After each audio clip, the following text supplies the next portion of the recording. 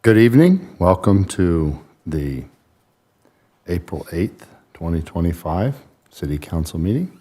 I call to order the closed session meeting of the City Council at 5:05 p.m. Madam City Clerk, could we have roll call? Councilmember Keegan. Here. Councilmember Jackson. Here. Councilmember Detoy. Here. Mayor Pro Tem Seaman. Here. Mayor, He's not here. Mayor Francois. Francois is here. You have a quorum. Thank you. Madam City Clerk, do we have anyone for public comment in person or in Zoom? Mayor, we do have 2 participants via Zoom. And Ken Allen, your 3 minutes will begin once you're unmuted. And as a reminder, this is for the closed session only.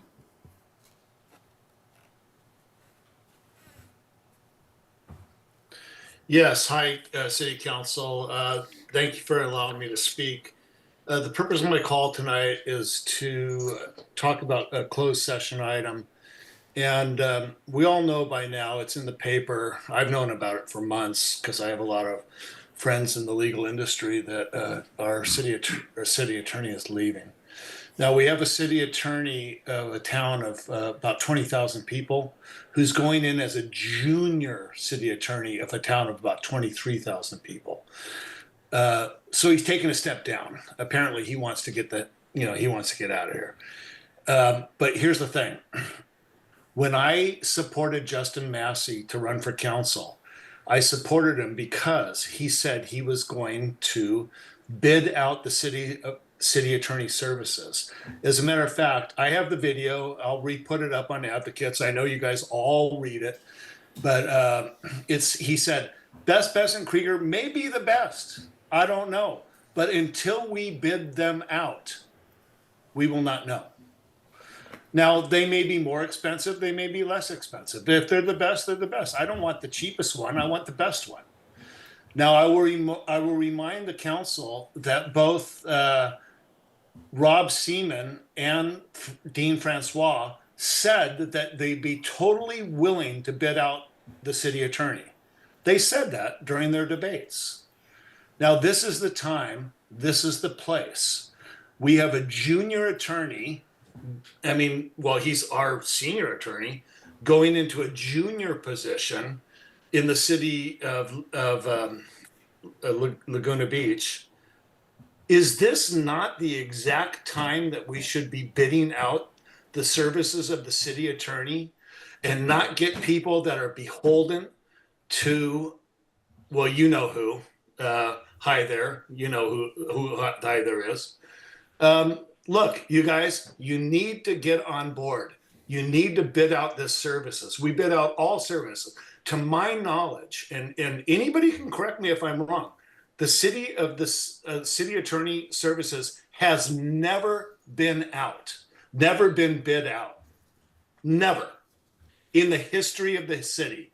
Now, I'm waiting for one of you to tell me I'm wrong.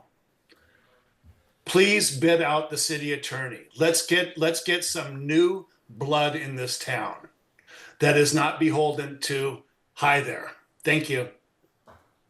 Thank you very much. We have one more on Zoom, do we? Matt McCoy, your 3 minutes will begin once you're unmuted.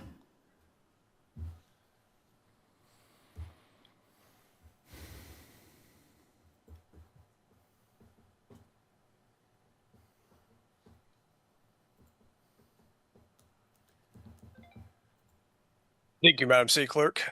Hello, Mayor Francois, City Council, and staff. Matt McCool. Calling in for a couple of reasons. One is this is a very intriguing item that's in closed session, is because there has been some debate over the years whether city contractors are in fact under evaluation as city employees. This was first brought to my attention when there was, as we know, our city prosecutor, Melanie Chavera, is highly incompetent. Then Councilwoman Stacey Armato called a performance evaluation for her, where she came before City Council and argued the fact that she was a contractor and she was not actually under the jurisdiction to have an employee evaluation. And I actually kind of agreed with her at the time, and there was some debate about that with City Attorney Mike Jenkins at the time, whether contractors should be given employee evaluations or not. My personal opinion as a longtime contractor, even a contractor for the city of Long Beach, contractors do not receive employee evaluations. Either the contract is continued because they're performing, or the contract is canceled because they're not. So I'm trying to understand why there's an employee evaluation of a contractor here. And then I want to go ahead and follow up with Ken Allen is saying, and this is actually a perfect time, is because we split our legal services between the city of Redondo Beach and Best and Krieger. City of Redondo Beach now has a new city attorney. Mike Webb's gone, he's retired. We have even more incompetent city attorney and Joy Ford. If you don't know who she is, she was the one responsible for the CrossFit lawsuit and her gross incompetence.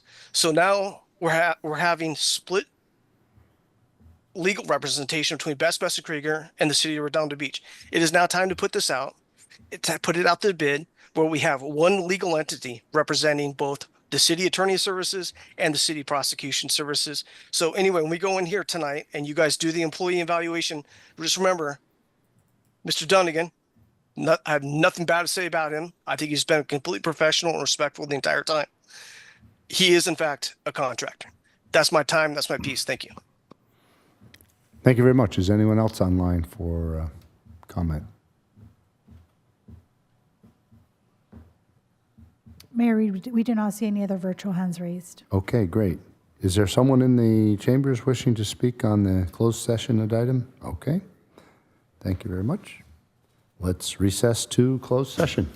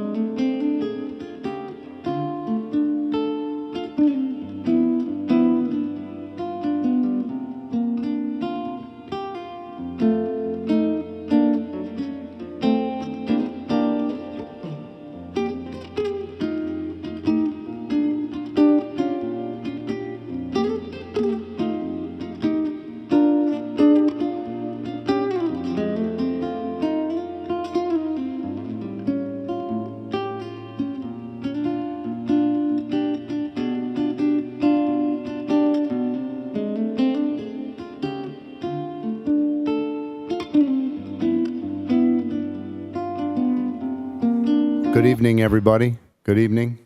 Thank you for coming. Thank you for waiting a little bit. We went a little late on closed session and then a few technical issues, and we're here. So I call to order the open session of the April 8, 2025 regular meeting of the Hermosa Beach City Council at 6:25 p.m. Will Mr. Larson lead us in the Pledge of Allegiance?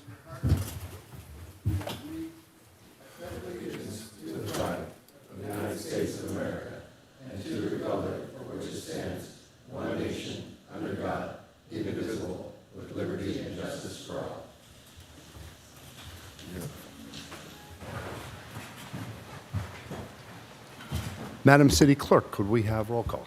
Councilmember Keegan, Here. Councilmember Jackson, Here. Councilmember Detoy. Here. Mayor Pro Tem Seaman, Here. Mayor Francois. Here. You have a quorum. Thank you. Mr. City Attorney, please provide the closed session report. Thank you very much, Mr. Mayor.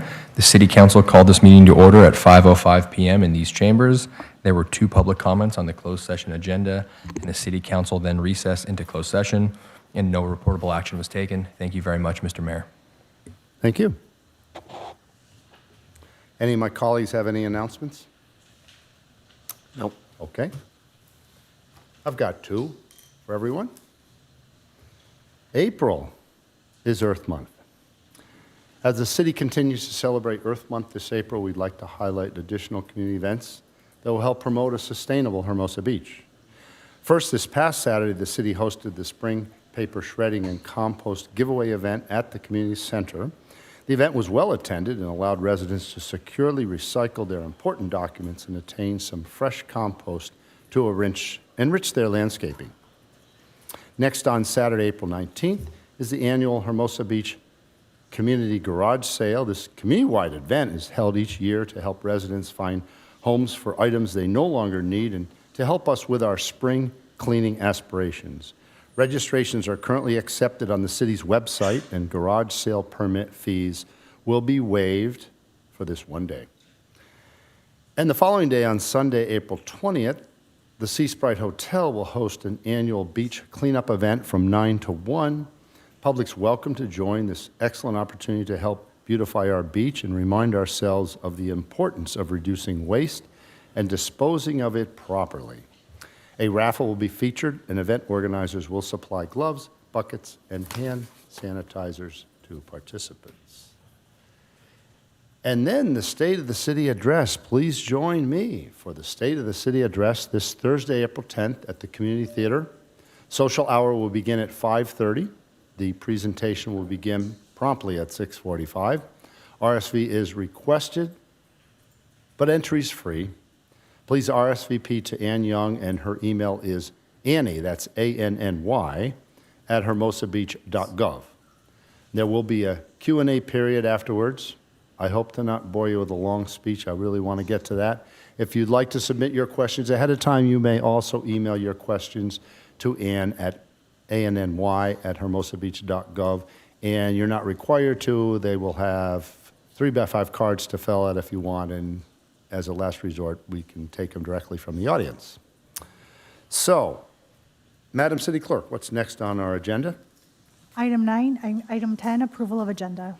Okay, approval to the agenda. Does anyone have any proposed changes or additions to the agenda? Hearing none, is there a motion to approve? So moved, Mr. Mayor. And a second? Second. Okay, motion and a second. And we still have technical issues, so we are going to go to a roll call vote on that. Councilmember Keegan, Aye. Councilmember Jackson, Aye. Councilmember Detoy, Aye. Mayor Pro Tem Seaman, Aye. Mayor Francois. Yes. Motion carries. Okay. What's next on our agenda? Next, we have item 12, city manager report. Okay, Madam City Manager. Good evening.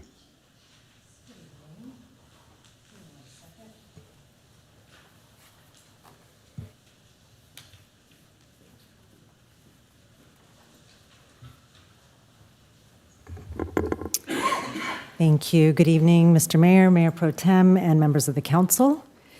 Thank you all for joining us for tonight's City Council meeting. As we begin this evening's discussions, we'd like to share a few quick updates on upcoming community events and city programs.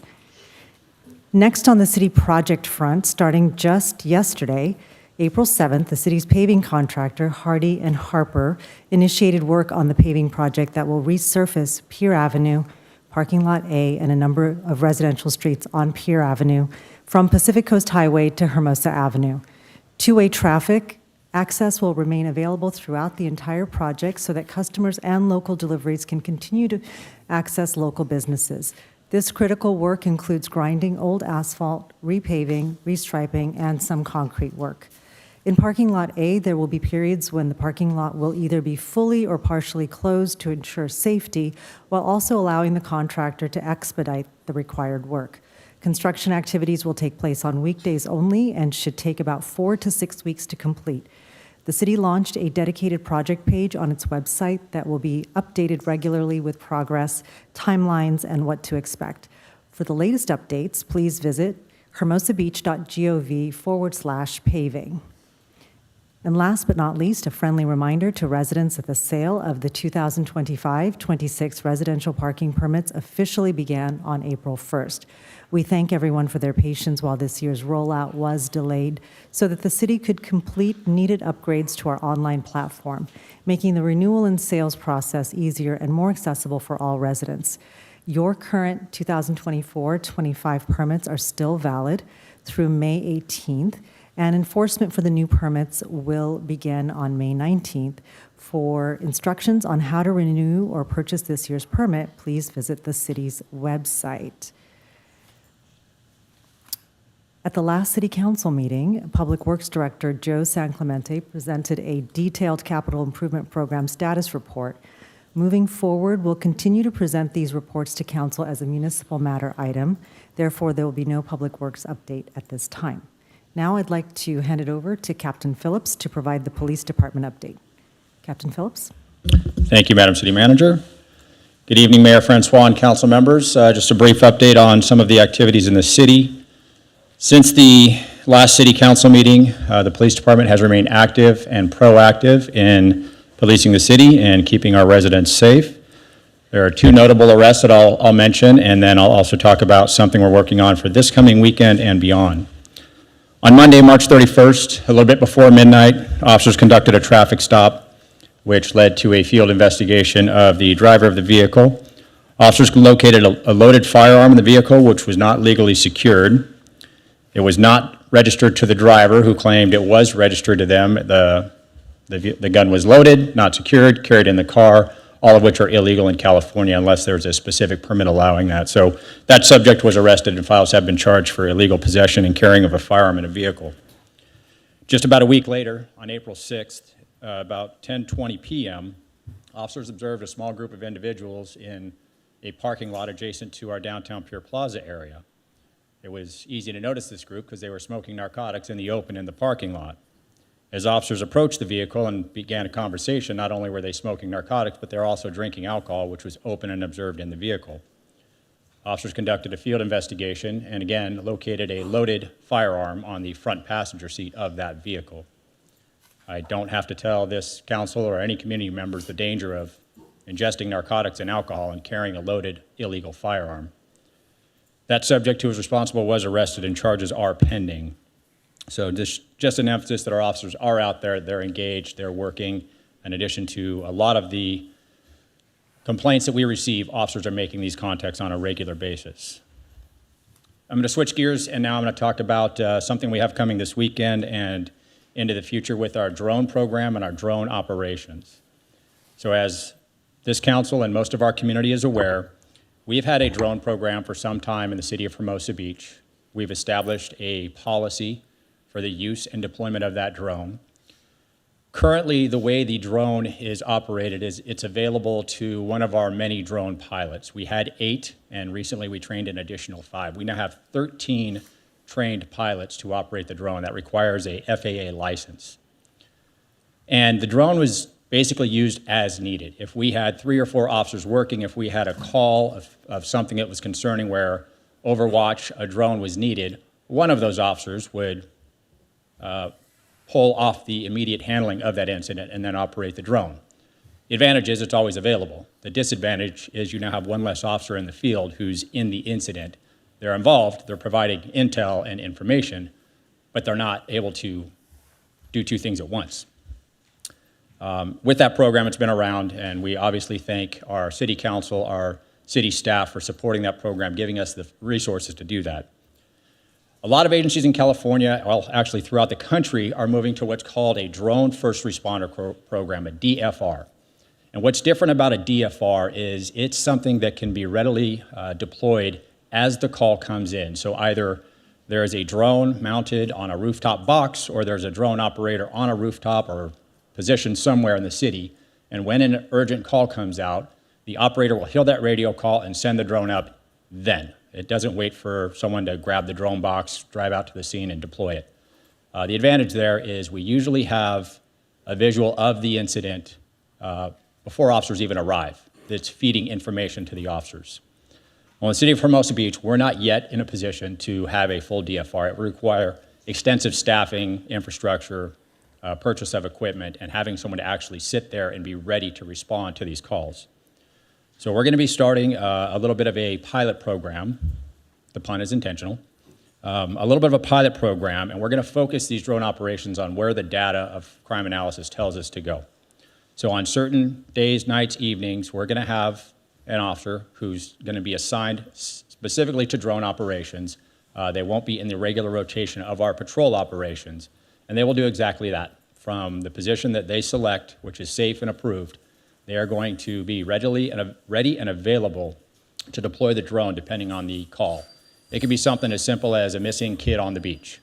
So this is something we're going to start working on. We will continue to follow our policies. This drone will not be deployed randomly. That's not how we operate. It will self-deploy based on the nature of the call and the calls for service. So we share this because we just want to make sure, and we ask our community, don't be alarmed if you observe additional drone operations in the coming weeks. We're going to do this for a period of about a month and assess how it's going and see if we need to continue it, expand it, and work a little bit closer to that drone first responder type response. So again, we're using our tools, our technologies that has been resources provided to us, and that is our update to the council and the community, and I'm happy to answer any questions. Thank you very much. Any questions this evening from my colleagues regarding the police? Okay, thank you. Thanks. And I just have a follow-up question, Madam City Manager. I don't want to throw you off guard, but you can correct me if I misstate anything. Last Saturday, I attended the Mayor Bass's convening of LA County mayors on the Olympic events. And as I understand the process so far, we have applied to have our courts, volleyball courts, as well as some of our other venues in the city available for any athletes that may want to train. And eventually, the Olympic Committee will create a list of approved sites. Hopefully, our beaches will be on those sites so that Olympic athletes can use them and utilize them, and we would then set up arrangements to make them available prior to the Olympics. But since then, at that time, I had assumed the volleyball events were still going on in Santa Monica. Since then, I've noticed in the paper just reported today that Santa Monica is withdrawing. So while it appears that it may be wide open, we're going to try our best to see if we can get our foot in the door, and I don't know if we would be able to it, or maybe partnership with Manhattan Beach, or somehow come up with a venue here for beach volleyball. The Olympic officials were adamant that all of the paid events in beach volleyball will be at one venue only. But who knows, maybe that could change as well, because I did propose maybe there were some preliminary games that could be held here. And I don't know if, Madam City Manager, you wanted to include anything more on what I've found, or? That is accurate, Mr. Mayor, the information you shared. Staff submitted our letter of interest or form, there's a form of interest to serve as potentially a training venue for different sports. With regard to the announcement that the City of Santa Monica has discontinued or terminated its negotiations with LA 28 committee for the volleyball event itself, the actual tournaments. That process hasn't been revealed just yet, what their next steps are. However, we could reach out as staff and try and better understand what their next steps are. Other venues have already been mentioned that tend to be on the larger side, other cities in LA County. So we'll look at that. We'll look at that and see if that is something that may be in alignment with what we are able to offer. I will share that staff would have to do quite a bit of due diligence, but to understand what actually is required. So there'd be a tremendous amount of due diligence that we would have to do in order to even present any consideration to the city council. Okay. We're starting late is what I think I'm trying to say. Other communities have presented their proposals years in advance. But Okay. anything's possible, as you said, so I love the optimism. Sure. Okay. Thank you. Any council members have any questions or comments? Okay. Madam City Clerk, do we have any public comment cards received this evening for public comment? That is our next agenda item, correct? Yes, that's correct, and we do have some members of the community queued up. Okay, great. The names are up there. You can see the order, and we'll start out with Sarah. Good evening. Good evening, Mayor, City Council, residents of Hermosa Beach. I'm here to give some announcements up for the library and also to announce that this week is National Library Week, so we are celebrating that as we celebrate the library all the time, but especially this week. And also today is National Library Workers Day, so I'd just like to give thanks to my wonderful staff who keeps the library running and keeps the services going for all of our residents and everyone who stops by Hermosa Beach and stops in the library. So this week we are having the Blue Submarine, Lifestyles of the Slimy and Squishy. Join us as we explore life under the sea with the Blue Submarine. This is a fun, interactive, hands-on program where participants can hold marine life. So it's a marine life petting zoo. That's especially for children ages 5 to 12, and that's tomorrow at 3 p.m. And this is generously sponsored by our Hermosa Beach Friends of the Library. Next Saturday, April 19th, we will have toddler art time again at 10:30 a.m. Explore early learning skills, pre-writing, imagination, and problem solving with your child through free-form art activities, especially for ages 1 to 5 with a parent or caregiver. And then we will also be hosting for our adults The Life of Houdini. That will be on April 19th at 2:30 p.m. In this fascinating one-man show, the great Houdini shares his secrets of success, his obsession with magic, the occult, and the amazing stunts that drove him to an early grave. This is especially for adults and generously sponsored by our Hermosa Beach Friends of the Library. Thank you. Thank you very much. Next, we have Trent.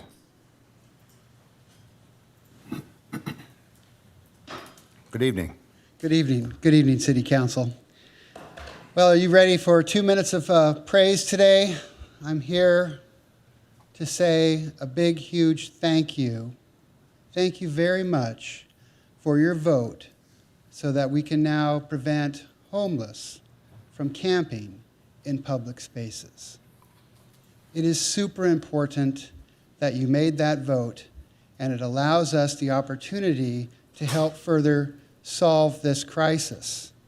The first part of solving the crisis is to get the homeless out of Hermosa and into a place that's better for them. Now, I see in the ordinance that you passed that city manager has the opportunity to remove tickets from people if they cooperate.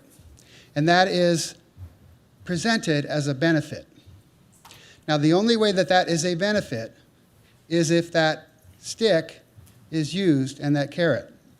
The only way that happens is if the police start writing tickets for people who are loitering and camping and hanging around, and we all know who they are. It's not hard. You just have to walk down to the pier and look, and you'll see the same guys every time. So those people are the people that we need to talk to.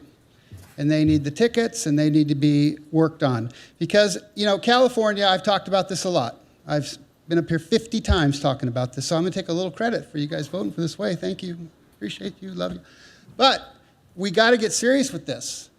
So, I've said over and over, you got to get tough and you got to get real, and that includes mandatory sheltering and or involuntary confinement. And that's a stretch for y'all, but that's where it's headed to really get it done. But thank you from the bottom of my heart. Thank you. Thank you, City Manager. And, take it easy on people if they straighten up, okay?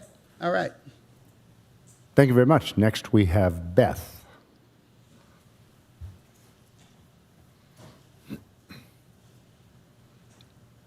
Good evening. Good evening. Good evening, members of the City Council and City Manager. My name is Beth Rohr. I live at 1055 8th Place. And it's crazy to me that I have to stand here and advocate for a small plaque on a 2-block path. The negativity and pettiness towards this accessible path has been profoundly disappointing and frankly ridiculous. I hope those who originally opposed the Greenbelt so viciously and kept calling it pavement finally realized that their comments were wrong and misguided. When you compare the accessible path to its previous state, which you see across the street, is there really a stark difference? It maintains its natural beauty with the same greenery and trees and is simply the same path, but without bark, and is now more inclusive. This unwarranted opposition has now turned towards Jeff and Casey, unfairly targeting their memory. They were champions for this cause long before it gained traction. I had the privilege of working closely with Jeff Hirsch for many years on the Access Hermosa Committee. While Jeff may have been sometimes loud and sometimes angry, he also had a neurological disorder. And besides that, some of his anger also likely stemmed from years of tireless effort with very little progress. He kept warning the city that by the time the path got completed, he would no longer be here. As it turns out, he was correct for both he and Casey. I was Casey's voice in Access Hermosa meetings and in City Council meetings, and I tried to advocate on his behalf. Casey envisioned enjoying the Greenbelt, but he never got the chance. Despite this, I find a lot of happiness in seeing others experience the simple joy of a tree-shaded path with the squirrels running around. 30 more seconds. A plaque on the accessible path is very similar to the plaque that was dedicated to Julian Katz for his advocacy for a local bike path. The 2-block Greenbelt path is not on the same level as needing the likes of Louis Zamperini as a naming right, as I have read mentioned by opponents. This was a local effort by local residents. Personally, I would love it if the entire Access Hermosa Committee were honored on the plaque. This project was a collective effort for numerous years and is a testament to community spirit. A dedication to Access Hermosa, accompanied by in memoriam to Jeff Hirsch and Casey Rohr, would be a fitting tribute. Thank you for your time and consideration. Thank you very much. I just want to remind if anyone speaks on the item of the Greenbelt, it is on our agenda. So if you speak on it now, the general rule is you can't speak on it later. And it's 2 minutes here and it's 3 minutes later. So just thought I'd help you out with that, although I'm lenient about giving 30 seconds extra. Go ahead, Mr. Jim. Yeah, I'm here to speak on the Greenbelt issue, of all things. I asked some questions at the last meeting. Also, I don't want to stay here till item 17B comes up because I could well be asleep. but I asked for answers as to how much was allocated initially and how much was actually spent. I've gone through the packet and seen no information. I asked about a few names that I gave out, Frances Young and Betty Evans. I saw no information on either one of those women in regard to that. Now, I'll tell you a little bit about them. They were both members of the Garden Club of Hermosa Beach. And that's an organization that doesn't get a lot of publicity because they're pretty much below the radar. On the other hand, they do a lot for the community in terms of putting the word Hermosa, which means beauty in Spanish, was my minor in college, to work. And as a result of that, the organization was founded in 1957. And to this day, that would make it, I think, 68 years or so that it's been around. They've got no recognition, and yet they've done probably more than this gentleman that has got his name up for this thing here, who I am not going to mention because I think it's important that you know more about the history of Hermosa and the various people that have been involved in the city, rather than just throw out an award of a name to one individual who had an idea that benefited him, but on the other hand, did not benefit the community as such. Now, if you want to benefit him, put him on the list and get around to him after you've honored some of the people in town here who have done things over the years below the radar. Okay, that would be my major suggestion on that. In regard to the two women, I can say that one of them has passed and so is the other. One of them has a daughter who comes to town here from Switzerland twice a year at least to work on the gardens here in Hermosa Beach. And, gee, that's really a nice gesture to me. And yet, again, neither one of them has gotten any recognition. So if you're going to do anything, put it off. And put it on the agenda when you have more data behind you, and then put it in the order of the people that need to be honored first before we get around to Mr. Hirsch. Thank you. Thank you very much. Madam City Clerk, do we have any more speaker cards this evening? We do not have any other speaker cards for general public comment. Okay, is there anyone else in the audience wishing to speak tonight on non-agenda items? Okay, very good. What's next on our agenda? Next, we have item 14, City Council member comments and updates from City Council ad hoc subcommittees and standing committee delegates and alternates. Okay. Anyone on my left have any comments? Okay. Anyone on my right? Councilmember Jackson. Thank you, Mr. Mayor.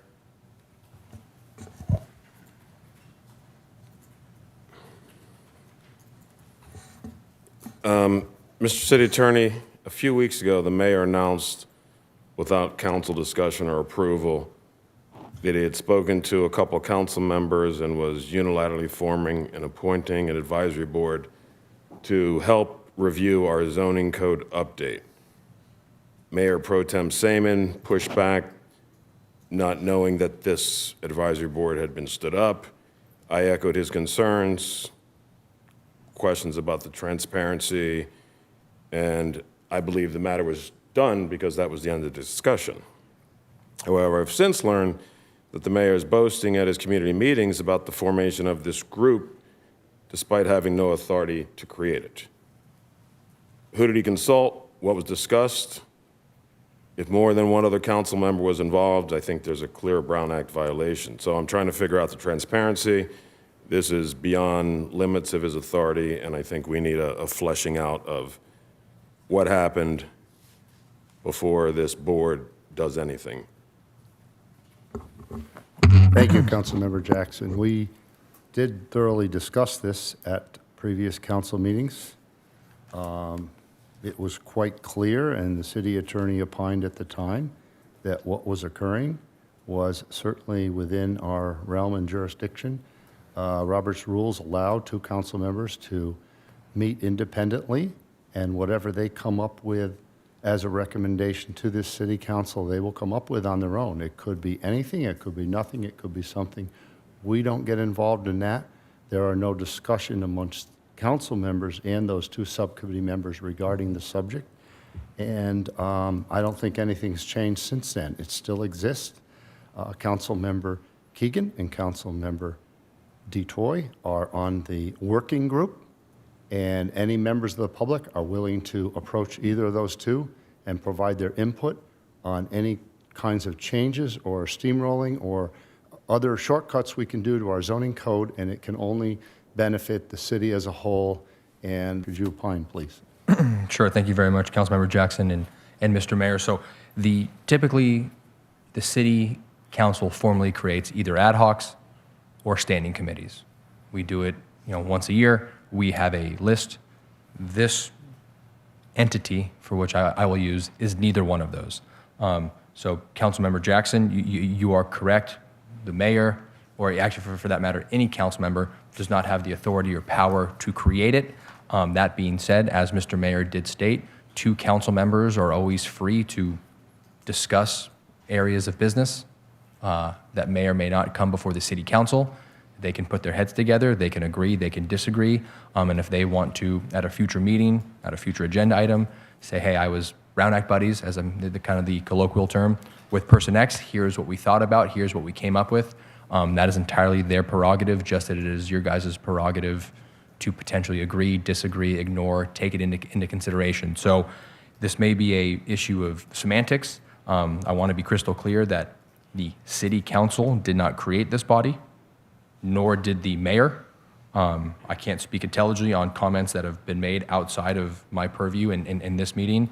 The 2 council members are under no obligation to do anything. They are free to act and operate however they deem fit, just like they are for any other topic.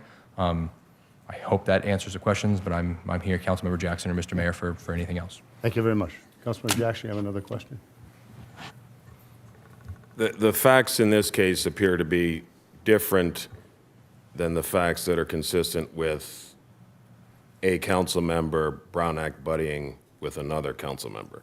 In this case, there was an email sent from the mayor that CC'd all of us that said that he had spoken at least to 2 council members about them teaming up to form this advisory group or whatever it's called. That's different than me going, hey, why don't you and I team up to do X, Y, and Z? So if the mayor has reached out to 2, possibly 3 council members to talk to them specifically about forming this advisory group, that's different than what we typically do with Brown Acting. Is that correct? Sure. So I'm reluctant to say what is typical or atypical. Yes, in my experience, Councilmember Jackson, this one is a bit atypical. I would state, and I guess this is for the benefit of the public and everyone up here, yourself, the mayor, you guys are all in equal vote. You guys do not have the power to create anything. Now, that being said, for this instance, there was a bit more discussion on who may or may not be Brown Act buddies. At least from my perspective, I'm not going to speak, on the policy choices about, allegations of transparency and whatnot as it pertains to a Brown Act issue, as long as the substance of the matter, i.e., we should change the zoning code to say X, we should change the zoning code to say A, as long as those types of, discussions were not had by a majority of the quorum. From my perspective, the Brown Act is still being upheld. However, I will defer to, your guys' all, personal judgment and decision-making about whether or not to try to, create different Brown Act buddies for different topics and things like that. Well, So, yeah. My concern, Mr. City Attorney, is what Councilmember Samian and I addressed, is we had no idea about any of this happening, and then all of a sudden we're told that the mayor said that here's what I have done, and now he is touting that decision.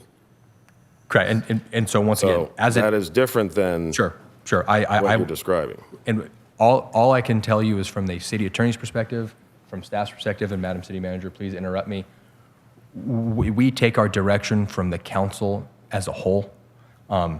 If anyone were to come to us and said, I've created my own subcommittee, my own ad hoc, my own standing, we would obviously object. Those committees come with them a certain level of staff responsibility. Madam City Manager, I believe we assign a staff member to each one of those to ensure the council-created committees have proper support. For this, as I said, we may get into semantics, working group, entity, Brown Act buddies, whatever term we want to use. That is not the case.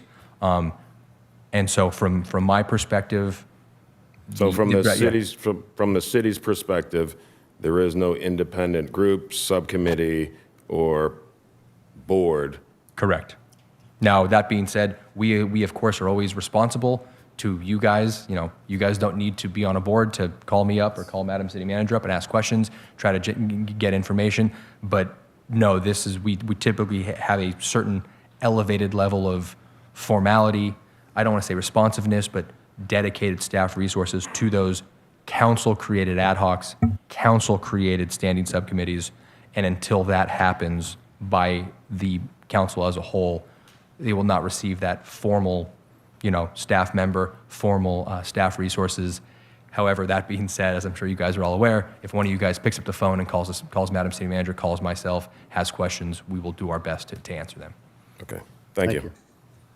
Yeah, we did discuss this in great detail at the time that I announced it. I did not announce that I formed a subcommittee. I did not announce that I formed a working group. I announced that a working group has been formed. And I did not discuss with the two members anything about any substance or recommendations that I thought was appropriate or not. It's up to them to come up with it. And that's exactly how it is. And I think it's pretty simple. It's perfectly legitimate under Robert's rules. And it is a way, it's a form and a tool for government to work at its best. We have a local government. We have 5 elected people.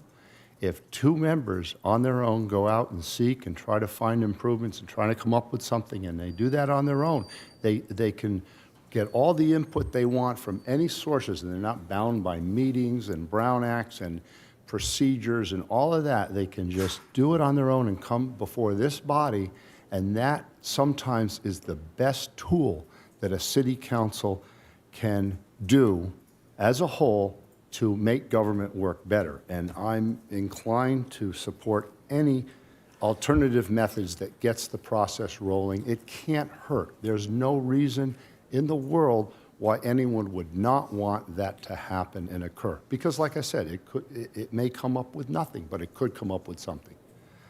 Mayor Pro Tem. Thank Sure. you. I'm sorry, but I have to disagree with almost everything you just said. When you announced this, you didn't say that 2 council members have independently come up with the idea of working together on the zoning code. You announced the fact that you were forming a subcommittee with these 2 members. I don't know how that could have happened if they were doing it independently on their own. It was not announced as an ad hoc committee. It wasn't a working group. It wasn't any of those things. I believe it was a subcommittee, and I don't want to argue semantics. However, at the same time, you just said a few moments ago, there's nothing wrong with council agreeing to and forming these groups, but council did not form this group. You did. And that's how it worked. That's how it was presented to us. I disagreed with it then, I disagree with it now. I appreciate your effort and the idea that you were trying to move the zoning code update along, because it does seem to be somewhat stalled, simply because of personnel in the planning department. But honestly, I think these 2 committee members, these 2 people that you put on this subcommittee, I think it can harm the process. Since I'm not sure either one of them knows a lot about zoning codes or updating the zoning code, and I can't imagine what possible good it could do other than confuse things. So I'm sorry to disagree with you. I wish you were right, but you're not. And so I respectfully have to say that I don't think there is a subcommittee. I don't think there is an ad hoc working group. I don't think there is any of those things. It's just talk right now. Thank you. I mean, we can agree to disagree. The situation is that it is perfectly legitimate. I did not discuss with either of those 2 people anything about what I thought the specifics were on what they could update. I simply asked them if they were interested in being in a working group, and that was the extent of it. So I did not form it. If you want to play semantics, it was formed. But in any event, I checked everything thoroughly with legal counsel ahead of time before I went forward to this, and I believe that everything was conducted above board and legitimate, and it can't harm the process. Nothing can go wrong with it. If nothing happens, nothing happens. If something happens, something does. And what can I say? I did not announce that I formed this working group. I did not make that announcement. Thank you. Councilmember Detoy. Mr. Mayor, I don't know if Councilmember Keegan will also agree with this, but we've had exactly 0 meetings on the subject, and I've purposely made it that way because of this discussion. I view any involvement on this committee or whatever advisory group like I do any other subject. All of our phones are always on. If you're calling about a community pool, and I'll meet with you like I did yesterday with the community member. If someone has zoning suggestions, I'll listen. We'll run it through staff. So to put this to bed, we've had exactly 0 meetings. Thank you, Mr. Mayor. Okay, thank you. Any other comments? Okay. Moving along, Madam City Clerk, what's next on our agenda? Next, you have item 15, consent calendar. Okay, any desires to pull any item on the consent calendar this evening? Mr. Mayor, Yes. 16A, please. 16A, which one is that? Oh, excuse me. 15, consent calendar. No. Oh, excuse me. No, pardon me. I'll cancel that. Apologize. Oh, okay. No. So there aren't any? No. Okay. Make a Anyone else have motion, any? make a motion to approve consent calendar. Second. Okay, there's a motion and a second, and how are you doing with your voting situation? Is it available now? You think it's going to work? We'll try it. Okay, Madam City Clerk, could we have a vote on that?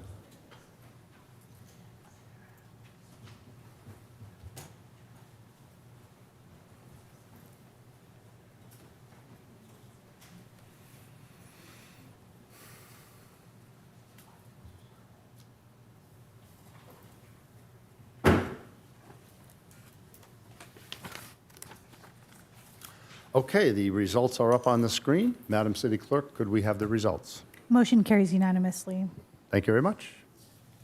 And next on our agenda.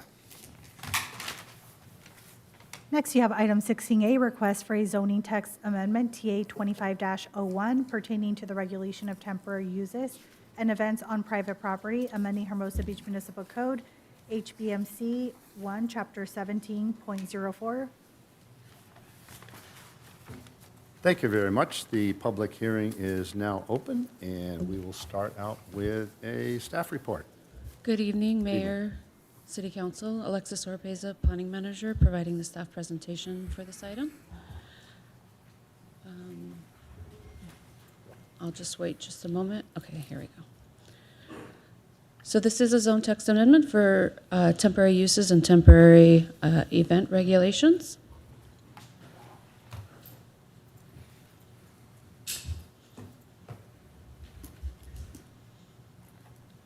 Pardon me as I get used to this. Okay. It's more sensitive. All right. So the recommendation from staff is to receive this presentation, to conduct a public hearing, receive public comments, deliberate, and the recommendation is to adopt an ordinance approving a zone text amendment 2501 pertaining to temporary uses and events. By way of background, in November of last year, City Council at that time directed staff to address temporary minor special event regulations as a standalone zone text amendment from the Comprehensive Zoning Code update. In December of 2024, Planning Commission did conduct a study session on temporary uses and provided direction to staff to address a number of issues ranging from the quantity of minor special events that are temporary minor special events that are permitted, provisions allowing for modification of additional dates, exemptions for ancillary uses, or incidental uses to temporary minor special event permit, and then allowing additional parking flexibility as appropriate. In February of this year, Planning Commission conducted a public hearing, made some additional zone text amendment recommendations, and then also recommended that the City Council consider making modifications to the application fees, specifically considering a reduction or a partial refund if a temporary event application was denied, and then additionally a consideration for a reduced fee for additional dates or change of dates. So those are recommendations that the Planning Commission made. And then in March of this year, March 25th, this item was actually scheduled to be heard by the City Council, and it was continued to a date certain, which is this evening's hearing. Okay, so, the temporary uses and temporary event regulations today exist in Chapter 17.42 in a number of sections. And so I'll get into the proposed reformatting in a moment, but this is where the existing regulations live today, and they're regulated through an administrative permit through Chapter 17.55. And this allows for uses and events on private property, and I just want to emphasize this is on private property, not to be confused with special events on public property. So just for clarification there. And then temporary activities, when they are permitted through this process, whether it's a temporary use or a temporary event, they may not comply with all of the development standards of the underlying zone, and the temporary use permit allows for that exception on a temporary basis. So, but there are standards that are included in the zoning code to ensure that impacts are minimized or prevented on the surrounding community.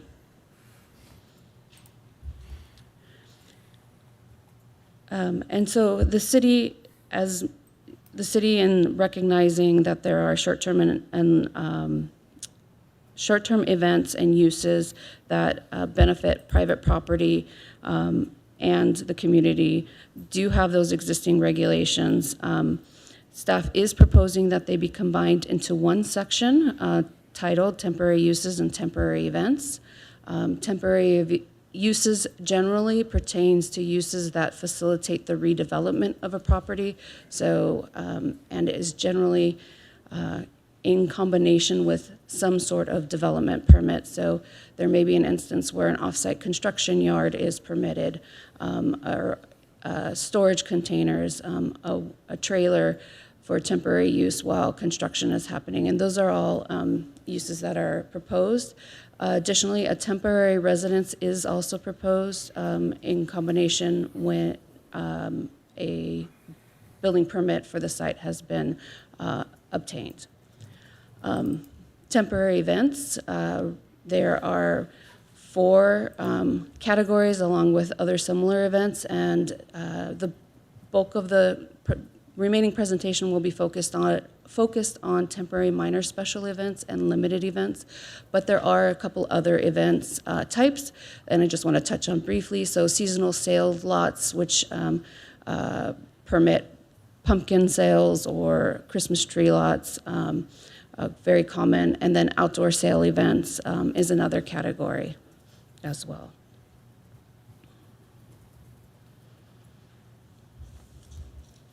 So each of those 2 use types also includes exceptions, and these are exceptions that are permitted under another area of the code. So garage, in the instance of temporary uses, there's exceptions for garage sales, construction yards when on site, food trucks, and real estate offices. And then in the case of temporary event exceptions, there's a couple related to events that are in combination with a special event approved by City Council, as well as events on school district facilities with their approval. Those can also be exempt.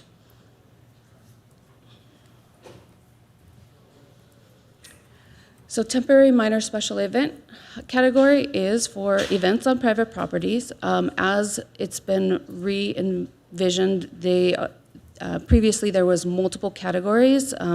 This has now been simplified to simply address indoor or outdoor as a single event type with the same type of frequency and permitting process. So these events could include assembly uses like concerts, flea markets, fairs, or dances, for example. The permit duration for a temporary minor special event has been recommended by the Planning Commission to be extended up to 12 months. Currently, it is a 6-month process, a 6-month permit, excuse me. And so requires for 1 calendar year that an applicant obtain 2 permits because the permit can only be good for 6 months.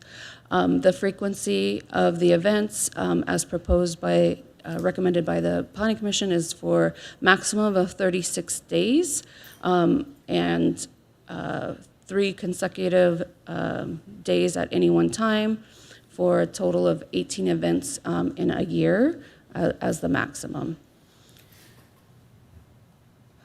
Additional modifications to the temporary minor special event permit includes an explicit allowance for rescheduling due to inclement weather and also a call out for additional dates that could be added.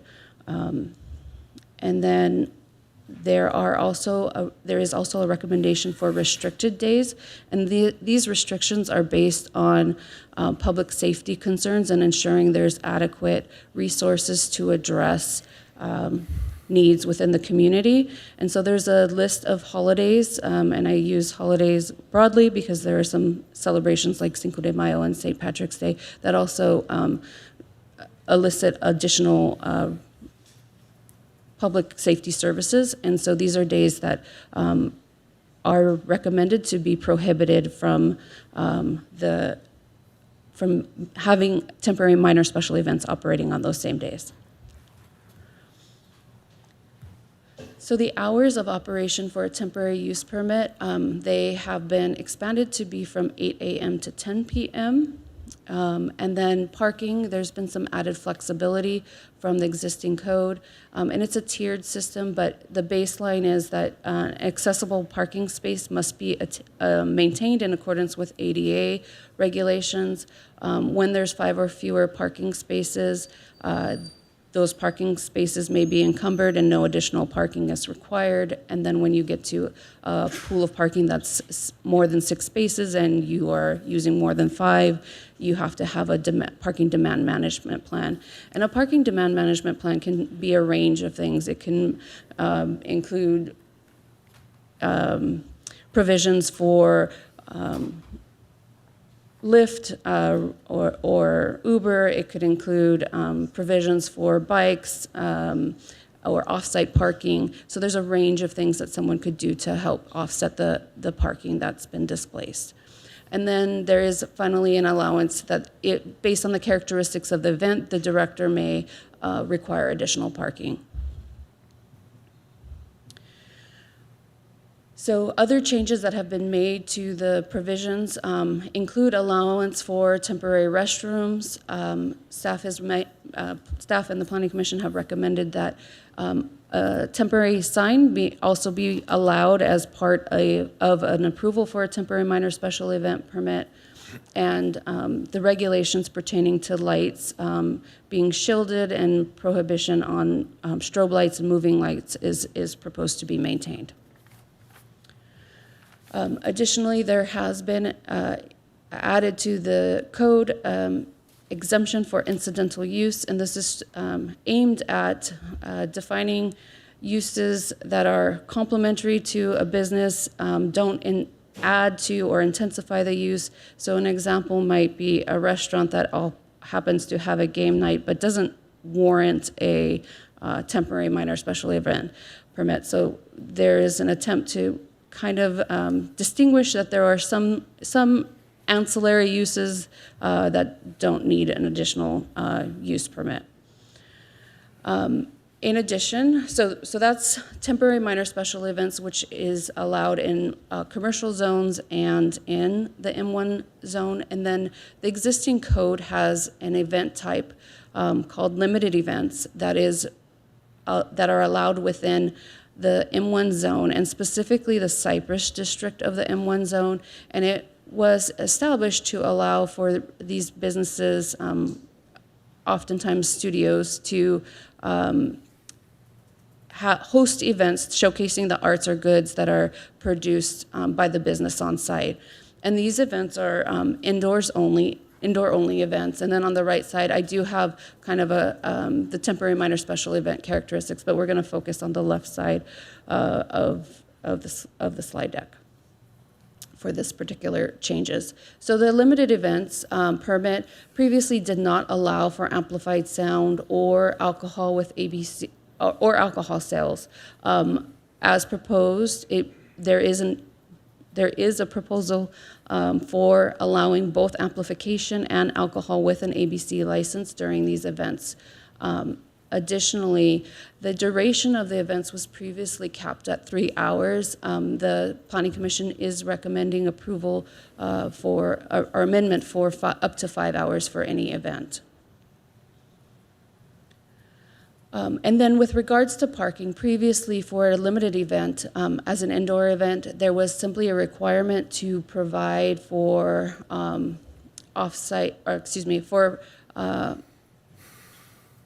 parking in terms of a parking management plan. So if you were displacing parking, or actually, not displacing parking, but to enhance the event by providing additional parking. And so the way that event permit holders could do that would be by providing off-site parking, similar to what's being proposed for the temporary minor special events.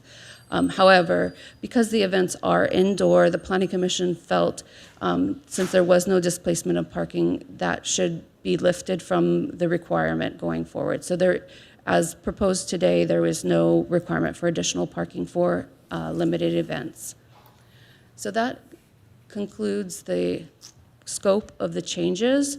The proposed zone text amendment was evaluated in accordance with the California Environmental Quality Act and is exempt pursuant to section 15061 as a common sense exemption that the changes would not impact the environment, and there's no special circumstance. Noticing, as I mentioned, was conducted and was the matter for the March 25th hearing and was continued to today's hearing. So in conclusion, staff is recommending that the City Council determine that the project is exempt and adopt an ordinance approving the zone text amendment. I'm available for questions. Thank you very much. I guess I'll start out and then go to my colleagues. This was originally proposed to streamline the permitting process for special events, and it kind of got expanded. And I know I've spent a lot of time with staff recently discussing this, and although it seems complicated and cumbersome with all these rules, the idea is that we are streamlining this, and it should make it easier for these events to occur, correct? Yes, easier for the events to occur, as well as easier for the public to understand what the regulations are and where to find them. Right, right. And I did ask some questions about revenue generated in the commercial or the M1 zone based on activities. We didn't really have any information on that. I inquired about some calls for service. We got a little information on that, but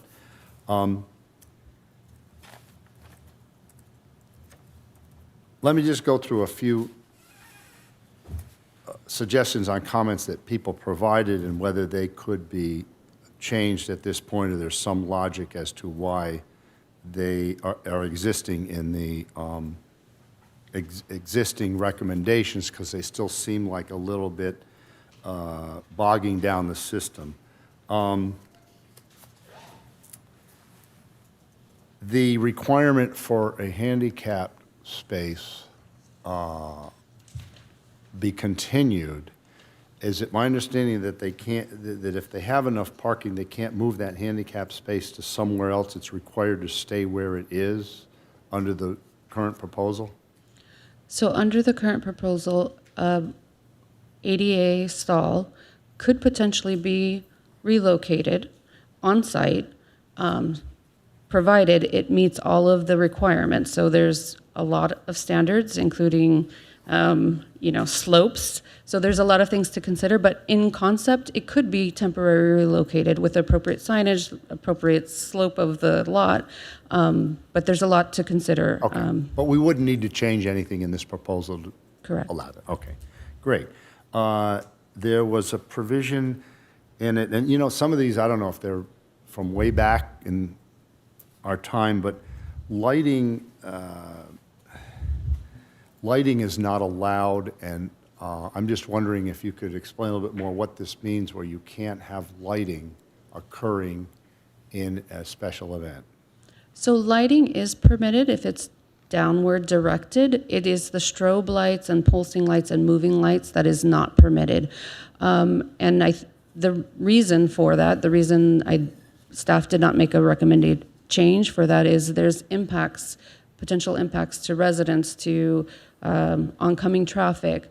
There's just too many variables, and so that's why there has not been a recommendation to change that standard.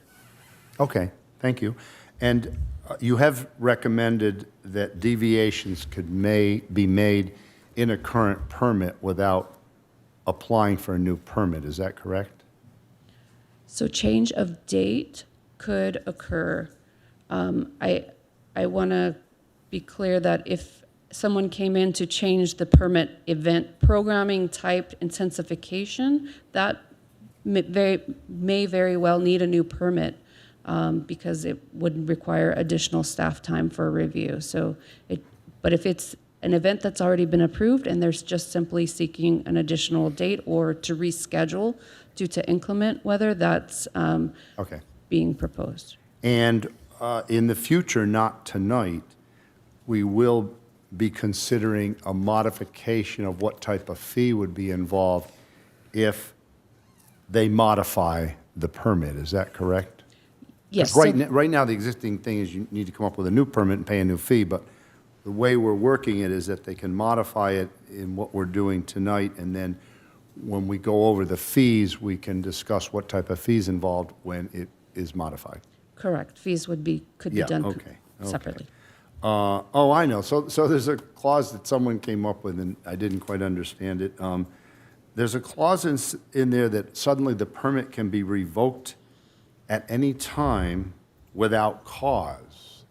I'm just wondering what type of, I didn't ask you about this ahead of time. I'm sorry, it was in my notes. If you need to get back to me later, you can do that. But I was just wondering if you had any information regarding that one.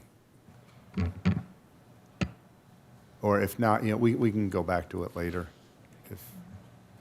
I don't believe it's without cause, and so on page 10 of 14 of your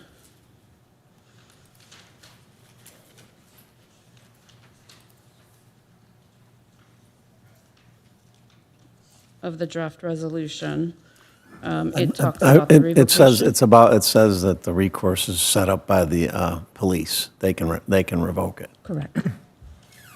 Correct. So, Mr. Mayor, if I may, and Madam Planning Manager, you can interrupt me. That is kind of a catch-all that we have for a lot of our larger, not that these are large, but events in the city, and that's really a public safety issue. We have no idea what the current climate may or may not be. So, if our police department says, "Hey, this cannot be done safely for whatever reason," the city needs to have the ability to revoke that. Okay, thank you. So it's the police department that would do that. They have the authority. Correct. And to be clear, this is not the city trying to bait and switch anyone. Yeah, This would be okay. during a time of potential, and Captain Phillips, interrupt me if I'm wrong, civil unrest or something like that we need to say, hey, that we can't have this special event. Okay. And then I was posed with the question of whether this applies to sidewalk sales. I thought that sidewalk sales get encroachment permits, so sidewalk sales are not subject to these special event permits. Is that correct? Correct. Okay, they are. Oh, they're No, not. no, no. A sidewalk sale does not need a temporary minor special event permit or a Okay. temporary use permit. Great. Now, in the draft on page 4,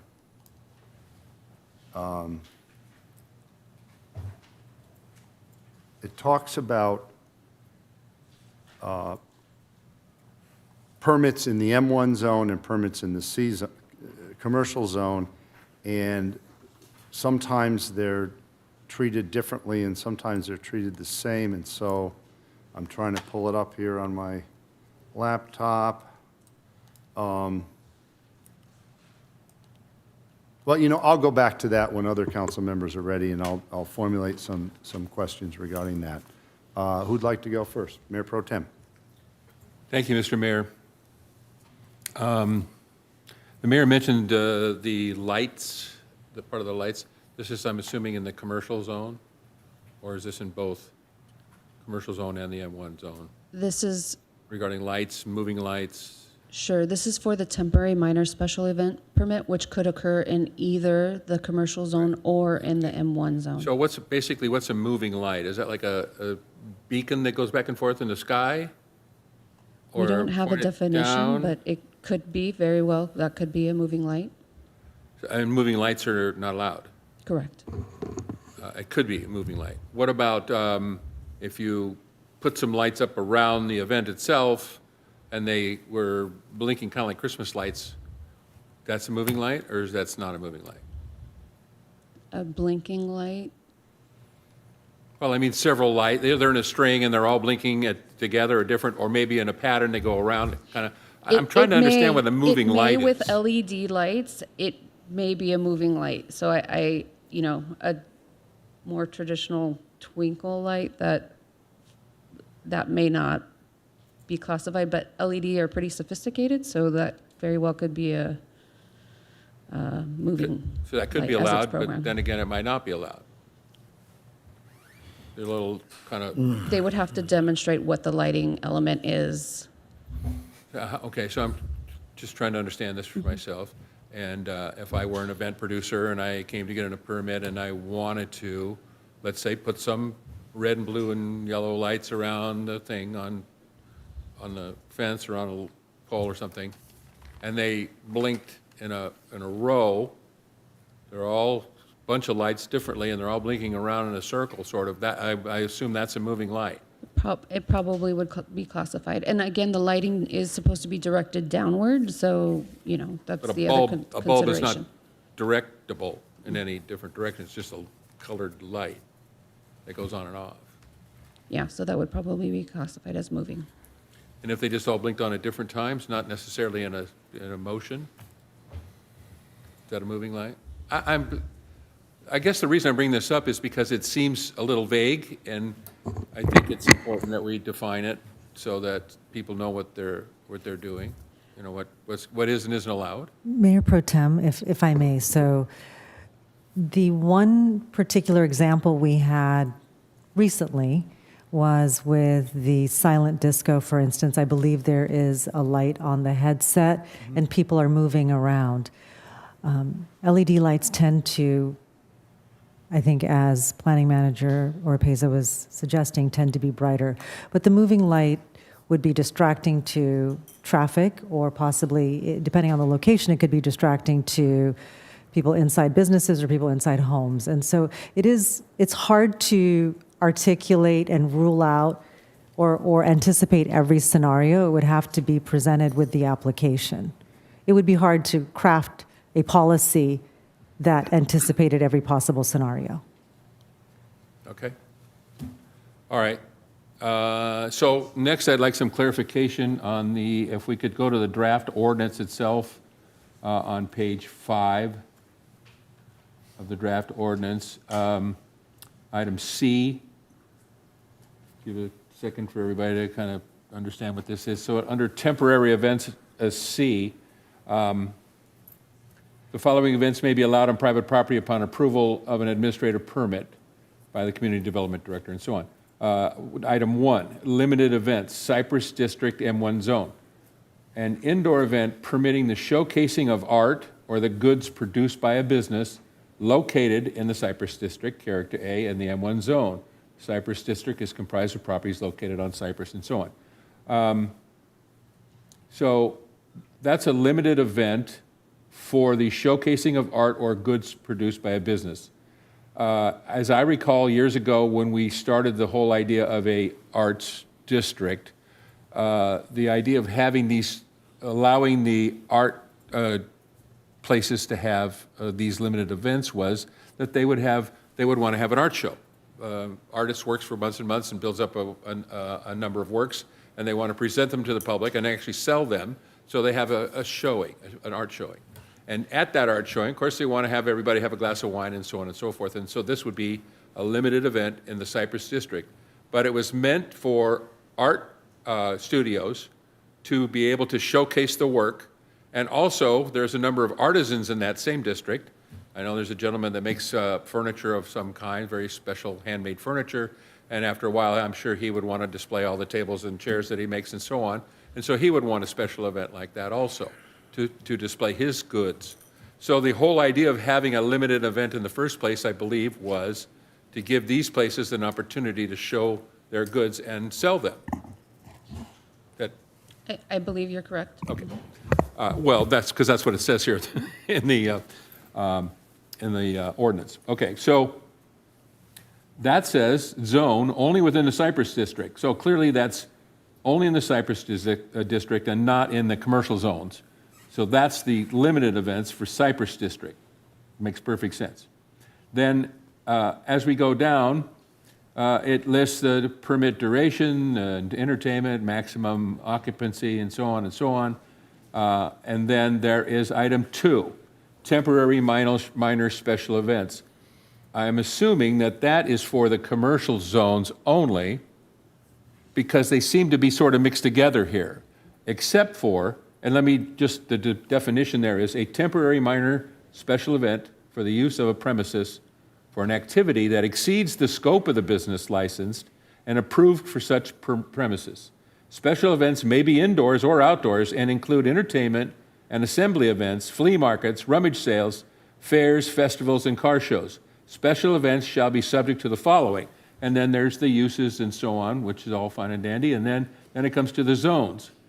And then it says, these events are allowed within the C1, C2, C3 zones and the M1 zone, and the SPA zones that allow non-residential uses, and in residential zones on property developed with legal non-conforming non-residential uses. So both the case for number 1, the limited events in the Cypress District, and number 2, temporary minor special events, which exceed the use not just for art shows and artisan shows.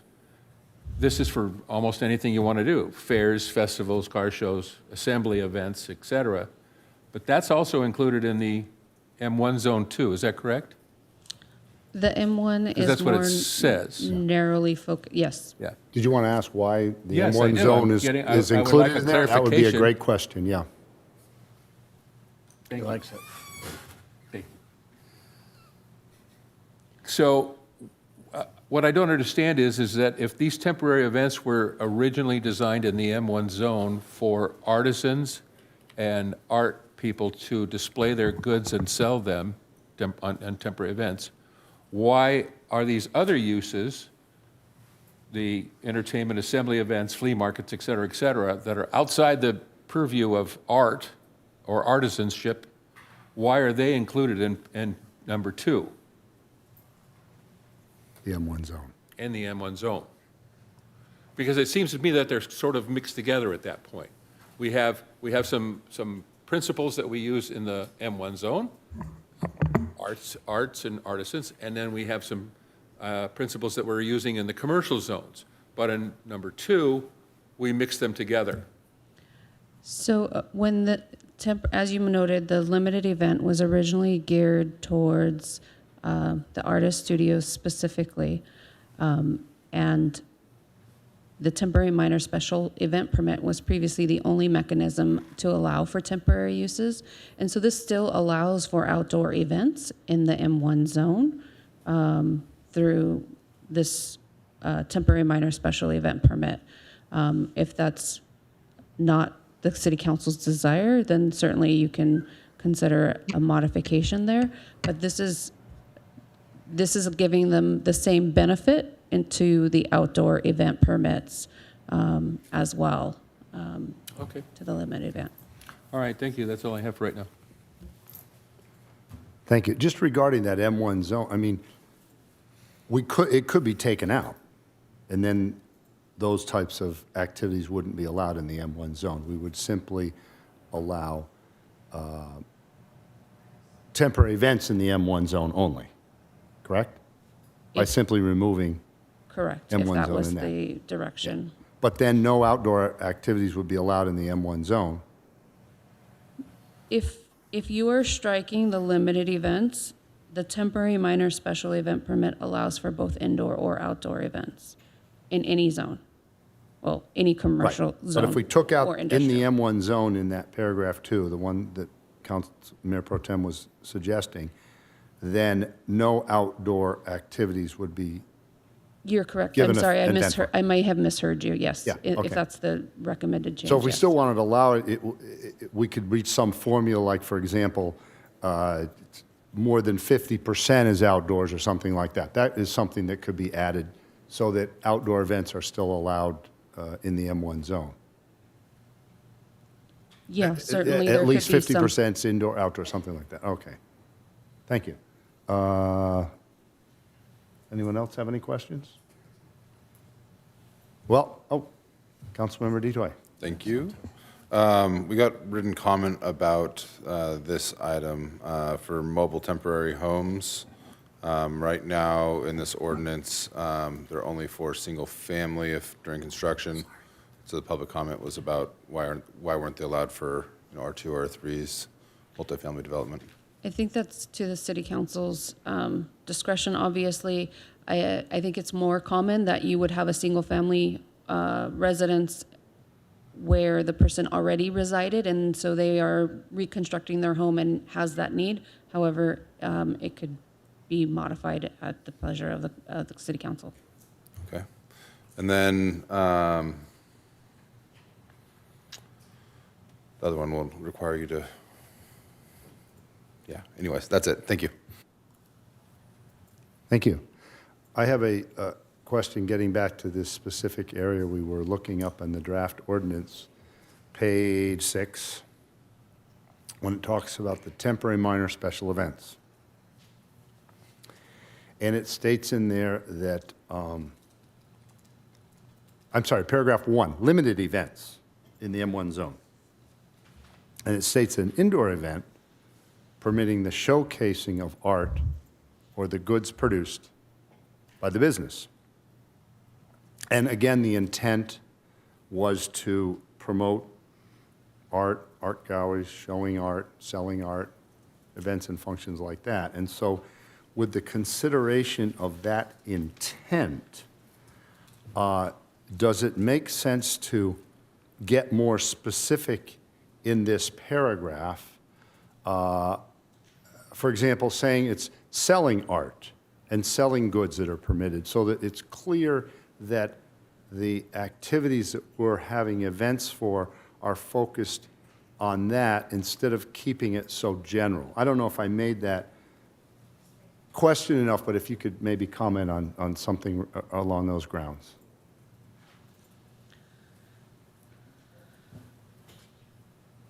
I think in terms of regulation, it might be challenging to know whether an event actually yields any sales of events, but so I have some concern about that in terms of enforcement and practicality of it.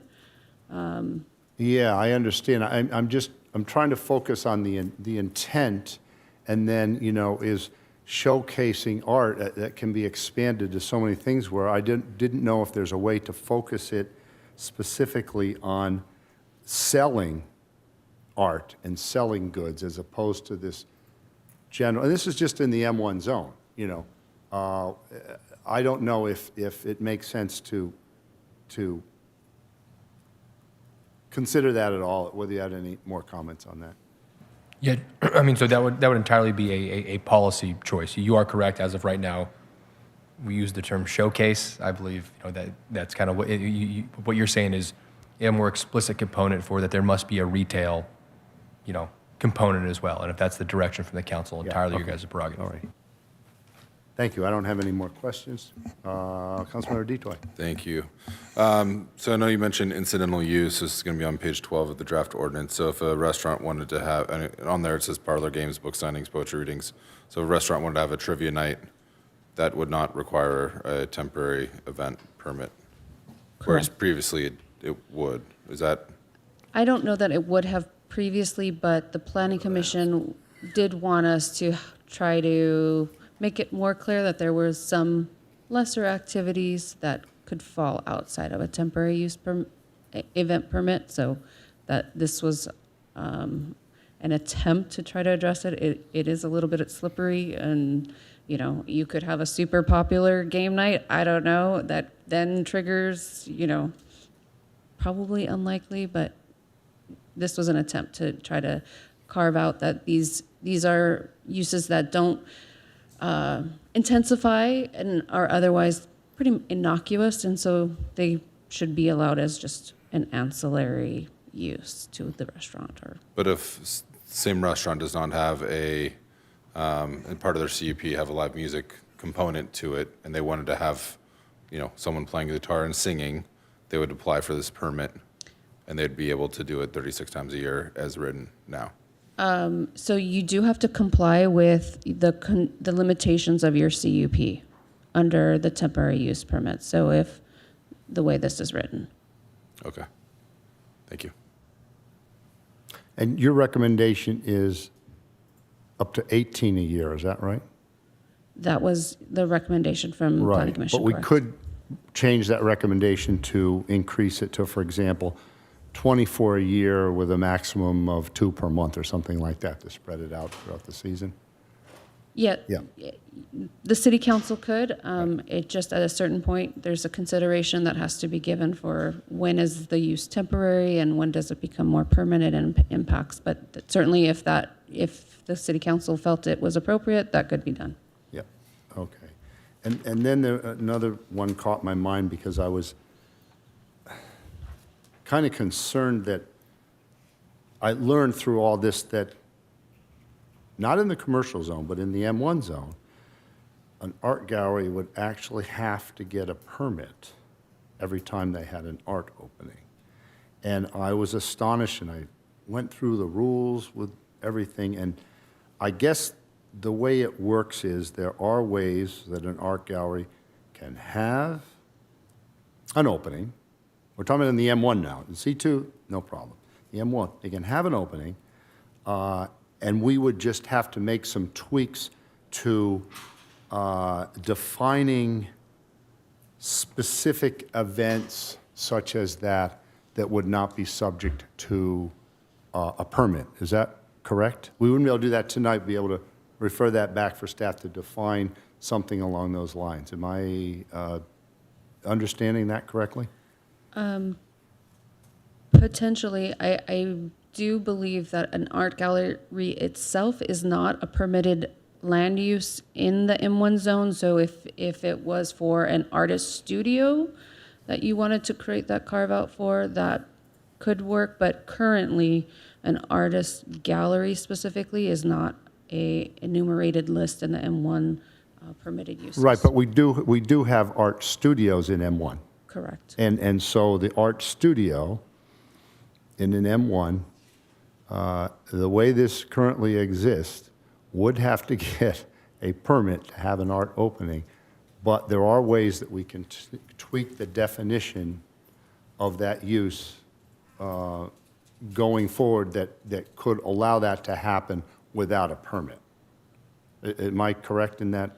Yes, if Okay. that was the All right. direction of the city council. Okay. Did I Mr. City Manager, have I carved that out correctly as far as where I'm getting at? Or Mr. City Attorney? Sorry. Yes, correct. If Madam Planning Manager is understanding, yeah. Thank you. Thank you. Those are all the questions I have. Anyone else have any more questions? Oh, yes, Councilmember Keegan. I wanted to go to page 8, entertainment. I is the letter.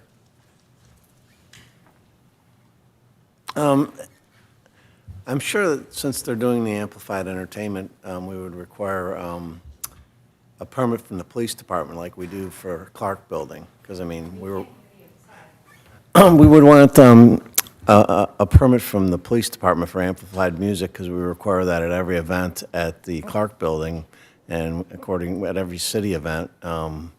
Anytime someone wants to do anything, we have to do a permit with the police. Why wouldn't we have to do that here? I don't believe a permit from the police department is required for these events. The permit is through the temporary minor special event permit. Right, but if you have a little party within town, here we make people get one. Why wouldn't we make the M1 zone get a permit, just like a resident who's renting, a facility of ours?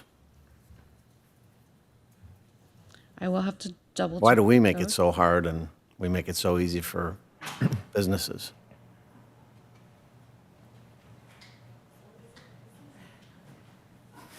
Just want it to be on the same footing. It should be. You're saying in a residential zone, you don't really... No, I'm saying in apply our, for anything, no, but you no, do need to get a permit from the police for the... no, I'm saying in our public buildings, when we let people play amplified music, we require them to get a permit. Councilmember wouldn't we do- Keegan? So for outdoor music? No, for permits? indoor, we require it. Well, you mean for the Clark Building? The Clark Building, for the community center, for any of it, it's in all of our applications. It was talked about when we went over the Clark Building information. Correct. I think Every time you rent a city facility across the board, and you don't need one for the Kiwanis Center, but that's going to be put in their new agreement when they sign that. So they're going to be required to do it. So why would the Kiwanis be forced to do it if we're not doing it in this area? it may be related to the size of the event and venue. Is that something you can speak to, Captain Phillips? Yeah, to answer the question, the Hermosa Beach Municipal Code regarding amplified sound permit only applies to outdoor public spaces. So not being as familiar with the recent Clark building, and I know the discussion was here a few meetings ago, but that's not an amplified sound permit that needs to be approved through the police department. That's done through their event application permit process, so it's not done through the police department. You're just accepting the permits. I'm saying it's in our master lease agreement, so I don't have to go look. I will do that before this discussion's over. Thank you. So I want to just go over that. It's just that I want it to be in fairness. It should be the same throughout the city. If we're making people do this, we should be doing it judiciously. Any more questions? Yeah, I do. Okay, I don't want to start deliberations. I'm just trying to I move have another along with question. questions. Thank you. Give me a second. My computer isn't working as good as it used to here. On the seasonal sales lot, that's on, it's number 4 towards the end of the document. Gosh, I gotta get the page number for you. 11. Page 11. So my concern is seasonal sales lot. We're going to allow up to 160 days, 180 days of fencing, like temporary fencing somewhere in these areas. Why would we want to have all these temporary fences up all the time? And wouldn't they be taken away from parking? And is that something we want to approve? It just seems like a long time to have, things fenced off. And if the idea is, and it mentions seasonal tree lots and pumpkin patches, I question why we'd want to put up a bunch of tree lots in the M zone in the winter, where there's no parking, no loading, bad access, very little parking, to create a nuisance for all the other neighbors. I mean, I don't think this should be allowed at all. No tree lots or pumpkin patches. Throughout the city at all? Correct, not in, the M zone. Yeah, certainly you could create a carve-out. This is largely, you could create a carve-out to not permit it in the M1 zone. You could also change the maximum number. Currently, it's 4. Okay.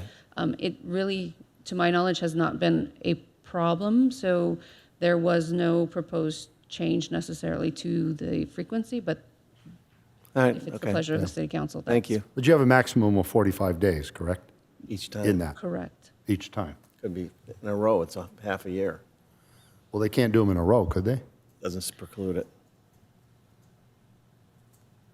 It does not say Okay. that, but generally. But we certainly seasonal could add says- something like that into Yes. it to prevent it from happening in a row. Great, okay. Any other questions you got there? Nope. Okay. Anyone else? Councilmember Jackson. Thank you, Mr. Mayor. Thank you for the briefing. A couple questions about parking and days. If the business is not displacing parking, then there's no parking consideration to the application. Is that correct? Do we only care about parking if parking is being displaced? The way it's drafted, that for 5 or fewer spaces, there's no consideration for parking for the temporary minor special Right. event permit. So we don't care about it if it's For 5 or fewer. Correct. But we do if it's If, greater than 5. correct. And why do we care about that? So at a certain point, there is going to be spillover impacts. 5 was what the planning commission landed on. It could be a different number, but I think based on size and scale, the larger the parking lot, the more likely there will be to be spillover. And I think that was largely the impetus for why 5 seemed to the planning commission to be an appropriate size to allow without requiring additional parking, other than Because promoting. we're talking about a private parking lot being used for a temporary purpose. Correct. Okay.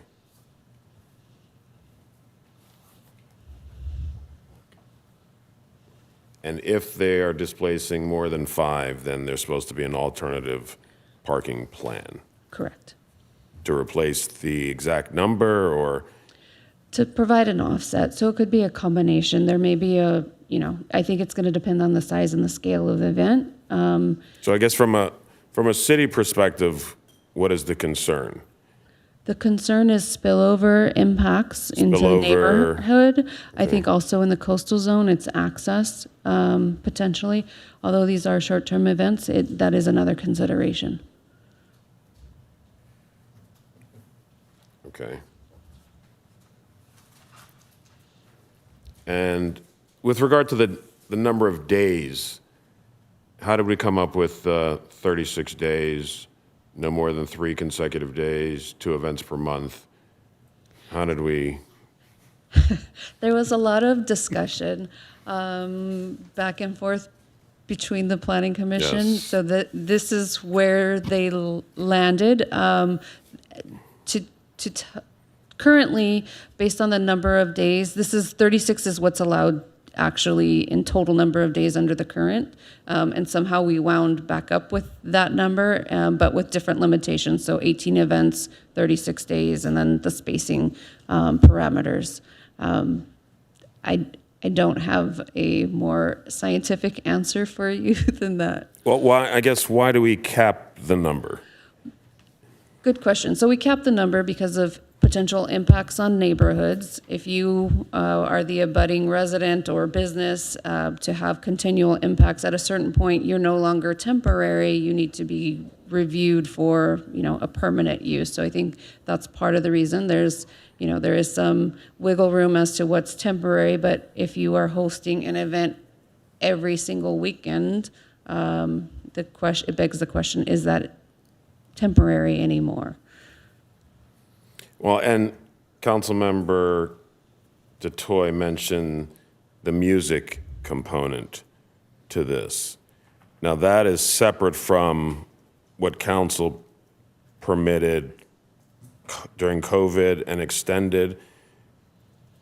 Is that correct? Are we talking about two separate things? So if I've got an acoustic guitar player outside of my coffee place, that is a separate and distinct permitting or usage than what we're talking about here. Am I correct there? Not having been here during COVID, my understanding is that's in the public right of way. Was that an allowance in the public right of way? Yes. Okay. So yeah, it's a separate But we allowance. also permitted other venues that had private space, my understanding, to Acoustic guitar, yes. acoustic guitar, slightly amplified or whatever, right? That is There is an separate from allowance. this? Okay. So if Uncorked, and I'll use Uncorked because Uncorked is here today, if Uncorked has a guitarist playing in her patio, is that consistent with this permitting process, or are we at the music that city approved to increase our vibrancy and? So there is, I think, an inconsistency in the downtown plan zoning. However, to enable acoustic entertainment. So actually, I think we do allow it. Let me check the code on that one, sorry. I need No, to double check I that. apologize. I didn't mean to put you on the spot here. I'm just trying to understand the limit. You might have 2 beautiful months and you want your guitar player or your keyboardist outside playing music. But and I guess I'm not clear, and this is on me then, the distinction between the temporary minor special event and the ability passed under the outdoor music program that we passed, I think in 22 or 23, whatever that was. Okay, so there isn't a carve out for allowing some limited entertainment, but I believe in the zone for the downtown plan specifically, it did not enumerate it there, if my memory serves me correct on that. Because I certainly appreciate, I think what we're trying to do is make it cleaner and simpler, but I think we may, at least in my mind, may have confused things. And again, maybe it's just me, but when we're talking about music under one provision and music under this, I think there may be an inconsistency. And again, do we necessarily care to limit it to the extent I think that we're trying to do in this ordinance? So what I heard was the acoustic sound, and there is a subsequent entertainment amendment that we will be looking at. But in terms of a temporary event, this allows for amplified sound, so I think there is a distinction there. Okay, this is the band playing outside. Correct. Or a DJ. Or a DJ. Right. And it's amplified. Okay. And Councilmember Jackson, the other example that you had presented, that was something council approved in order to support the outdoor dining program for predominantly downtown businesses and to celebrate the vibrancy of the downtown and other goals that both the council and the community wanted to achieve. Council also recognized that allowing the unamplified music at all of these outdoor expressions did not conflict with any enjoyment of residents nearby, so that was also taken into consideration.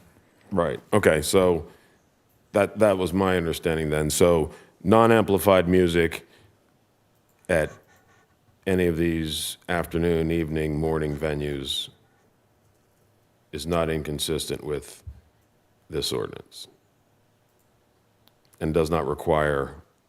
It doesn't apply to, oh, go ahead, I'm sorry. Right, so I guess my question is, if I want to have a guitarist or a keyboardist playing outside of my pick a venue, do I go through this process, or is that through the outdoor dining, live music that we permitted? So it depends where your musician is performing.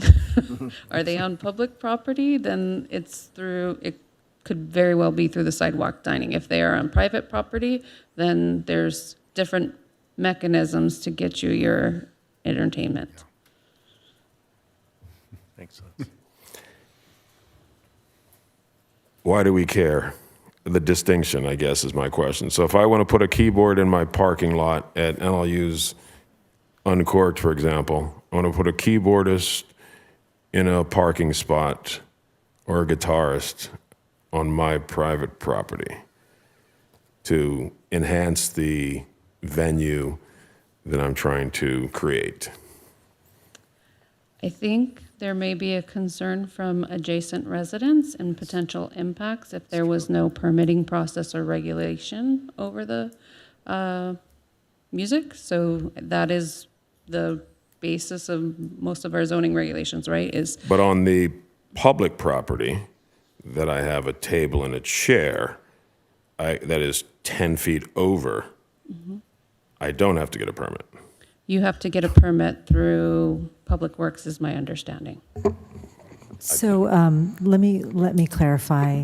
Our planning manager, Orpeza, was not here during that time. So that was our process for quite some time. And during COVID, we had heard from businesses that they would like to have greater gatherings outside. And so council approved allowing non-amplified musicians, and I believe it was capped at 2.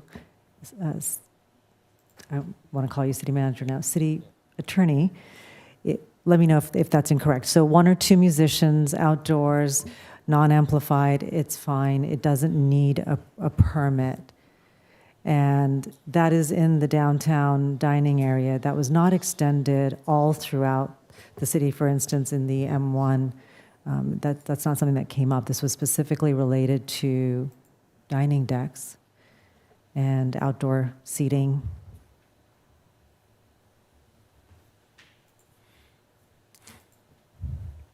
Okay.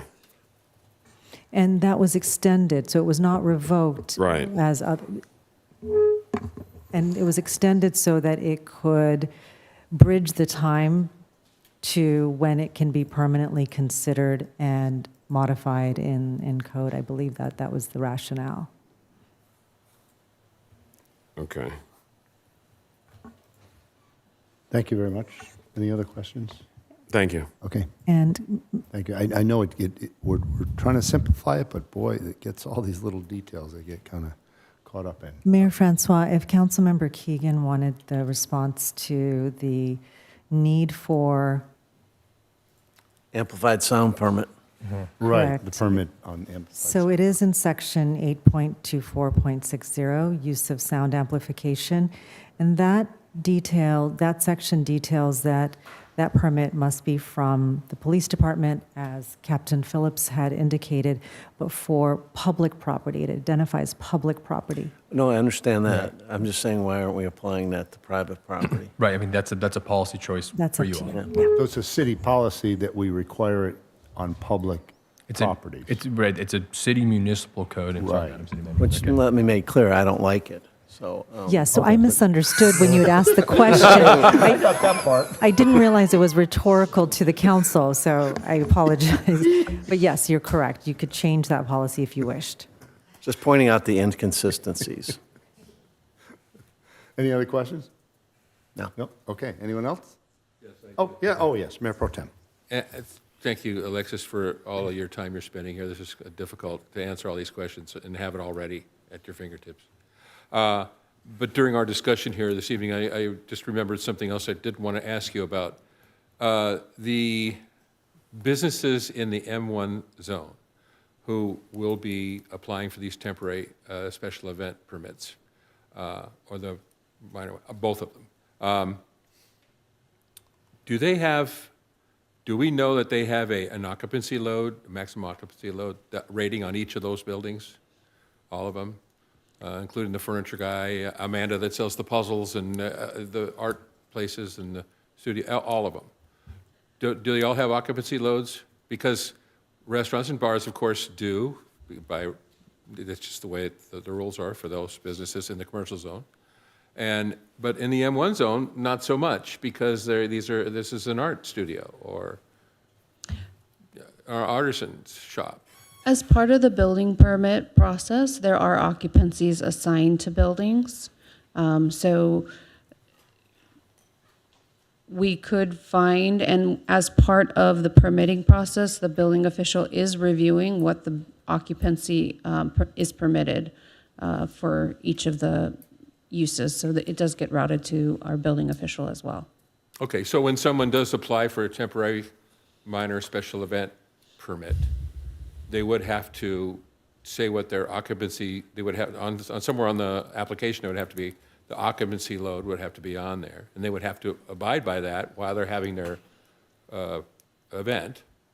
So more often, they tell us the number of attendees, and then the building official reviews the records for what the occupancy is, and then there is an obligation often imposed as a condition that they are monitoring and maintaining within that, whatever the prescribed occupancy was. Yeah, so they do have to comply with an occupancy load. Okay. Correct. What about ADA access or any of that? Because I know that obviously in the rest of Hermosa, in the commercial areas, restaurants, and I've built a few, I've done occupancy loads and ADA accesses and so on. In some cases, it's grandfathered in that there hasn't been the ramp and the bathroom that's necessary and so on. And unless you do some major remodeling or rebuild or build new, it can stay that way. So these places, I'm sure they're all older buildings. I'm sure they have none of that. And it would be okay for them to have these events without that particular aspect. Correct. There would not be a trigger through this process to upgrade them. Yeah, okay. And fire exiting? Same thing? Fire exiting is reviewed as part of the building official review. For these applications? Yes. Okay, all right, thank you. Thank you. Extensive questions here. Anyone else have any more questions before we open it up to public comment? Okay, very good. Thank you. Madam City Clerk, has anyone turned any cards in regarding this? Yes, we okay. received one speaker card. Great, thank you. Carolyn, good evening. Good evening. It's freezing, okay? Don't start the time. It's freezing, and it's hard to hear you, Councilmember Keegan, because we really want to hear your voice. Okay, now you can start.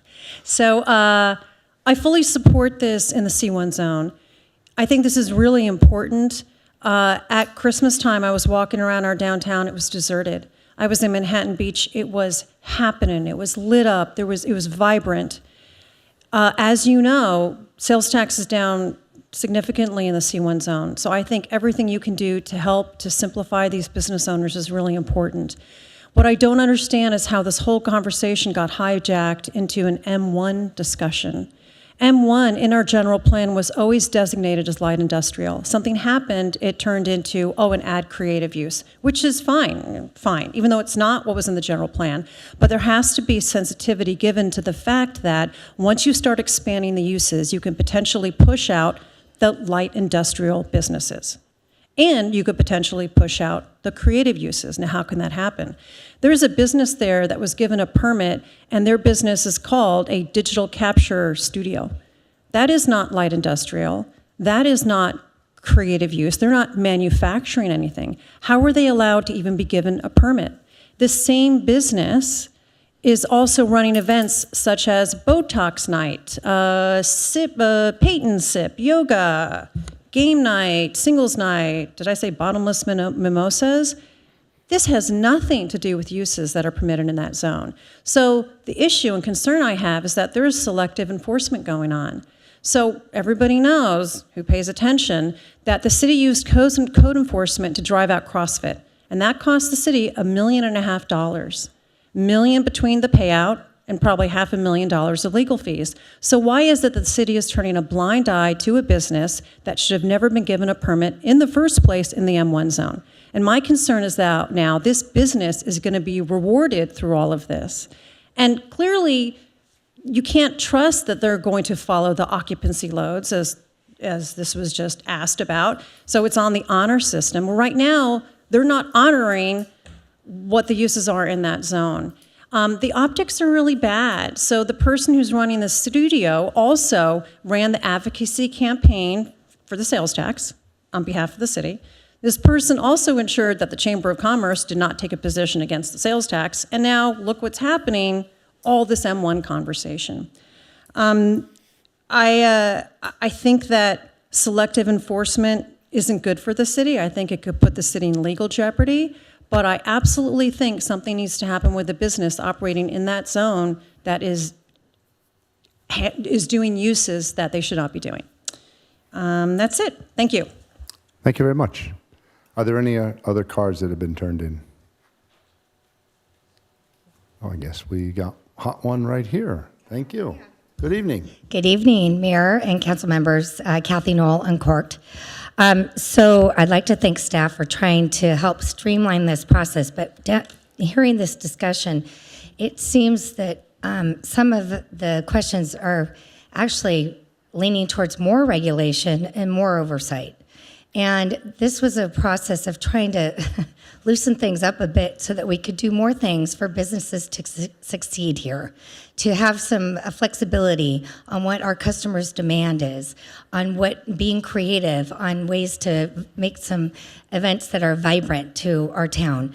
So as a business owner of 14 years, I'm the one person that has been using this permit, and even before it was a permit, 14 years. I had 2 events my first couple years as an anniversary party in our parking lot that never had to have a permit. All of a sudden somebody said I had to have a permit. I just had a gathering in my parking lot.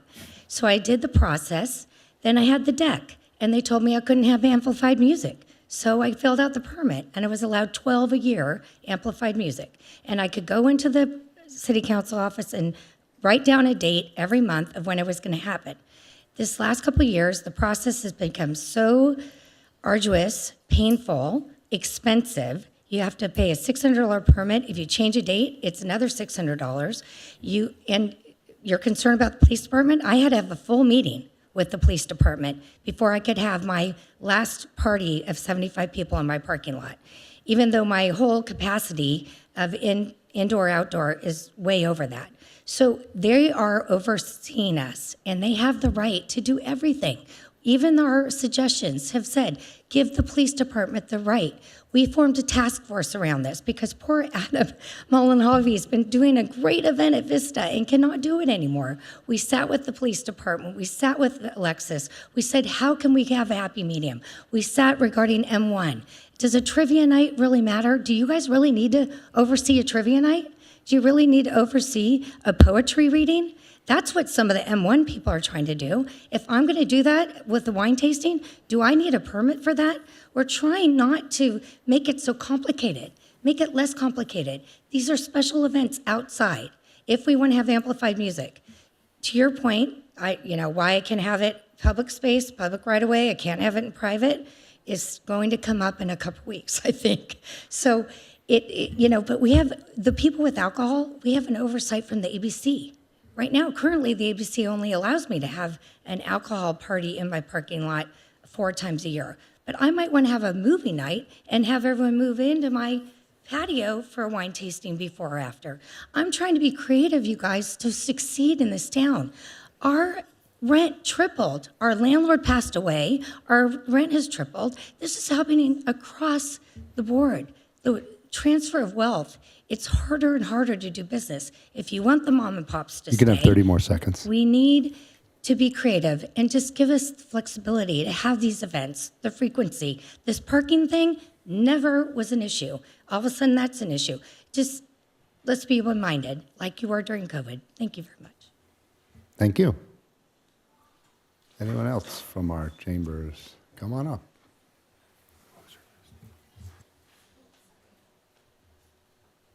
Good evening. Hi there. Mayor Pro Tem, City Council, and City Manager. I echo everything that she was just saying. These businesses, some of them are struggling greatly. And one of the ways that they're combating the challenges that they're up against is to get creative. And I think we should be encouraging that. It occurred to me that it seems like some of the interpretation of this has gotten, I don't know, a little amplified. We're not talking about throwing a fiesta here.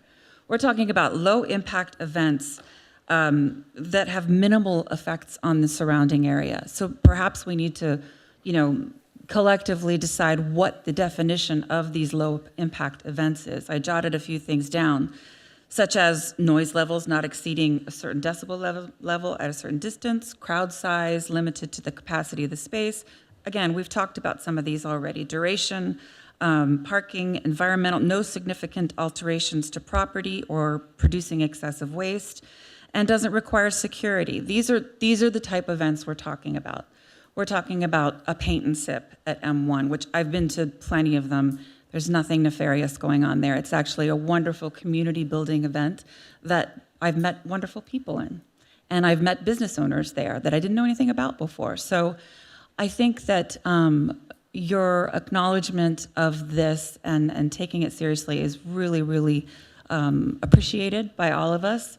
And I hope that you'll consider allowing the businesses to have a level of creativity there to be able to do these types of events. Thank you. Thank you very much.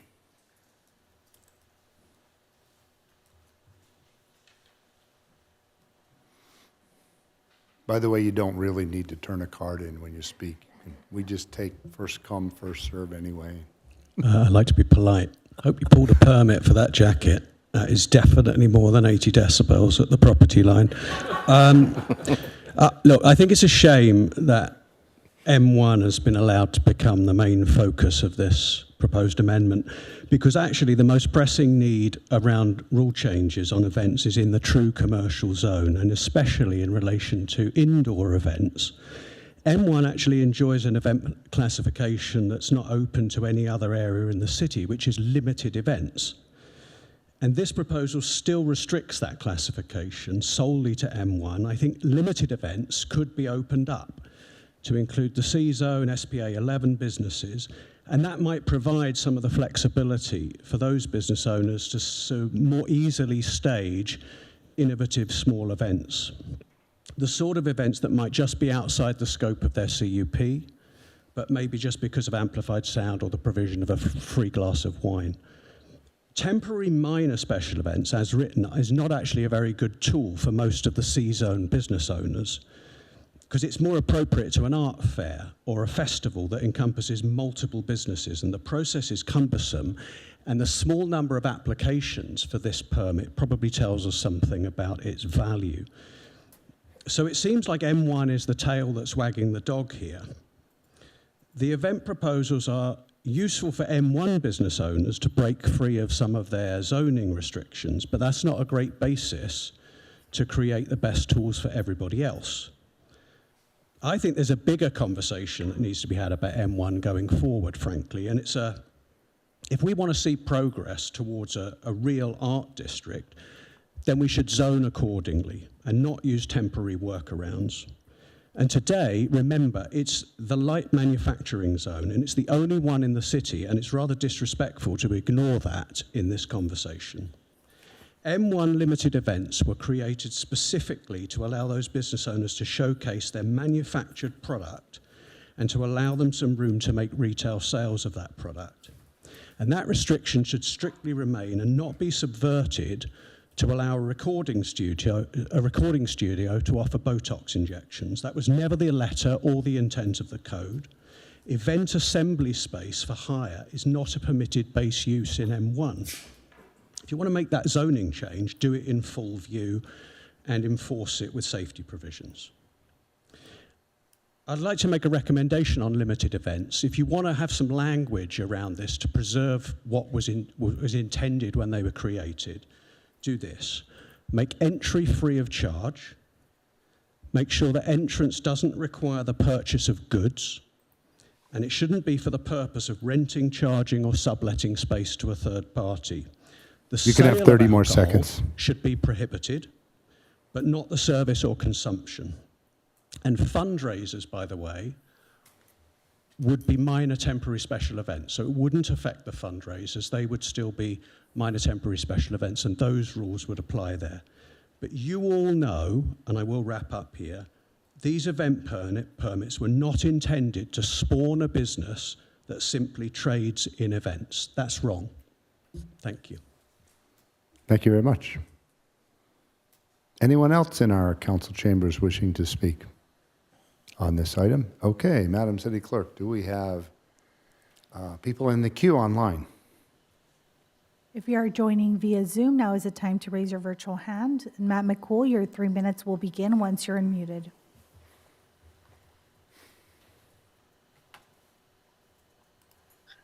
Thank you, Madam City Clerk. Hello again, Mayor Francois, City Council staff, Matt McCool. I want to provide a little bit more of a historical context to this, because this goes back really to June of 2020, where I believe only Councilman DeToy was on the council at the time. But let's go ahead and establish a baseline here. I think everybody's understanding in the commercial zone, we want to try to make these events as friendly as possible for the commercial zones. We need to separate that. The issue here is with the M1 zone. And let's put some historical context behind this and how this even got happened. First of all and foremost, there is no arts and entertainment district in the Cypress district. It is a light manufacturing zone.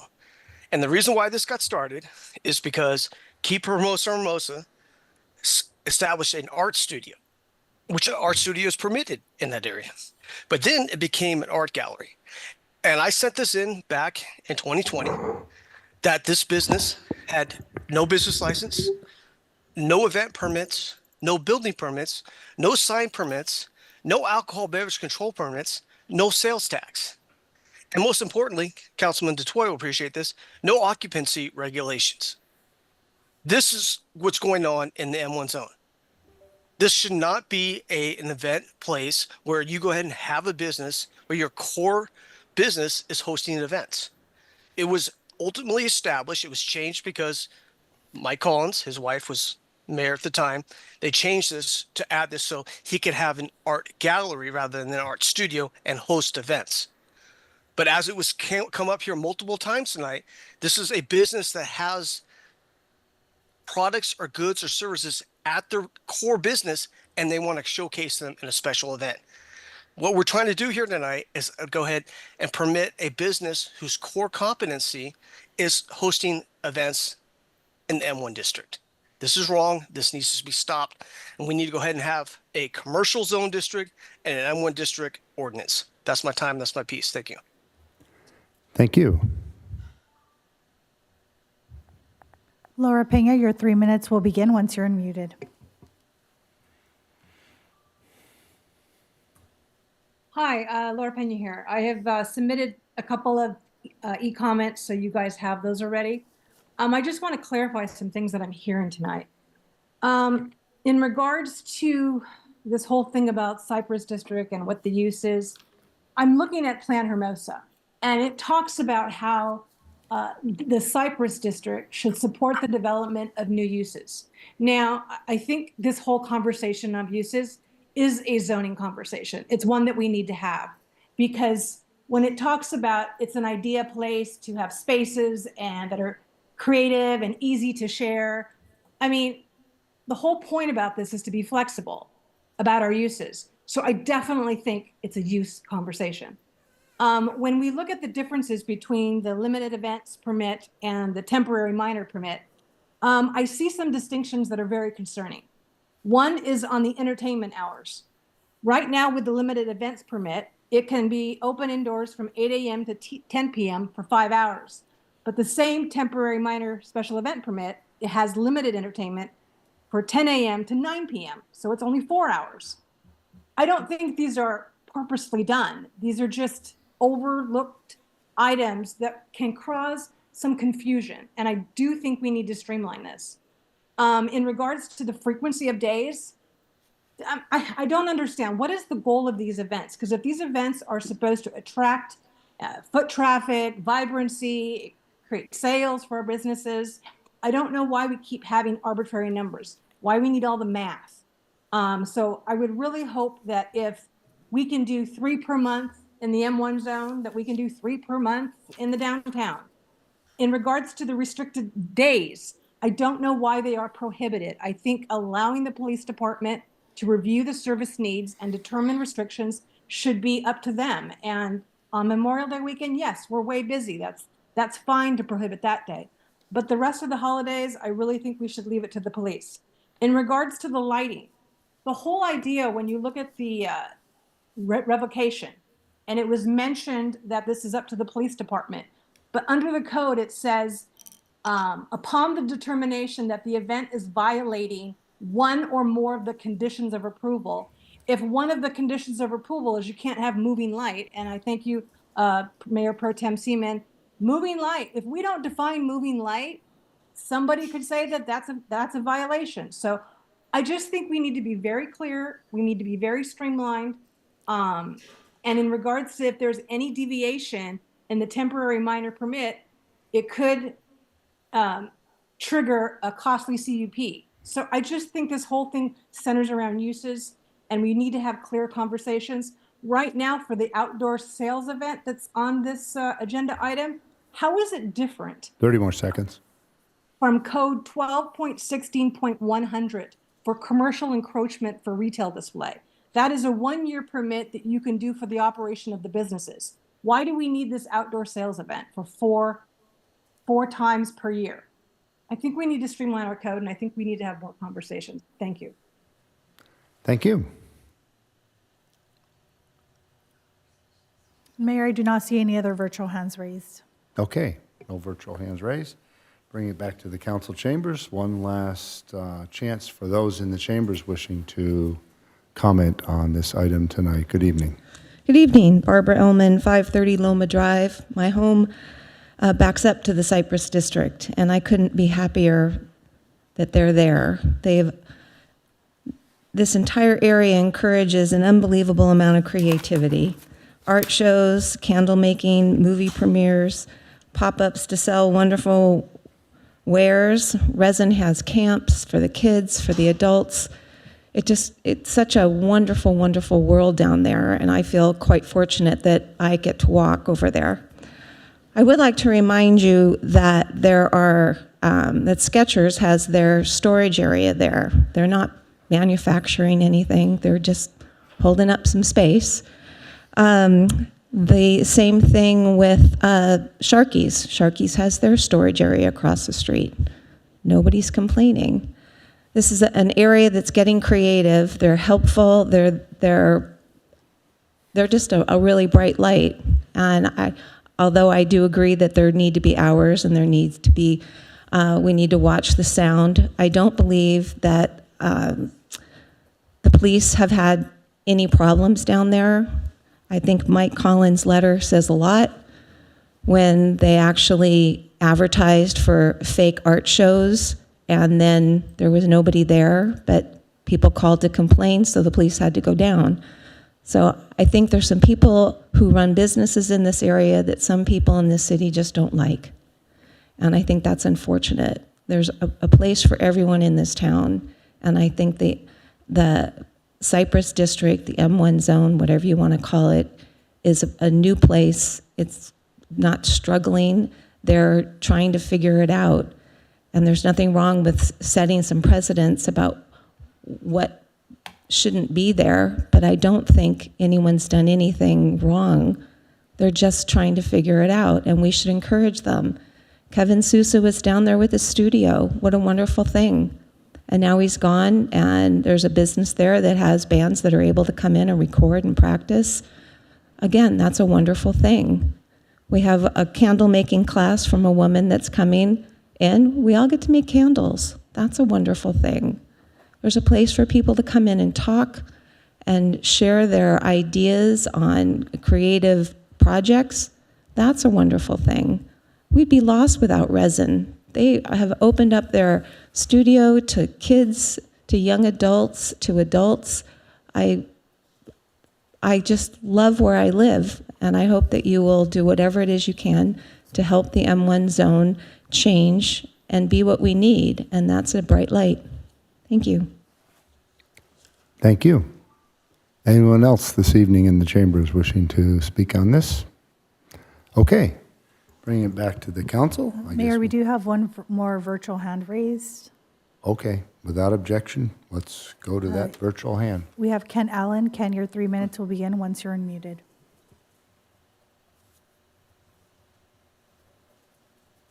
Thank you, Ken Allen speaking here. Hey, thanks to Babs for her little speech there and candle making and everything she has to do there. Kevin Souza, Kevin Souza was everybody loves Kevin Souza, but let's face it, Kevin Souza in his studio defied the city codes and was cited multiple times for violations. The other place, Mike Collins, he also was cited multiple times for violations. And this has nothing to do with his wife, who had a financial interest in the shock box, who later changed her 990 forms years after years after years. So I just, you guys got to look at what's going on down there, and what's going on down there is not right. All right. And so I hope that you don't say because Barbara Ellman, Miss Pickleball is holding up some ball. You gotta be careful of what you're doing down there. All right. So it's just so disgusting to me what is happening down there. And God bless you if you say one thing, because there will be a lawsuit coming down on you, and a restraining order coming down on you. You better be real careful about what you do down there, okay? Because these people are not nice people. None of them are nice people.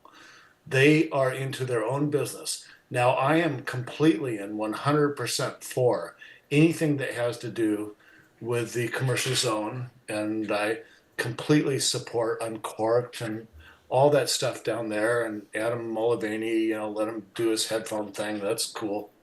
But I mean, this is just an absolute mess of what's going on. Okay, hey, shout out to Ray Jackson. That's a real nice outfit you got on there tonight.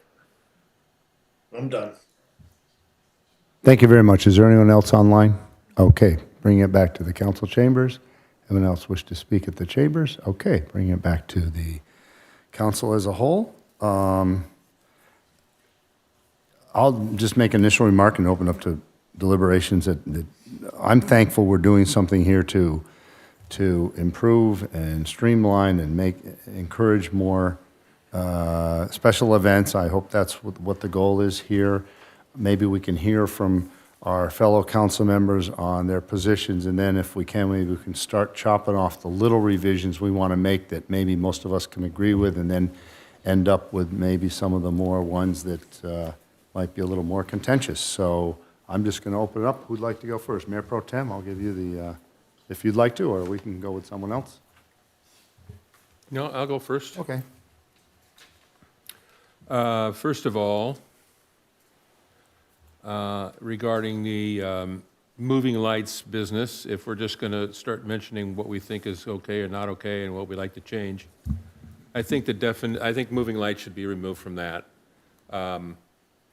It was my understanding when I originally read that part of the ordinance that moving lights would of course be a laser light or a beacon that flashed around in a circle, and that would indeed be disturbing to the neighbors. If you're sitting at, let's say, Hennessy's across the street from Vista, and you're having dinner, and a laser light flashed across your plate every few minutes, that would be totally irritating.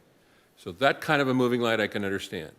But little LED lights on the headsets for the dancing people across the street, considering the fact that it's completely silent, I think that's a little too far. So I think moving lights should be redefined or eliminated from that at all, and it should be beacons and lasers and that sort of thing that are indeed irritating and should not be there. Just imagine at Christmas time, I mentioned little lights in a string around an event, and it's at Christmas time and you're having a Christmas party, or Santa Claus is going to give away gifts to the kids having dinner in your restaurant, and that's your special event, and there are Christmas lights up. Well, and they're waving in the breeze, they're moving lights. Oh my God, we can't have that because it's irritating. I think that's absurd. So I would like to see that part of that ordinance changed. And then I would like to move on to something much more impactful, would be the draft ordinance itself on page 5. I brought this up before but as a question, but now here's my opinion on this. And I hope I get some agreement on this. The original point of having limited special events in the Cypress District was because, first of all, we wanted to have art there. Whether you like art or not, or think it's good or bad, doesn't matter. The city decided to do that, and I like the idea that we have an art district. I agree with all the wonderful things people have said about the art, and including Barbara Ellman. She lives there, and she thinks it's a wonderland of wonderful stuff down there, and kids learn art, and there's a lot of great activities that we wouldn't have if we hadn't developed an art district within the M1 zone. And if you think about it in a very narrow sense, painting a painting or making a sculpture or even making a little bunny out of clay when you're 5 years old it's art, but it's also light manufacturing. You're making something. And if you and your entire class of little kids make a bunch of this stuff, and you have a special event and you have everybody come, the parents, let's say, come to the special event, and they buy those things because the money that they use to buy those things supports the business, supports the art center, that's what this whole thing is all about. It's having a special event to support art and in many cases, artisan craftsmanship. The guy who makes furniture, or the man who carves whatever. You can make macrame hangers for your plants if you like. It's not the 60s anymore, but those things are all in a way manufacturing, light manufacturing, because you're making something. And so the idea of having these events in the first place, as I recall, 5 years or 6 years ago, I think it was, when we started this whole thing, was to have showcasing the arts and goods, the showcasing of art or the goods produced by a business located in the Cypress District. Art and artisanship, those were the ideas of it, and so we wanted those people to be able to sell their products, to sell their art, and raise money for themselves to support that sort of a business. It has now grown into not just having a little showcase and giving away a few glasses of wine and some little cheese on a toothpick, but now it's much more than that. And I don't see anything wrong with that. But as long as it is, number 1, under C, temporary events, subsection 1, limited events, Cypress District M1 zone. An indoor event permitting the showcasing of art or the goods produced by a business located in the Cypress District. That was the purpose of this, and I think we should stick to that purpose. So I think C, subsection 1. You're not recommending any changes then in that? C1. Can I finish? Okay. Yeah. Thank you. And C1, all of the other things, I don't particularly want to make any changes, but item number 2 under C, temporary minor special events. This is a little bothersome to me because this is perfect for the commercial zones. But in the M1 zone, it flies in the face of everything that this idea was created for. It was created for the things that are listed in item 1, showcasing and sale of art and artisan products. This is not. This is indoor-outdoor events, including entertainment and assembly events, flea markets, rummage sales, fairs, festivals, and car shows. Special events shall be subject to the following, and then there's uses and zoning and so on. Here's where the problem is with number 2, is zoning. I think if we just simply remove the words the M1 zone from item number 2, I think we would all be right where we should be with this. I don't think you're going to be helping any art businesses by having a flea market, a rummage sale, a fair, a festival, a car show, having parties and so on and so forth, the sale of alcohol. And one thing that bothers me about this is if in this zone you connect assembly events and the sale of alcohol in a building in the M1 zone, you're essentially kind of creating a little mini nightclub because people can come and have an assembly event. It's a party, and we're selling alcohol there. And in some cases, I suppose there has been or will be a cover charge or a admission price to get in. This hasn't got anything to do with art. This has nothing to do with art or supporting the art businesses.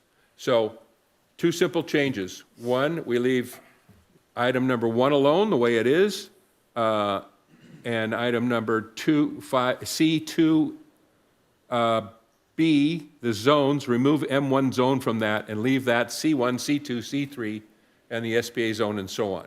Because that's where this stuff belongs. The creativity that you folks had mentioned here tonight, Kathy Knoll, absolutely. Christmas time, our downtown should be lively and have all kinds of events going on and dancing and singing in the parking lots and whatever it is. What's wrong with that? That's what we want to have. Not necessarily in the M1 zone, because now I'm concerned that zone, because the rent there is cheap, pretty soon somebody will go and come along and offer the plumber some money for his place, and it'll be too good to pass up. And then there'll be another little spot that doesn't have anything to do with art, but it's in the manufacturing zone, and now they're having parties all the time and so on in these events with selling alcohol. And cannabis-friendly patio. I'm sorry, that just doesn't make any sense to me. You can't do that anywhere else in the city. Why is that? Why is that there? So that's my opinion on this. And then the moving lights, I think, is no problem. It should be limited to lasers and I don't know how you might want to describe that, but moving bars of light, not little colored dancing lights. Moving lights should be fine. And that's what I have to say. Thank you. Thank you, Mayor Pro Tem. If you don't mind, if I could just ask you a question on your suggestion of removing M1 zone, and I do understand and appreciate your concern about that. And this would be removing M1 zone for temporary minor special events. I'm a little concerned that there may be larger art fundraisers that occur that do involve a lot of outdoor areas, and it reaches beyond just art. It does include some live entertainment and other special outdoor things. And I'm just wondering if you would be amenable to, instead of removing M1 completely, put some restriction, for example, that at least 50% of the event area is outdoors, something on those lines. Would that make sense to you at all? I'm not interested in that. To be honest with you, on either way, if you go with 1 or 2, there's provisions for entertainment. There's hours there. There's alcohol still. You can have all of that business. I just don't think that the temporary events C subsection 1 is completely fine for the M1 zone, and C subsection 2 is not okay for the M1 zone. Right. It's just that's my opinion. Okay. If there's an appetite to change that in some way or another, that'd be fine. Yeah, okay. We can discuss All right. that. Okay. Thank you. Councilmember, who'd like to go next here? Okay. Excuse me, did you want to say something, Councilmember Keegan? No. Okay, all right. Well, I certainly agree myself with removing that lighting restriction. It doesn't seem right to me, or maybe if we can have staff revise it to include what's really invasive to the public safety, I'm amenable with that. I made my concerns about removing M1. I think that that's probably better than keeping it in, but I am concerned that it may have an effect on other activities that are art type of activities there when they're outdoors in a larger scope of the area. So any other councilors want to chime in on either of those issues or any other suggestions they may have on where we're going on this? Councilmember Jackson. Thank you, Mr. Mayor. I, too, agree with regard to the lights. I mean, I think we're talking about, strobe lights or the Batman light or something like that, but, anything outside of that. You heard my comments with regard to the parking. Again, I think what we should do is make this streamlined, and I'd rather see activity than cars parked in a lot of these spaces. So I think that is a better use of some of these private spaces, particularly the ones that obviously abut the public space, similar to what Ms. Knoll has and some of these other businesses. Vista, for example, has parking spots right next to the patio. I'd much rather see activity than cars. So I don't think that's a good use of space, and if we can make that space more available for those businesses, I think that's better than, again, looking at cars and static displays that don't do anything for vibrancy or attractiveness. I believe in, as I mentioned before, I'm not a fan of the days. I mean, I certainly understand where it's not going to be every single day, but 36 days versus 40 days versus 50 days. Certainly understand a lot of work that went into this and trying to figure out what the happy medium is. But I think to the extent we can be flexible and additional days at discretion of, or for a good reason. I mean, we have 3-4 good months of great weather. I am just not a big fan of the limitation on days and 3 consecutive days or 2 events per month. I think we should be a little more open to expansion of those days. Holiday limitations, I understand, when we've got Fiesta weekend, but outside of that, unless there's a good reason why we shouldn't, I'm not sure we should. And I am not a fan of limiting the possibilities for the M1, particularly the Cypress District. That is an area that the rent isn't cheap. I can tell you, just talked to Resin, who just had a huge rent jump. Everyone is feeling the economic impact of what's going on. And I think that space has provided vision and creative opportunities for an expansion of vibrancy in a different part of the town, which I think is something that we want and should encourage. So to limit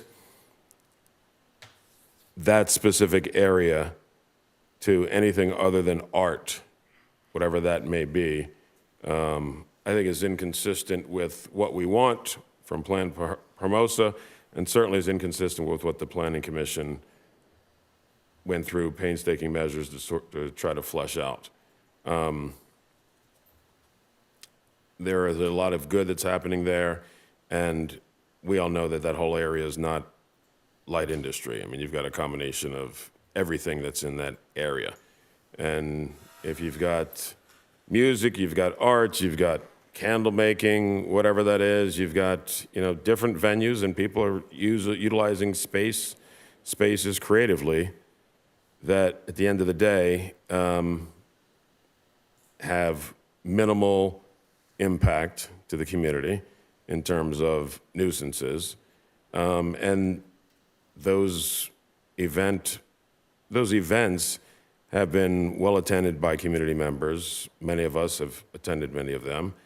And I don't see a downside to what they're doing and what I think we should be encouraging them to do. So putting restrictions or limiting M1 versus C, I think is inconsistent with where we should be looking to move as a city, and I think it's inconsistent with the general plan. So those are my general thoughts right now. Thank you. I did want to mention the number of days. I think it would be great to increase the number of days allowed. Would something like 24 a year be something that,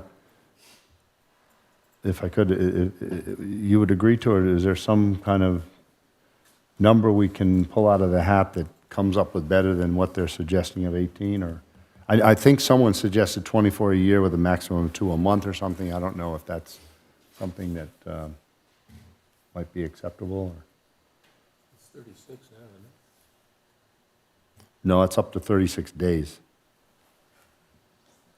18 events a year. That's what they're suggesting, I believe. Right, 36 Right. days. So is there a desire to jump that up? I could see that. I could see raising that. What would be a good, 24? 24 good? For a maximum of 72 days. 24 events, maximum of 72 days. Right. Yep, okay. We have to go on that one. Councilman Keegan, you want to? I'm in agreement on removing Mr. Siemens' suggestion of removing the M zone from that section in the beginning of the document. I forget what number that is, 4? C2. C2, oh, yeah. Removing the M1 zone out of, C2. yep, temporary, minor, special. Draft ordinance. Yep. They would only be allowed then in limited events. Right. Inconsistent with their business. I am concerned about the seasonal events with temporary fences. I envision, cyclone fences being put up and neighbors having to look at them for 45 days. If I was a neighbor, I wouldn't want my neighbor putting up a bunch of fences. Okay, that's down in section, what are we talking about now? That's, let me check real quick. Wait a second.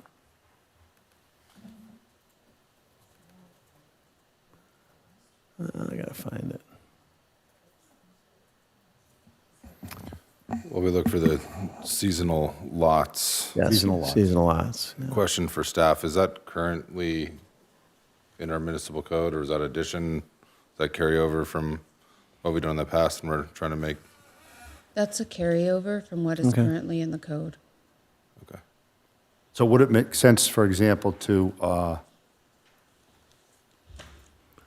reduce the maximum number of 4 or never allow it to be back-to-back? I guess you were concerned that it might Well, I have just 45 thought- days, another 45, or what? It's probably most people don't know exists, so they're not using it, but I just thought if anyone used it, it would be a terrible thing of being a neighbor next to that, so I don't know, just allows a lot of time. How about once a year? Frequency maximum once. Under B, 4B. Maximum 1 Yep. on seasonal lots. Everyone else in agreement with that? Yeah, right now it's maximum. Right now, it's half annually. the year you We're could have not a- sure it's even really being used. I know, Is that- right, is that it's just in your- case if it is, why The would you want? idea is that, 180 days, Rob, you could put a fence up and not take it down. well, where are you coming with 180? It's 45 days. Yeah, well, 45 is 160, Oh, well, okay, that's why I was suggesting Yeah, not having them 45 back to times back, 4. but, okay, I see what you're saying. No If you want per- to just keep it at maximum 1? Yeah. Maybe it's never used, but it seems to me if I had a neighbor put up a temporary fence, I wouldn't want it up all year. Okay.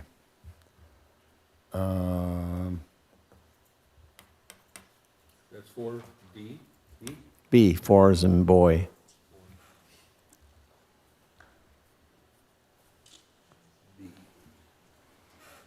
Maximum 4, and it says once.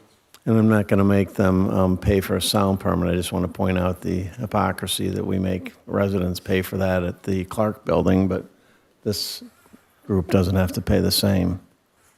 I guess we can address that through other issues than tonight, right? Correct. And when we're done with our motion, I'm going to address something else that's outside of this as well, related to this. So I mentioned it earlier, I don't want to forget it, but is there someone that'd like to try out and come up with a motion, or Councilmember? Are we done A with few other comments? things. Councilmember Detoy. I do think keeping the 2 permits, working together. If we do increase the days on one, they should match the other. So 72 for the other one as well. But art is not just paintings, and my art is, if I played a guitar, it wouldn't be considered art. But so I know we'd have a studio. What is it? Hermosa Sound Lab. It used to be Studio 637. So I know that we do have a recording studio down there, but that is also art. Santa Barbara kind of went through this transformation many years ago, and they've created the Funk Zone down there, and it turned a industrial area that was struggling into a beautiful place where it is kind of that community spot. And I do agree with our general plan does talk about this, and if this is something that comes up in zoning and overlay or whatever, to have more flexibility in the creative space, I'm all for. So I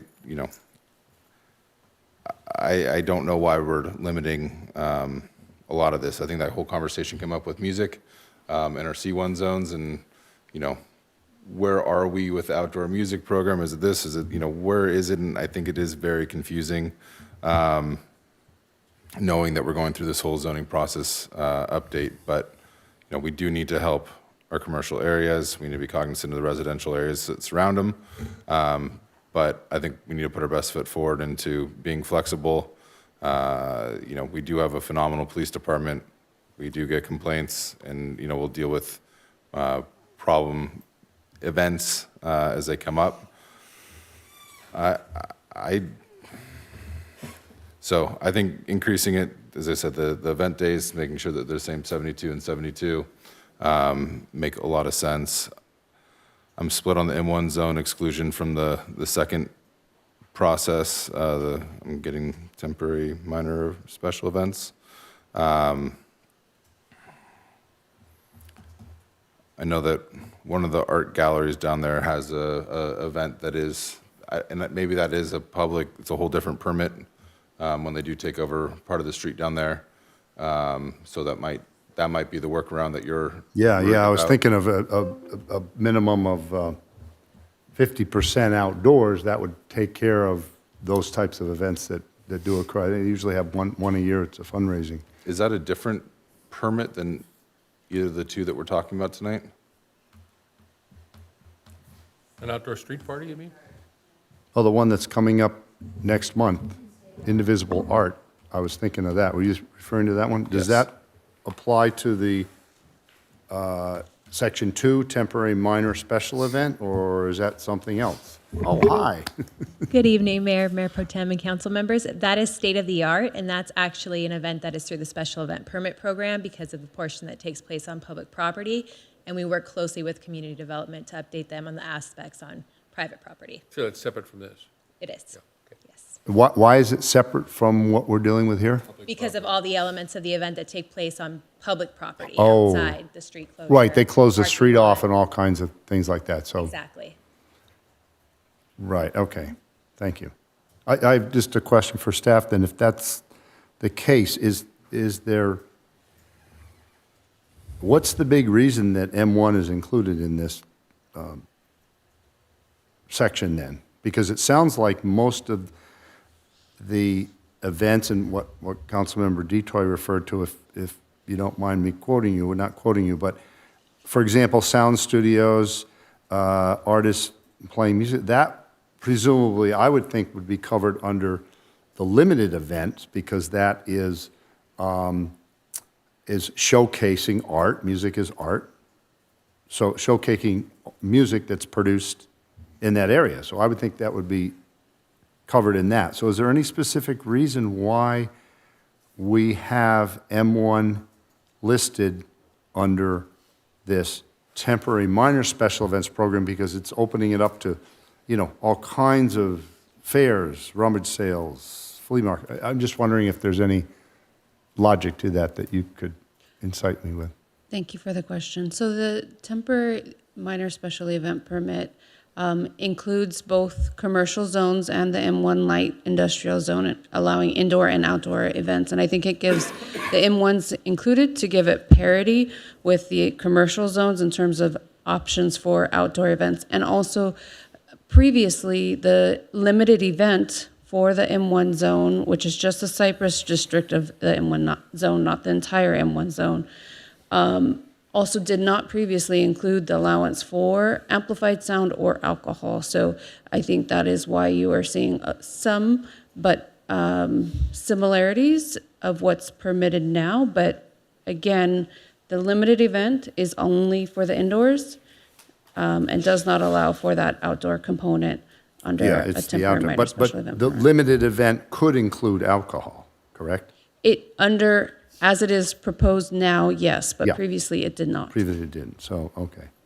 Thank you very much. Mr. Mayor, just Yeah, one other sure. thing. If we are increasing the days, I think we need to increase the maximum per month as well. Because 36, if we were to double that to 72, 3 per month doesn't math. So what are you proposing? 72 events? I mean, if that's what we were doing before, was a 72 days for a maximum of 24 events, correct? For the temporary minor special events. So there's parity between the two. I would just propose the 72 days for limited events and 6 per month to coincide, so it'd be divisible. So what are you proposing we change it to?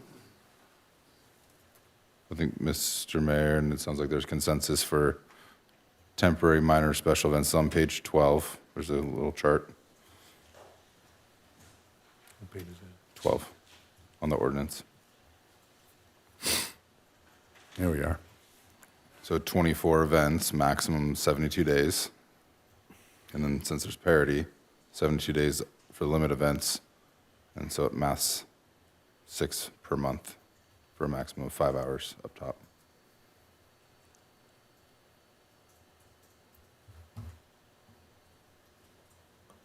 Okay.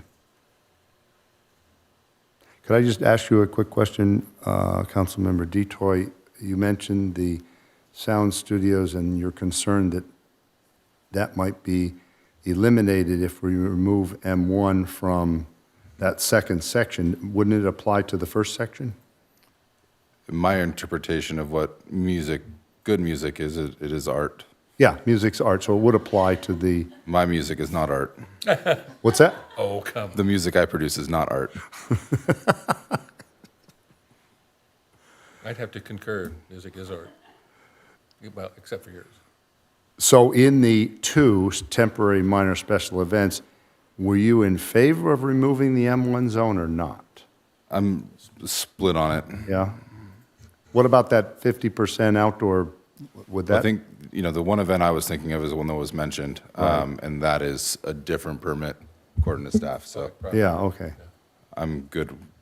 I think I'm good with it. As we have this conversation with the zoning update, I think what we've heard is, how do we zone this in the future? Yeah. As I mentioned, Santa Barbara has a beautiful area that, is very unique when you visit there. They have some wine tasting, they have great restaurants, they have art, they have surfboard manufacturers, they have, kind of a little bit of everything. And I think that is what makes Hermosa beautiful, is we do have all that. We are, the history Yeah. of punk rock right next to surfboard manufacturer, and it's just unique. Yeah. And how do we celebrate that? Right. Okay. Can I just want to get some clarity on this number of events and the separation of them and so on. You're talking about this table, 17.42? Temporary event table? Yes. Maximum per year instead of 36. You're proposing 72 days? And then for temporary minor events, maximum of 24 events, 72 days. And then we'd have to increase the maximum per 24 month. events, 72 days, and the temporary event type Right. per month for 72 days. Right now it's 3 a day up to a maximum of 36, and you want to go to what, 72? Is that what you're saying? Well, I thought there was appetite to increase for temporary minor special events. So the second column down on the right side, increase that to 24 events.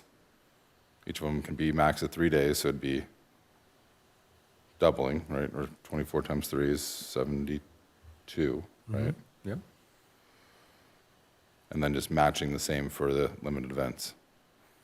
24 events in 72 days And then 72 up for top. temporary minor, right? Temporary minor special events. And for limited events, you're proposing, 72 days, so it matches. okay, And then, so it mass for per month, increasing that to 6 per month. okay, so 6 per month for 72 days. Okay. Okay. All right, so, I think that's really liberal, but I think. I think you know, it's we a can- lot, we yeah. can- what's that? yeah. I think it's a lot. It is a lot, but We can always revisit if it gets to be if it's too gets much. to be too much, I agree. Yeah, I agree. right, I mean, I think if we So the have some limited events, consensus on that- the limited events is for the C and the SPA zones, correct? Only in the C and SBA, yeah. Okay. And then the temporary minor events is for all 4, correct? Yep. yeah. All right. Yeah. Mr. Mayor, if there is no other discussion, I'd like to make a motion. Absolutely, go for it. Excuse me, Hold on. Mr. Jackson. Point, Councilmember please. Jackson. Thank you. I think what we've learned is that our zoning in the M1 area is inconsistent with what's currently happening. As we know, light industry is a far cry from what realistically is happening. So I'm concerned that it appears there's a consensus to limit what's happening now, as when we talked about parity in all of the zones. So while we figure out the zoning and what we actually want to do, why wouldn't we consider just the parity that you all have discussed this evening between the M1 zone and the C zones? We're carving out that one portion for M1, but then we're talking about parity across the board for everything else. So I'm just trying to figure out. Yeah, I understand the concern, I guess, that it's that I'm having a hard time understanding what type of event even would happen in the M1 under this area here, but go Mr. ahead, Mayor Mayor. Pro Tem. Another Sure. question. So, Councilman Jackson, I understand what you're saying, but I think if we look just a little bit of history, the M1 zone was always light manufacturing, which of course was not always manufacturing. There's a plumbing supply business there, and a contractor's office there, and a welder, and so on, which could be considered light manufacturing in a way, but nonetheless, the zone for that area was light manufacturing. At some point in our recent history, a few years ago, City Council decided that we wanted to create an art district within that zone. And so that's all they decided. They didn't decide that let's open it up and make it just like the commercial zones. That's why we have 2 different zones.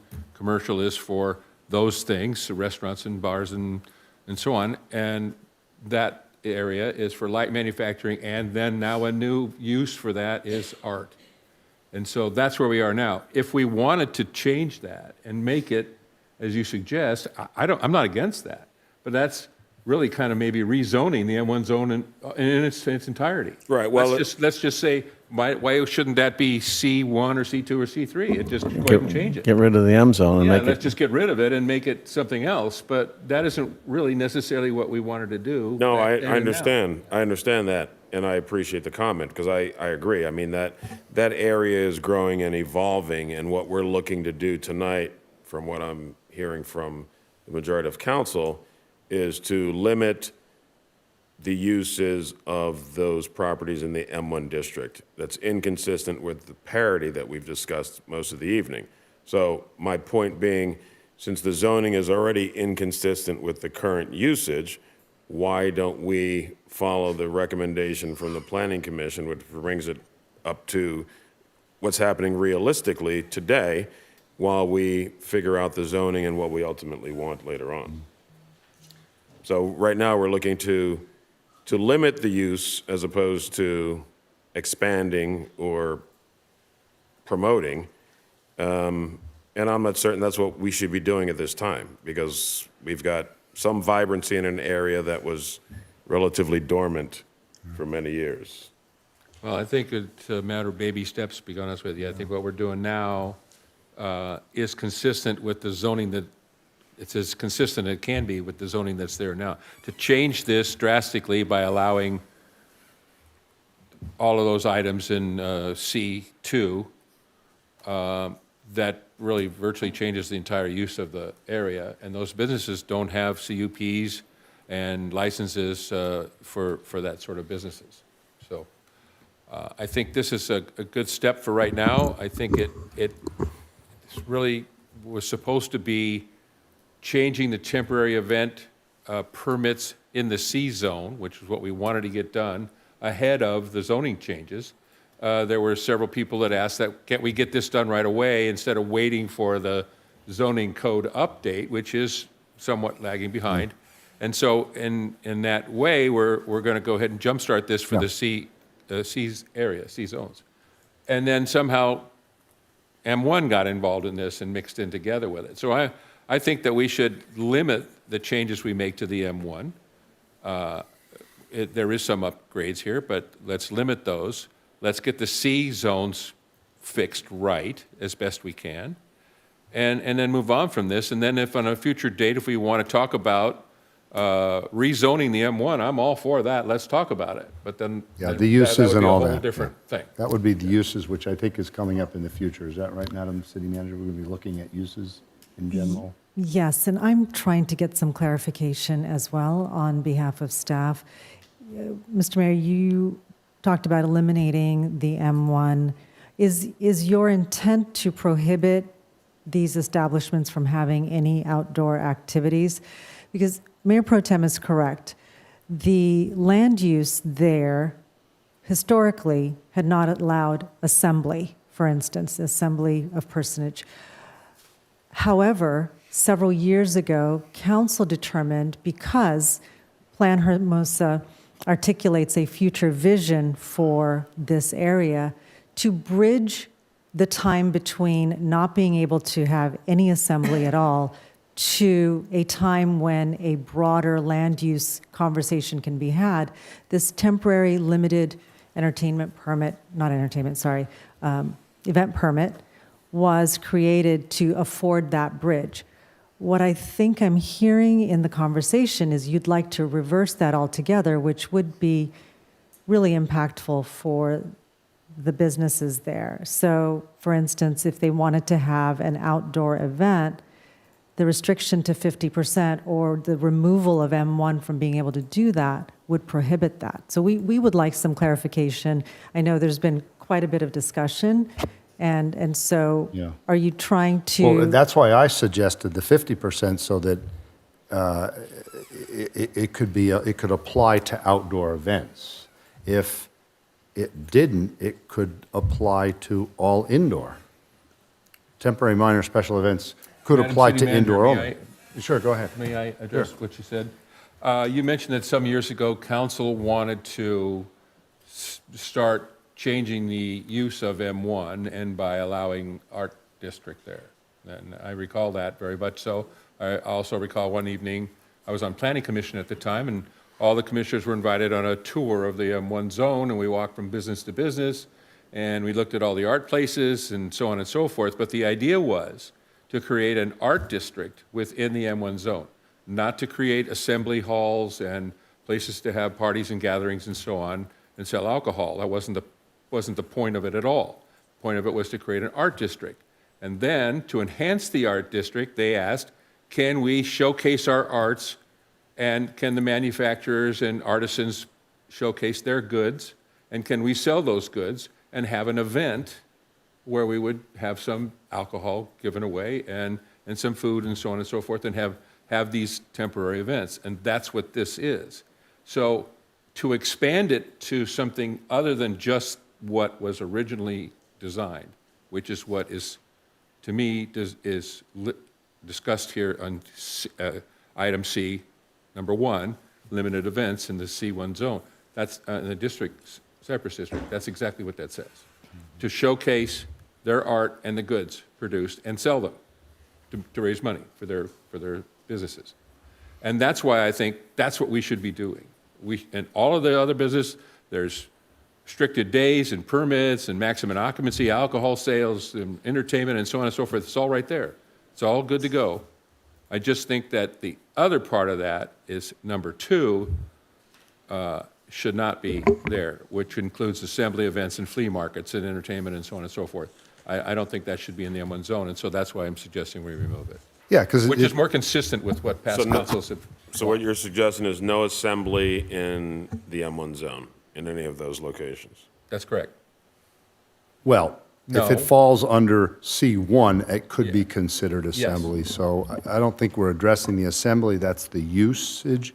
We're not addressing usage tonight, only just whether we want M1 in limited events or we want them in both limited and temporary minor. It sounded like you wanted it just in limited events for the M1. That's what- May I have, So, Oh, yes, I'm sorry. is possible?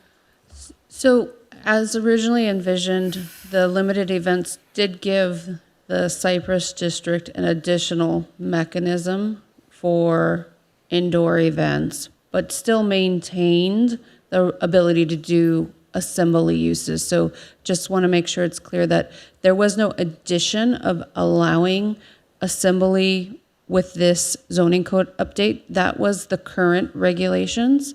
But I do hear, I think I hear from council concern about allowing indoor events under 2 permit types. So there, a different alternative I'd like to suggest would be whether or not there's a carve out that outdoor events and could be permitted in the M1 zone, whether it's Cypress District or not, through the temporary minor special event permits, and perhaps restrict that permit type from being an indoor permit in the Cypress District, just as an If we alternative. did that, though, wouldn't it exclude those events that are part indoor and part outdoor? That's why I'd suggested a 50%, right? Because a lot of outdoor events are also inside. You are correct. Right. So that's why I was on that 50%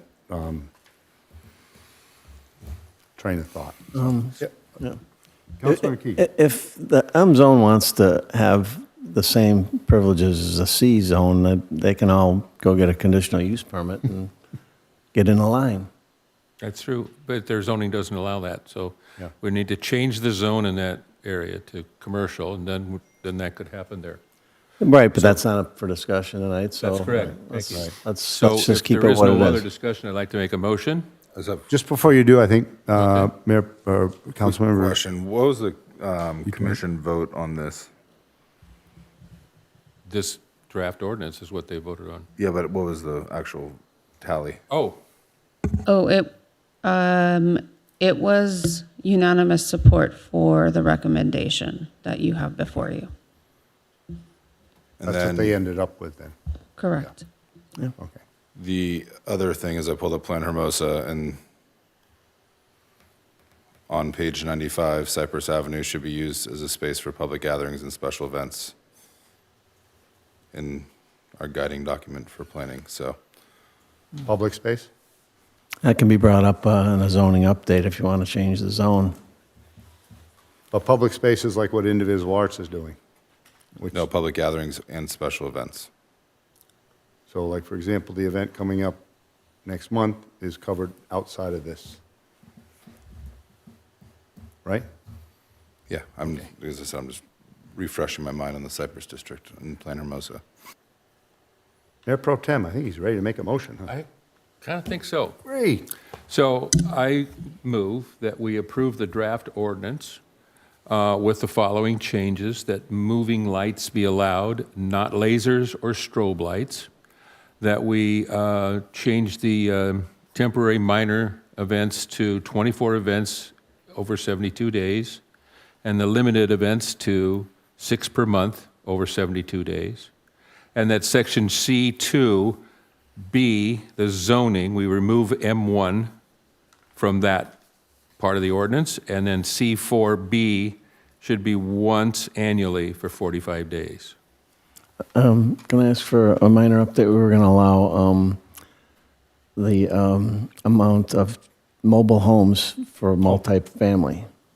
You know, if someone wants to live on the property while they're redeveloping it, and it's in an R2 or 3, that would be allowed. Yeah, okay, so let me say this on that, and since we're going to have a You discussion brought it on up, that. I might. I did not. I thought No, I think Councilmember Detoy did, and I would have if. I'm sorry, Michael, Yeah. I made a mistake.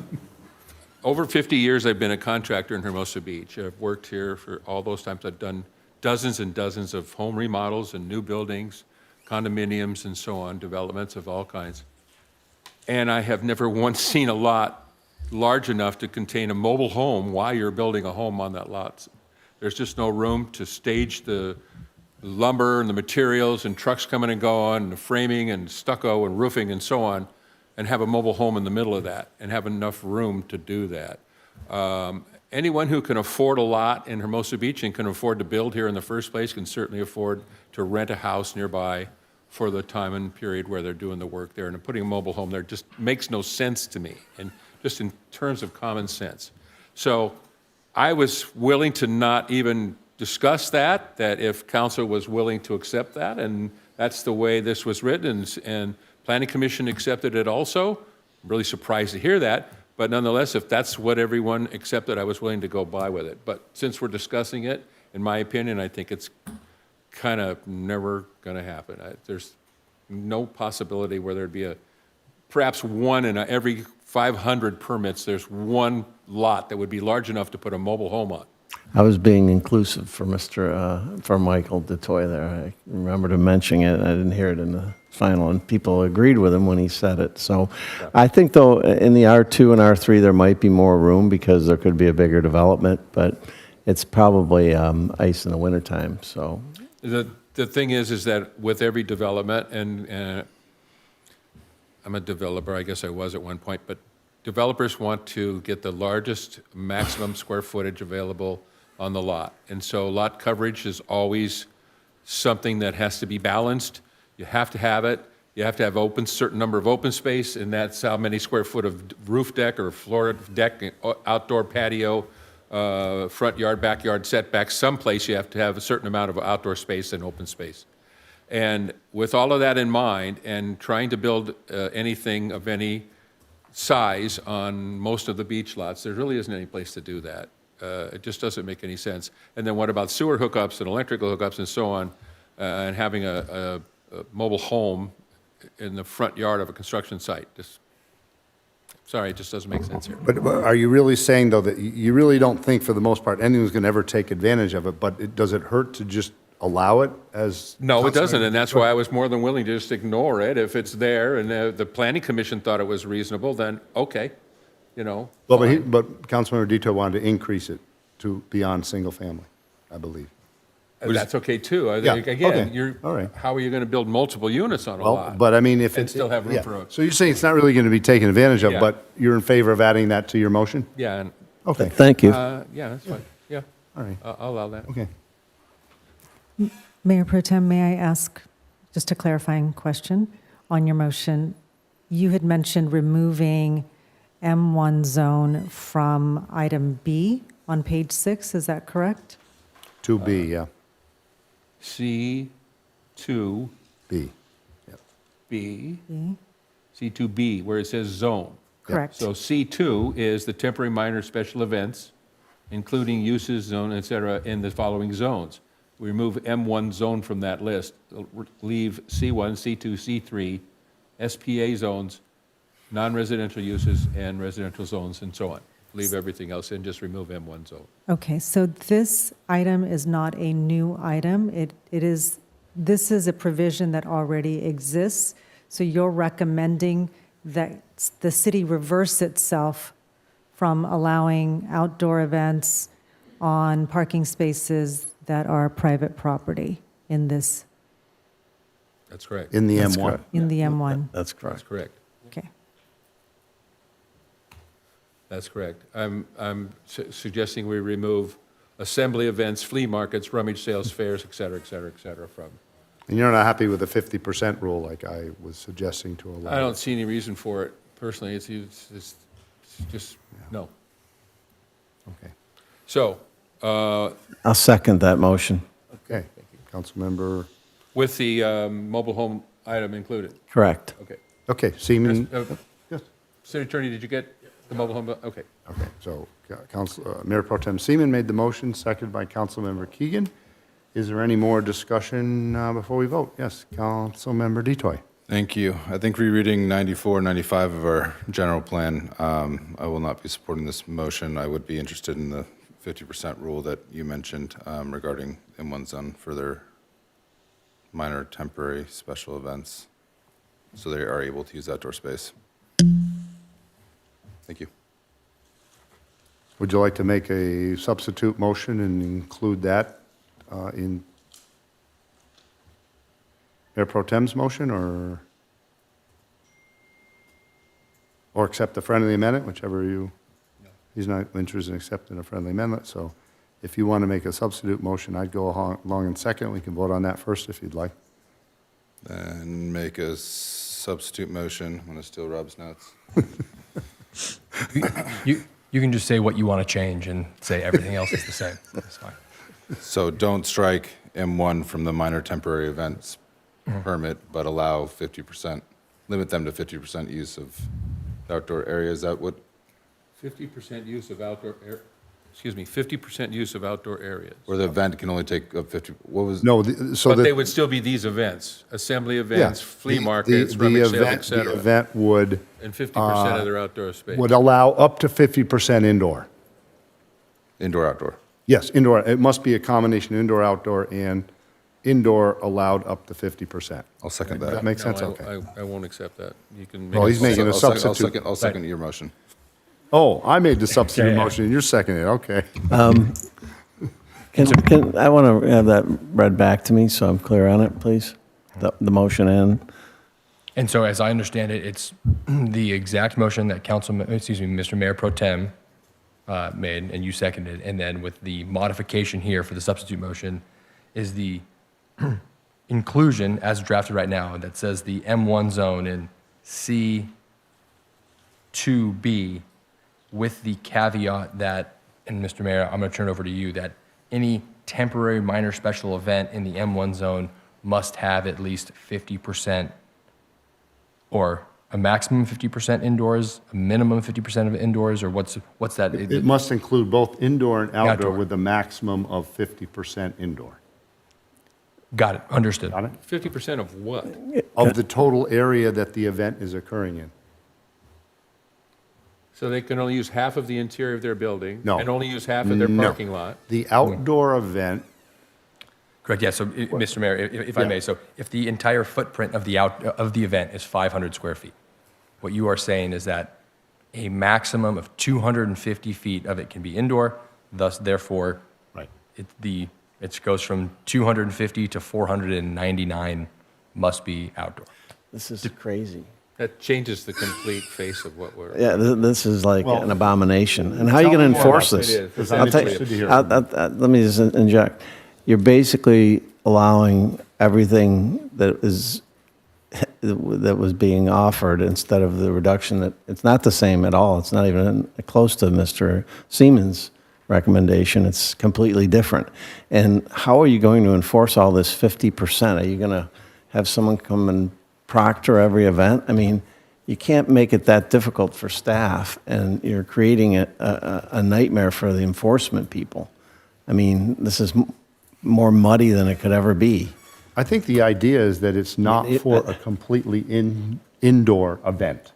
That's the idea behind this, that temporary minor special events are not something for a completely 100% indoor event. But you're removing this section from, the M zone is now in the ordinance, not excluded as it was meant to be. So I don't understand why you're supporting it, Dean. So you wanted to support the other item, now you've changed 180 degrees. Like I said, it's to avoid. Maybe you don't understand it. Avoid this permit from being issued on a 100% indoor event, which is the concern that members of the public expressed. Who?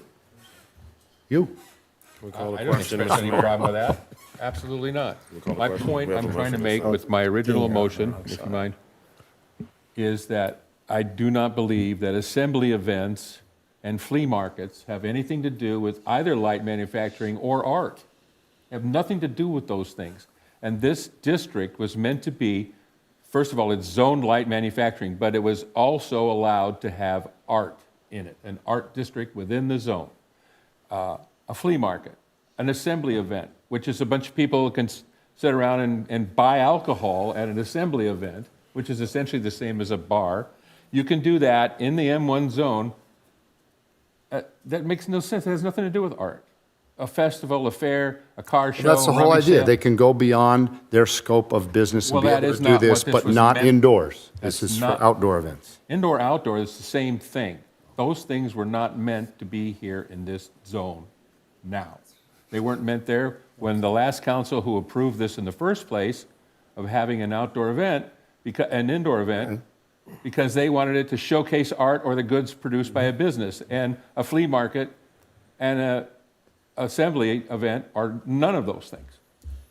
So you've completely changed what this is. Right. Can I call the Well, question, Mr. you Mayor? changed it less than how you would change it if you No, you removed changed M1 it completely, completely. because you're now going to allow flea markets. Well, that and would have been outdoor- allowed anyway, completely. No, it would not. If we remove the M1 zone. Can we call the question, Mr. Mayor? Yeah, if there's no other discussion, let's go to vote on the substitute motion. Madam City Clerk.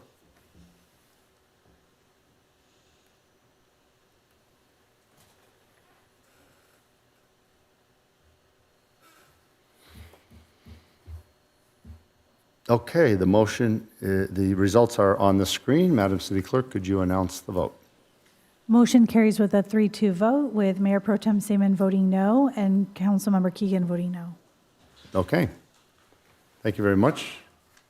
Before we move on to the next item, I did want to suggest that we come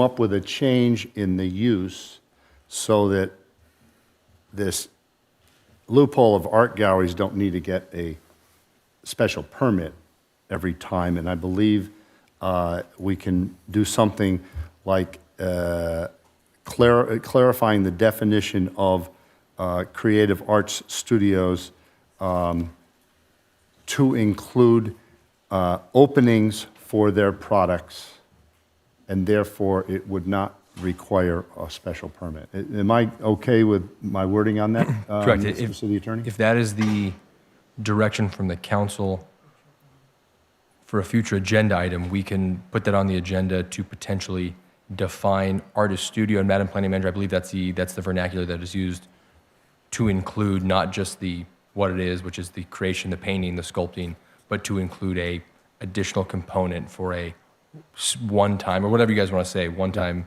opening event. Opening That would be show. within your guys' purview, yes. But so I want to make sure that's, we can either do it at future agenda items. Now is fine too, because we're on the topic. So if we get support for that, we're all ears. If not, That's my Yeah. intention. Okay. Therefore, they can have these events without getting a special permit because yeah, okay. So you need a second for info and third for action? Is that how you? correct. you Yeah, do I this? think this is that would typically be a future Okay, agenda item. so is there a second to that? I guess not, okay. Guess that dies. Madam City Clerk, what's next on our agenda? Next, you have item 17A, review of Day at the Beach events, request for a new agreement for the Hermosa Beach Open in 2025 through 2027.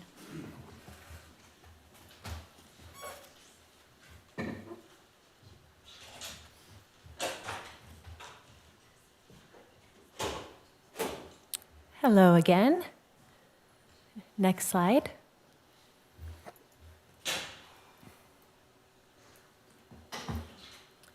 On February 25th, City Council approved a long-term agreement with Day at the Beach events for the Hermosa Beach Open in 2025 through 2027.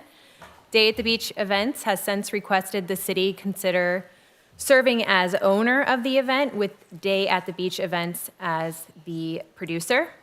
On March 11th, Councilmember Jackson, with support from Councilmember Detoy, Requested staff return with a future agenda item to outline the difference between a long-term agreement through the special event permit program and the requested city ownership model from Day at the Beach events. Next slide. So the model of a long-term agreement through the special event permit program provides up to 3 years event approval for the event producer to hold its event on public property. The event producer handles the event planning, staffing, marketing, and collects sponsorships, really to form its own event format. The city's role is to oversee permitting, safety, and operational compliance, and that any additional required permits are secured. Next slide. Under a city ownership event model, the city controls the event format. We control the marketing, we staff the event, we collect sponsorships. This is seen with our Surfers Walk of Fame, the Hermosa Beach Concert Series, the Veterans Day Ceremony, and Sand Snowman Contest, just to give a few examples. Next slide. So in summary, Day at the Beach events request departs from our typical city-owned event models.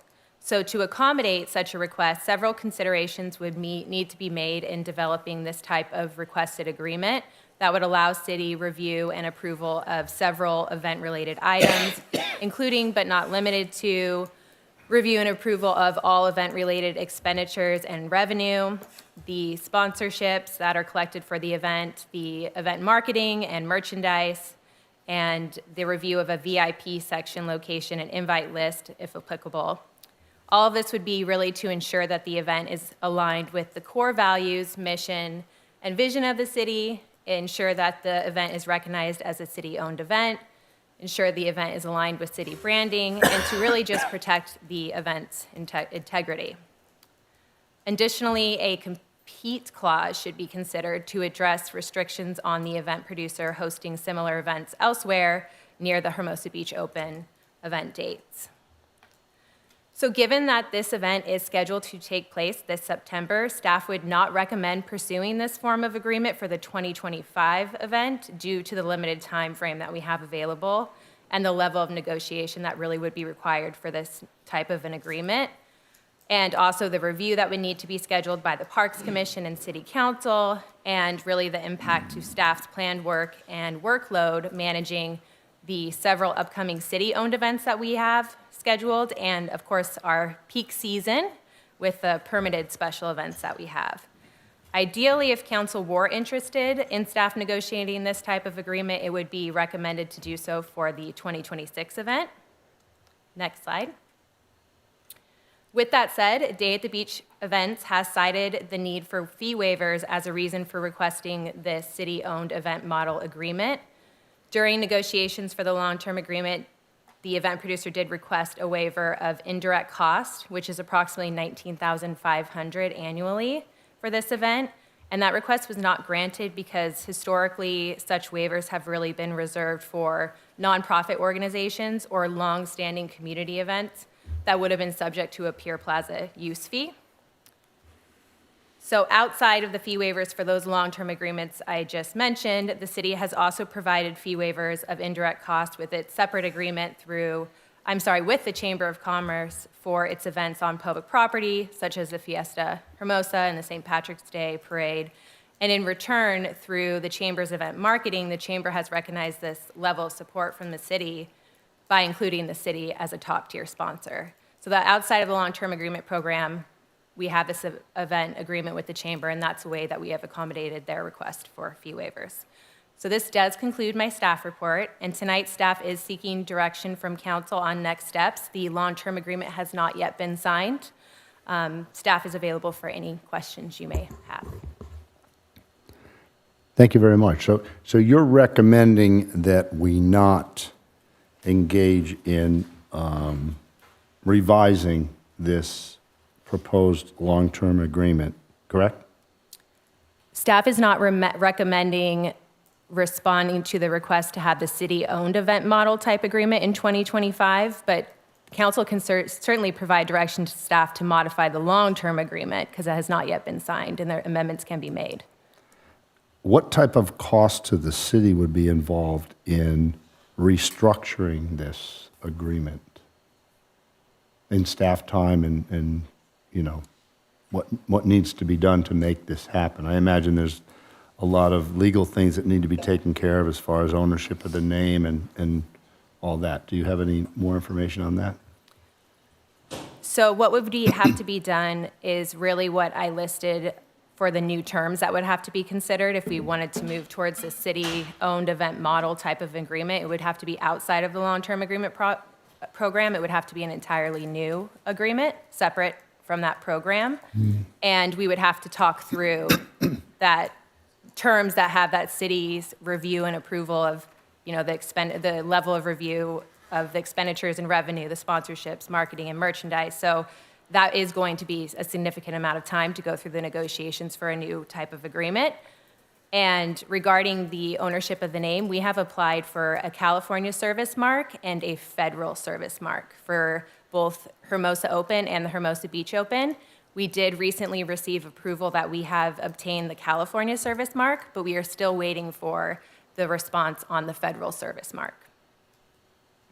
So hopefully by, I'm sorry, so I wanted to add, so hopefully by the time that we're recommending we actually negotiate a city-owned type of agreement for this event, we would have both, the federal and California service mark and full ownership of Hermosa Open and the Hermosa Beach Open name. And in the future, down the years, we could essentially have a Hermosa Beach Open, this event in the fall, and if AVP comes back, another Hermosa Beach Open, for example, in August or May or some other time period, correct? It's really unknown. I It's haven't unknown. been able to get Right. AVP's feel on the But future. but what you're doing is you're consistent with the way we would have treated it if it wasn't Hermosa Beach Open conducted by AVP. In other words, we wouldn't have done it this way, we'd have done it this way, and we would not have waived fees, correct? If it was a, yeah. In AVP's long-term agreement, we did not waive any fees. And so how much fees were they potentially going to absorb? Day at the beach events? Yes. Of indirect cost, it would be approximately $19,500. So it is, Annually. yeah, it is possible we could be flexible somewhat on those fees, because this is really, a lot of this is driven by the fact that they don't want to have to be absorbed with that $19,500 figure. Is that what's kind of driving this?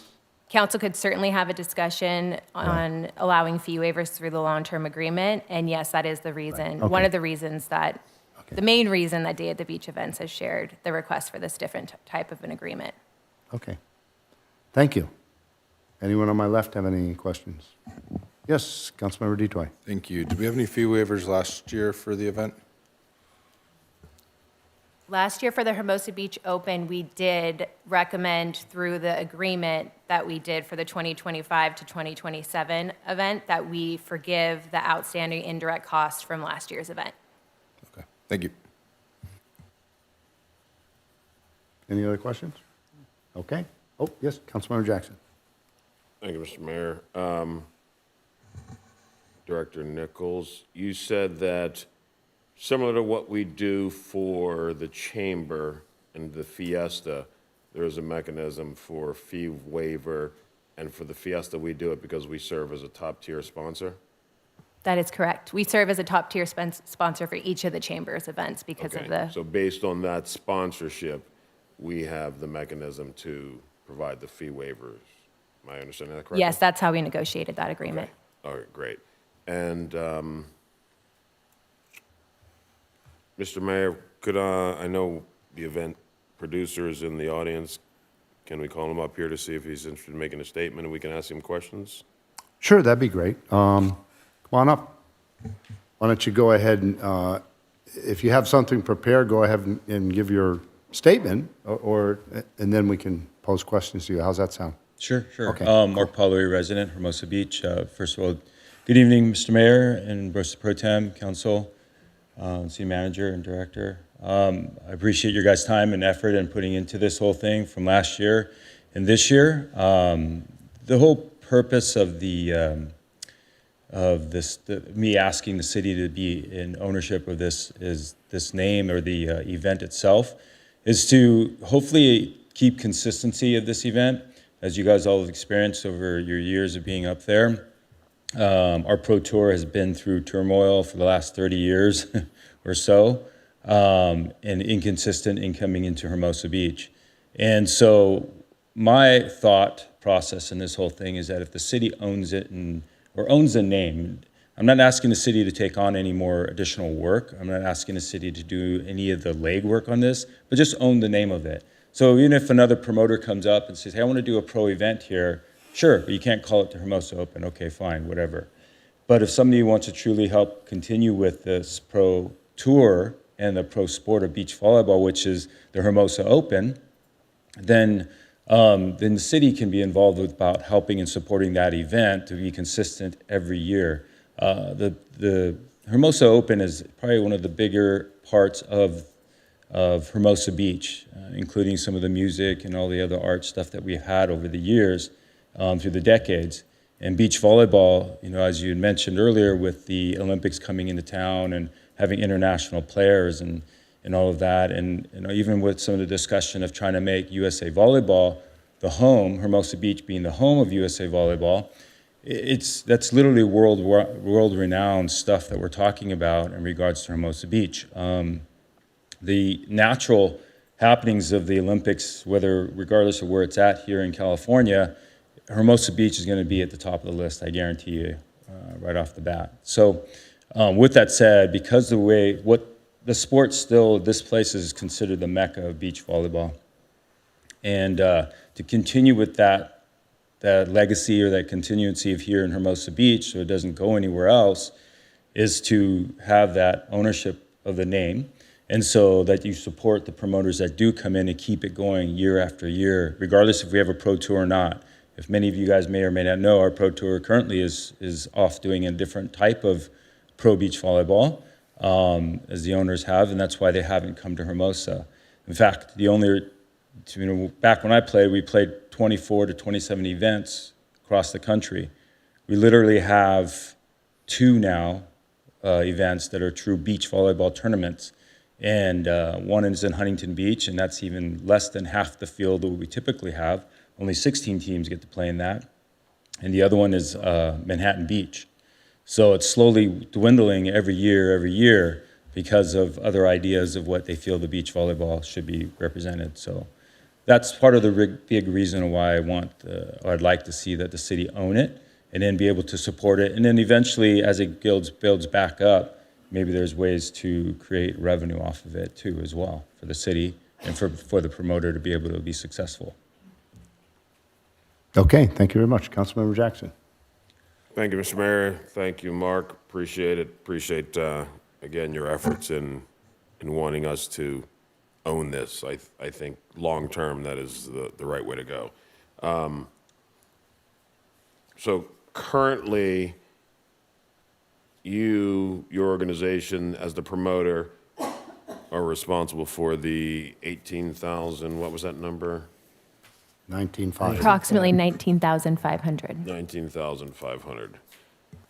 And am I correct in that you're hoping for some assistance with that from the city in terms of the ownership, or are you prepared to absorb that cost in terms of your ability to promote the event? Well, I was hoping, like I said, that the city would be ownership, and that would help you guys be able to decipher what help or support can be done, being the title or being part of the big sponsorship of this event, and be able to help manage that.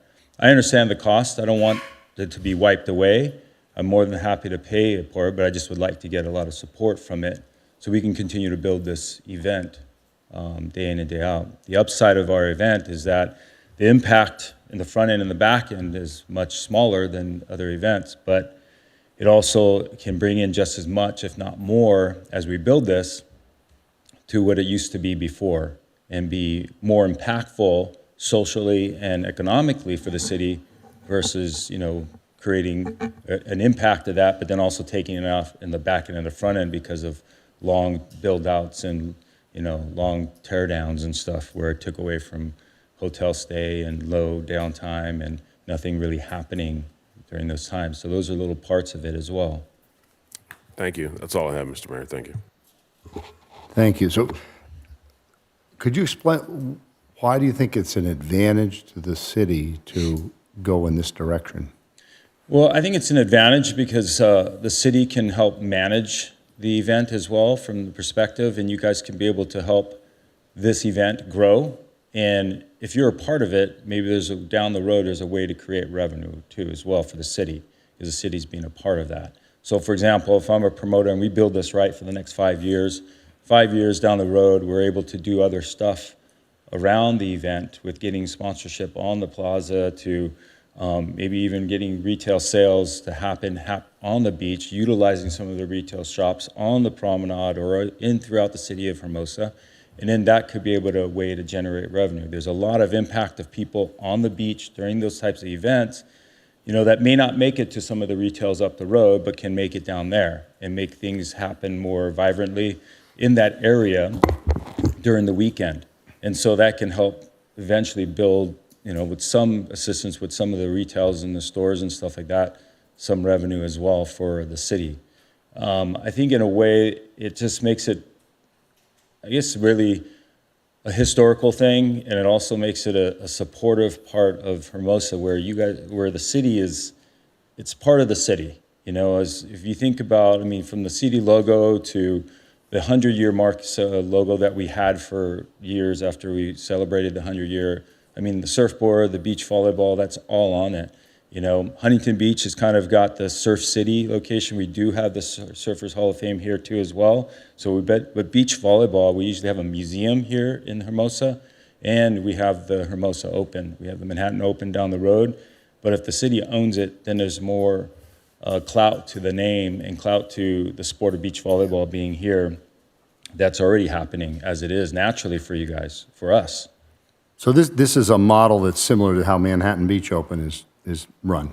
It's similar to that, yes. They've got quite a bureaucracy, or I shouldn't say bureaucracy, but city staff is intricately involved, and the city Manhattan Beach does spend a lot of money administering that event, which we don't so far. Exactly. So, but that's the different part. We don't need to have, I personally don't think we need the city to be heavily involved with that to create, but the choice is yours. If that's something that the city sees, and that's why that's another reason to this, is that it doesn't have to be impactful to the city, meaning you don't have to have staff working into this, but if it's something that grows like the city of Manhattan Beach has figured out and utilized, that it's worth their time putting that effort into it and building that event.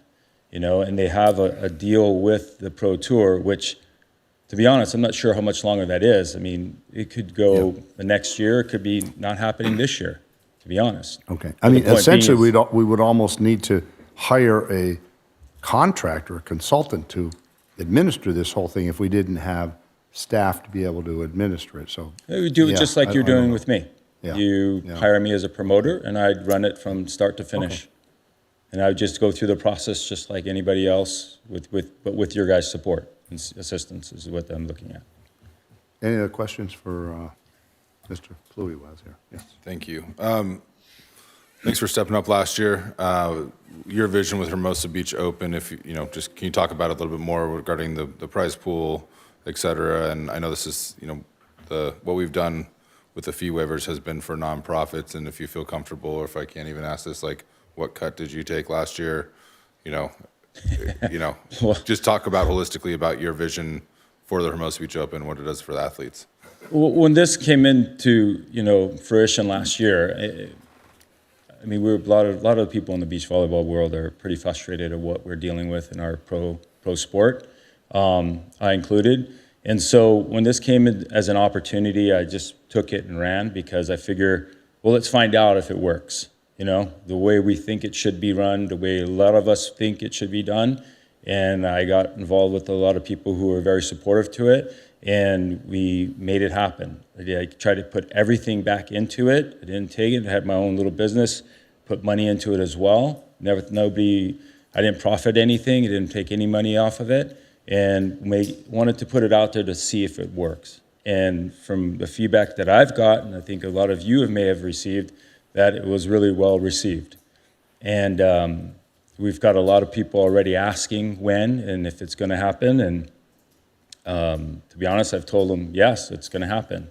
So hopefully I won't get stuck too much. But it's, the point is that people are excited about it, literally around the world. I've had multiple international players and teams and federations reach out and say, look, is this tournament, can we get a letter of recommendation? Can we get a letter of request to send to our federation so we can send a team to qualify or to be a part of it in some way?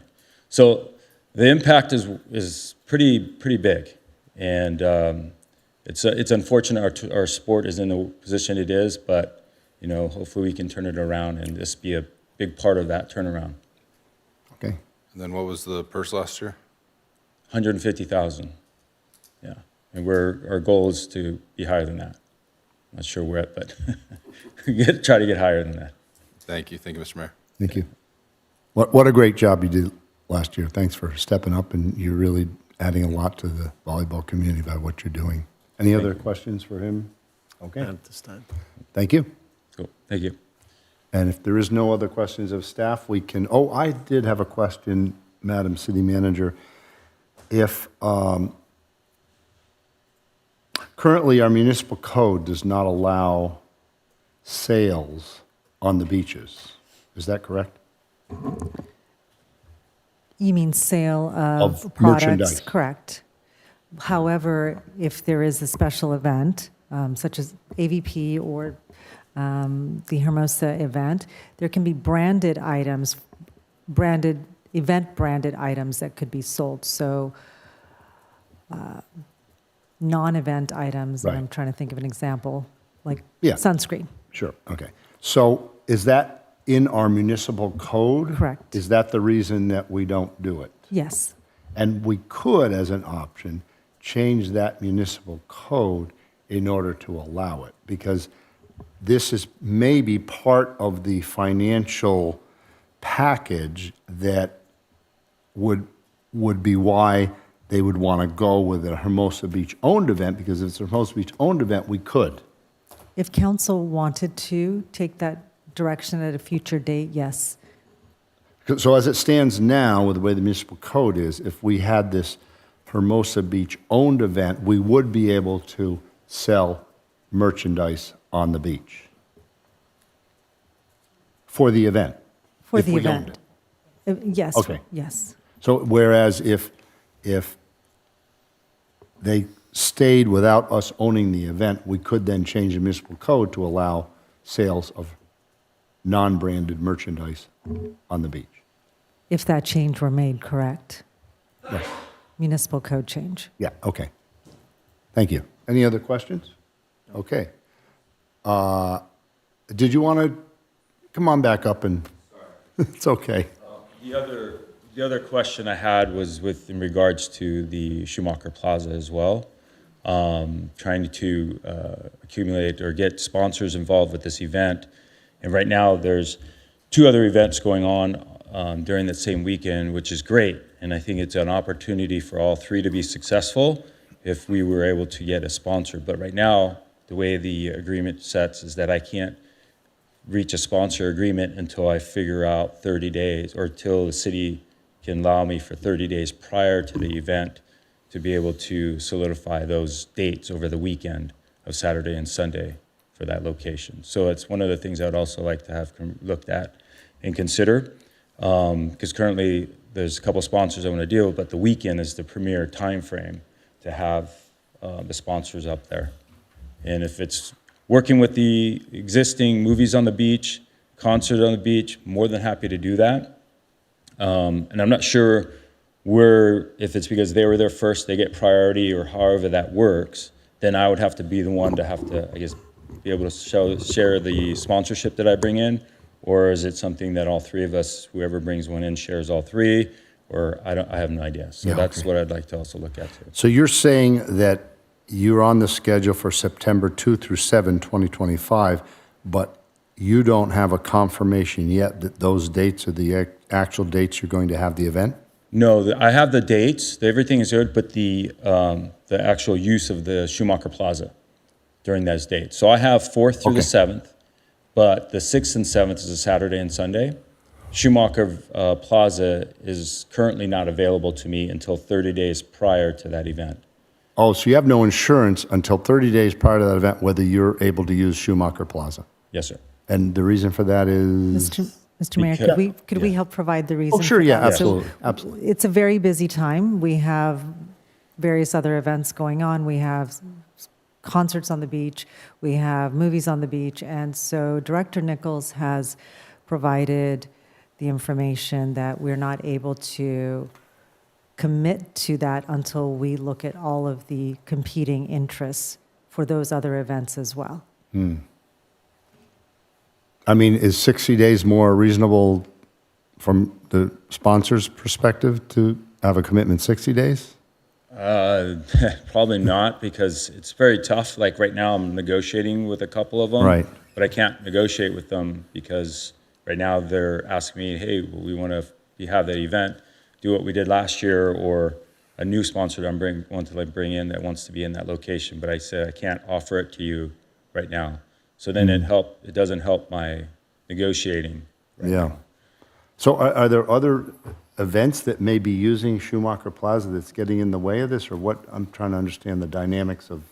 Movies at the beach is the Saturday during the event producer's time frame. Concerts is the Sunday. So in the past, we have always utilized either Schumacher Plaza, the Pier Plaza, or the beach for our sponsors for both of those events.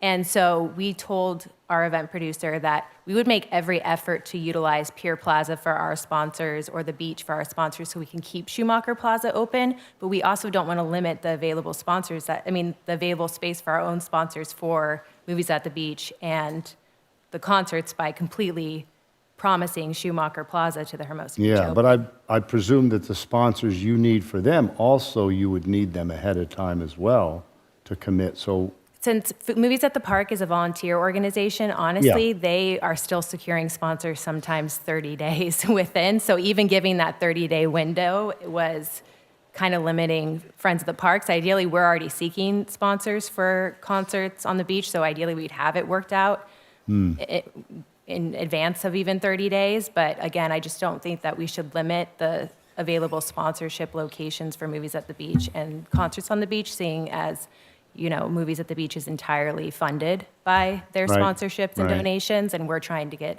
the Okay. same level of sponsors and donations for the concerts to cover the city's cost to put those on. okay, thank you very much. Thank you.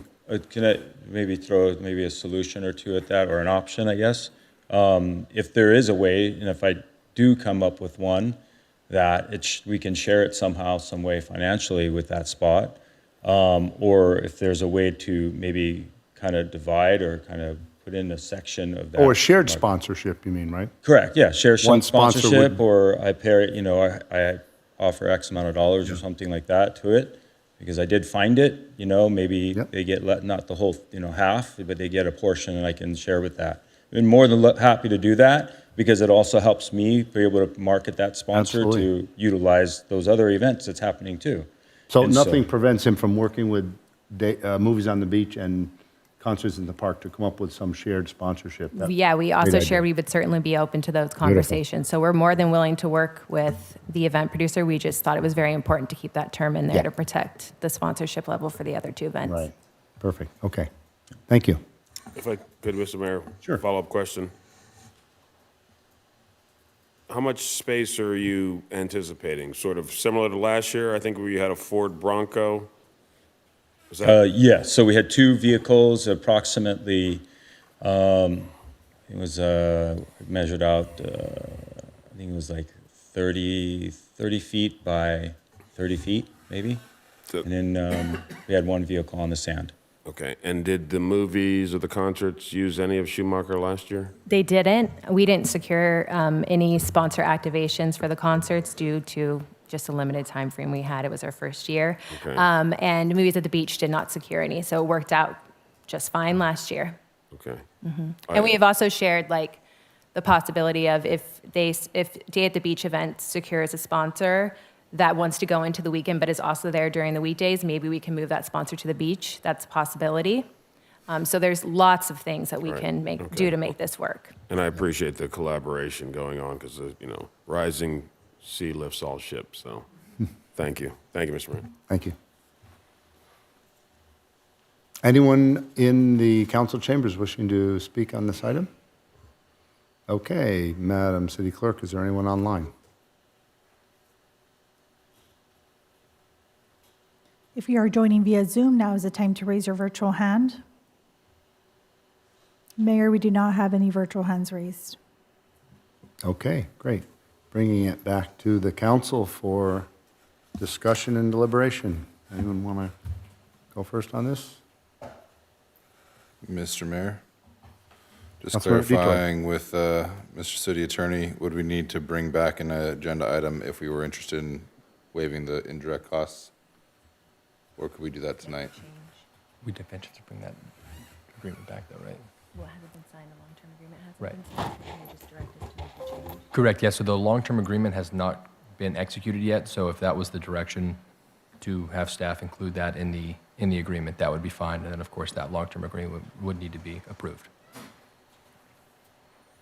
Well, that would be my appetite tonight, and then, it sounds like you're already talking about Schumacher, so however we can work out a deal that benefits all three. If there's a sponsor that, we can bring in with higher dollar, then no offense to Movies on the Beach, there's a little bit different audiences and, the draw for, maybe being a title sponsor for all three or being involved in the sponsorship for all three could benefit. So with that, I'm more than happy to make a motion that we include the indirect costs, waiving them for Hermosa Beach Open for the long-term agreement. Is there a second? I'll second that. Okay. There's a motion and a second. So basically your suggestion is not to go in with owning the Hermosa Beach Open. You instead want to waive the fees and continue with the long-term agreement the way it's structured. Is that your? Just listening to staff tonight, it doesn't sound like there's enough time this year. Yeah. I think over the next 3 years, who knows how long the federal, trademark or whatever the right term is for that will take. I definitely am in favor of moving towards, city-managed, city-owned event. Of course, I think outsourcing with the producer, whether it be Mark or the Pro Tour or whoever steps up in the future, definitely interested in doing that. And I think that, we have proof of concept. As I said, I think it was a quick but successful event last year, and hopefully we can keep growing this and making this a more appealing event to, either continue with our current producer or find someone in the future. So I'm wondering about the precedent it sets if the AVP wants to come in with the Hermosa Beach Open as well, then claiming being treated fair, would we then waive fees for the AVP as well when they come in and want to do a Hermosa Beach Open in the future? Because more than likely they'll be back. So do you have any concerns about that or being willing to waive fees if the AVP comes back? I think, I forget if it was part of the presentation or part of the requirements of showing the financials. As the producer mentioned last year, it was a nonprofit event, not a 501c3 structure, but the draw from producing the event wasn't there. And talking to the producer in the past, his goal is to have the largest prize pool for the players and do it the right way. Why there's a minimal footprint, and it was amazing seeing all the teams from all over the world. But the AVP coming back in where obviously it's a bigger footprint, we have stands, it attracts a lot more people. How does this affect then waiving fees for the AVP when they come in? Guess we'll have to cross that bridge when we get there. Yeah, okay. Any more discussion? Councilmember Jackson? Just to piggyback off what Councilmember DeToy said, I think, yes, we want to own this event, don't have the time to make it work for this year, but certainly for 26 and 27, so it makes sense to modify the agreement that'll impact this year, give us the ability to help support some of the fee waivers. And, this year I think is very important because we met last year a handful of international players who had never been to the USA before, and their very first visit to the U.S. was Hermosa Beach. Very impactful. Those folks will most likely be in their respective Olympic teams. They'll go back, and while we're trying to figure out hopefully what countries can come here and use our beaches for training, whatnot, I think those discussions that they take back to their teams, I think will be beneficial to us long-term, not just for the Olympics. So I think this is a good idea. We should own it. Obviously, there's some concerns about others wanting to have a similar event, and we'll cross that bridge when we get to it. But at the end of the day, the Hermosa Beach Open will be owned by the city of Hermosa Beach, and we can figure out what that means in terms of 1 event, 2 events, 10 events, or no events. So I'm excited about this and appreciative of all your efforts there, Mr. Palui. Thank you. Thank you. I have a question of staff. If the Hermosa Beach Open, if they believe that they're going to attract a larger fan base, do they have the ability to put up stands, or are they somehow limited in the format where it was just on the sand? No, they would be able to. We would work with them on the permitting requirements for that. There's nothing in the drafted long-term agreement, which council has approved, that would prevent. Okay, the so they would be for able that. to work on it sometime a month or two before the event to figure out how they would structure that. I mean, I just think that there's a lot of fans that like the stands. There's a lot of fans that want to come and see the crowds and the best volleyball players in the world to come. So I hope we don't do anything to discourage that. I have no problem seeing, I'd like to see two pro events in Hermosa Beach, 2 Hermosa Beach Opens, but that's down the line. I think for now we're making the step in the right direction by waiving those fees and moving ahead with that. So, okay, thank you. Any other comments? Okay. Madam City Clerk, let's have a vote.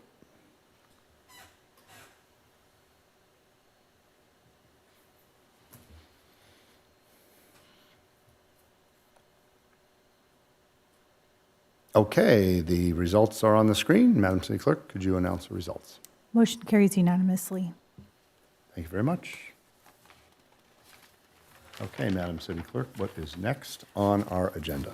Item 17B, renaming the Greenbelt Pedestrian Trail with a bench dedicated to the Access Hermosa Working Group and in memoriam of Jeff Hirsch and Casey Rohrer, and renaming the South Park Accessible Playground in honor of Casey Rohrer. Okay, thank you very much. Okay, it is me again. Can we go ahead and go to the next slide? In August, City Council formed the Greenbelt Pedestrian Trail Naming Subcommittee and appointed Mayor Pro Tem Saman and Councilmember Detoy to serve on that subcommittee. In September, the Parks Commission selected Commissioners Ellman and Horowitz to serve on the subcommittee to work with the City Council members. Then in January, Council expanded the scope of work for that subcommittee to include evaluation of the renaming of the South Park Accessible Playground in honor of Casey Rohrer. The committee's initial recommendations were formed and presented to the Parks Commission on March 4th, which the commission did recommend approval for. Their recommendation was then scheduled for review by City Council on March 25th. Council did continue review to its next meeting, which is tonight, which gave the subcommittee an opportunity to meet an additional time to further review that recommendation that had went before the Parks Commission. The subcommittee met on April 1st, and the subcommittee revised its recommendation regarding the naming of the Greenbelt Pedestrian Trail from Pier Avenue to 8th Street. The subcommittee did maintain its initial recommendation regarding the renaming of the South Park Accessible Playground. Next slide. So the subcommittees, sorry, next slide. I think I skipped a next slide. Thank you. The subcommittee's revised recommendation regarding the renaming of the Greenbelt Pedestrian Trail is to rename it the Greenbelt Accessible Trail. And again, this only covers the area from Pier Avenue to 8th Street. Renaming it the Greenbelt Accessible Trail would further convey how this specific portion of the Greenbelt is inclusive, providing equal access for all its users. Additionally, the subcommittee recommends installing a bench on the Greenbelt pedestrian trail with a plaque dedicated to the Access Hermosa Working Group and in memoriam of accessibility advocates associated with that group, Jeff Hirsch and Casey Rohr. The Access Hermosa Working Group was created to advise and support the city in improving accessibility throughout the city. Hermosa Beach residents Jeff Hirsch and Beth Rohr, mother of Casey Rohr, served on the Access Hermosa Working Group. Improving accessibility to the Greenbelt was one of the group's top goals and projects that Jeff and Casey were individually advocating for as well. The bench would be placed on the east side of the Greenbelt pedestrian trail on an existing concrete pad, which would allow for ADA seating next to that bench. Next slide. The subcommittee's recommendation pertaining to the renaming of the South Park Accessible Playground, which the commission recommended approval to City Council of, is to rename it the Casey Rohr Accessible Playground. And again, this is just for the accessible playground portion of South Park. We are not suggesting a renaming of South Park in its entirety. Casey wished for a park that was accessible to all children, and his mother Beth served alongside a group of volunteers advocating for a renovation of South Park. Casey was not only an inspiration for this project, but he was actually involved in the design of the universally accessible playground. So the subcommittee did find this proposed renaming fitting in honor of Casey. It is recommended to install a plaque on an existing bench which overlooks the accessible playground, and it would acknowledge the naming. CIP 603 South Park Slope Irrigation and Landscape Improvements would include the installation of a concrete pad under this bench, and that would allow for ADA seating next to the bench. The anticipated project completion date is in July of 2025 for that CIP. Therefore, if approved, the plaque would not be installed until that project has been completed so that the concrete pad would be in place under that bench. Next slide. The city would then coordinate a celebration for the renaming of the Greenbelt pedestrian trail in May or June of 2025. That is when it is anticipated that additional landscaping surrounding the trail would be established. And then we would coordinate a celebration for the renaming of the South Park Accessible Playground in August 2025, which is following that anticipated completion date of that CIP that I referenced. And this does conclude my verbal staff report, and we're available for any questions. Thank you very much. So in summary, the subcommittee came back with a revised recommendation, partially based on comments and complaints that people had regarding the naming and all that, and then this is what we ended up with in our final recommendation. Is that fair to say? It's fair to say that the subcommittee met again and discussed their initial recommendation and revised it to what it is tonight, which is to just rename it the Greenbelt Accessible Trail and to honor Access Hermosa and memory of Jeff Hirsch and Casey Rohr with a plaque on the bench. Thank you. And if we adopted the council recommendation except number 3, which was the installation of the bench, I asked staff for estimated costs for that. It's a total of $5,250. Is that correct? To install that bench and plaque? And so if we took this out of it, we would be saving the taxpayers $5,250. Is that how I? I'm just pulling up the numbers to confirm. Sure. Okay. That sounds about right, but let me just review that information. Okay. All right. Thank you very much. Any other questions? Councilmember D. I had a question. In the South Park, that's going to be done with the construction that we approved recently, the CIP that was released, that we're renovating the park, correct? They're going to pour, so you said they're pouring a concrete. Can you explain that again slower? Yeah, so under the existing bench that was on that slide that overlooks the accessible playground, there's going to be a concrete pad poured underneath it, and then we would reinstall the bench on top of that concrete pad because that would make that bench ADA accessible because it would provide space for ADA seating right next to the bench. And was that part of the CIP? That is part of the CIP scope already. All right, thank you. And Mayor, I'm confirming clarification. the total that you shared as well, 5,200. That was confirmed by the city manager this afternoon, so Yes. it's done. Yeah, well, I like to make it public because the public doesn't see all of those pieces of correspondence. So I always like to reveal things that are important in our decision-making. Any other questions? Yes, Councilmember Jackson. Thank you. Director Nichols. I spoke with a resident this morning that was actively involved in the South Park renovation and part of the fundraising activities that went into helping to fund the project. My understanding that there was a tacit agreement or actual written agreement that some of the sponsors, particularly some of the larger donors, were supposed to have a sign that was, is that part of this? And my understanding is that whatever we do here doesn't impact the ability to put in that signage that I think we're looking to put in at some point.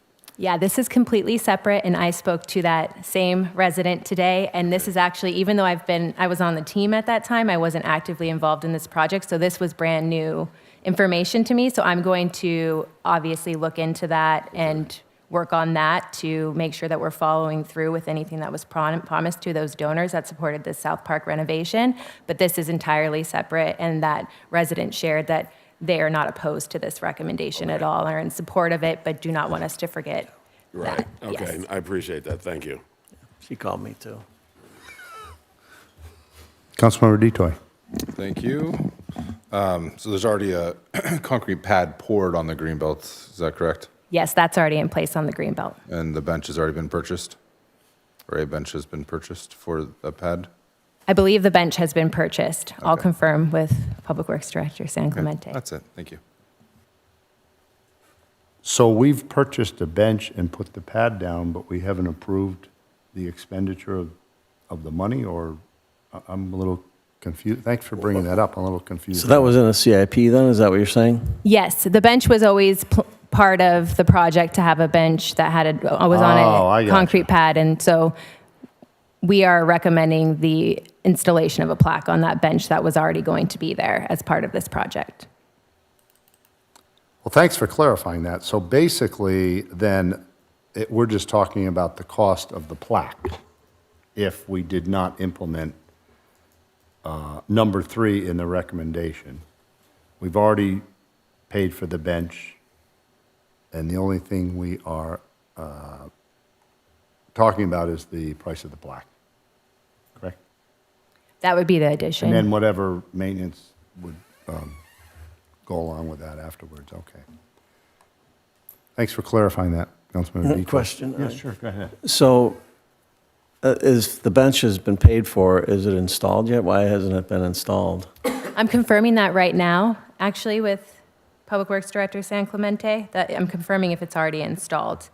Because it seems like that could have been put in already. I haven't seen too much construction going on there. Yeah, so I'll follow up as soon as I get confirmation.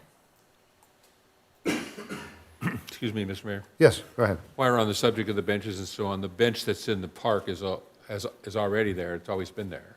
Correct. On a pad already. So only thing we're doing there is the plaque on there. And then, as has been stated here, the bench and the concrete pad for it is part of the Greenbelt project in general. So, yep. That's Well, we think that hasn't been determined if the bench was in the CIP because we're not sure. Because it's not in. Construction's done. It's not in the CIP. Where are you looking at that? On the Greenbelt, the bench hasn't been installed, so it's probably not part of the CIP, or else it would have already been put in. Oh, well, that's not necessarily true. The bench, I don't know, if the bench has been purchased, or I'm sure it has been already purchased. Purchased and Because it hasn't been ordered, bolted yeah. to the concrete doesn't really mean anything. And we believe it has been installed. At the time when we were working on these recommendations, we were still waiting for delivery of the bench. Okay. So we can say with fairly confident that it's installed because it just arrived like within this time frame that we've been preparing this. I could run outside across the street and look. I 'cause know, it's I can right go do that and there. be right back if you'd like. Okay. Any more discussion? I'd like to not name anything on the greenbelt and name it, keep it as the accessible trail name, and not spend any money on any plaques, and just leave. Oh, I thought Dean was wrapping it up. Go ahead, open it up. Oh, my goodness, we forgot public comment. Great, okay, let's not jump on there. Madam, is there anyone in the council chambers wishing to come on up and speak tonight?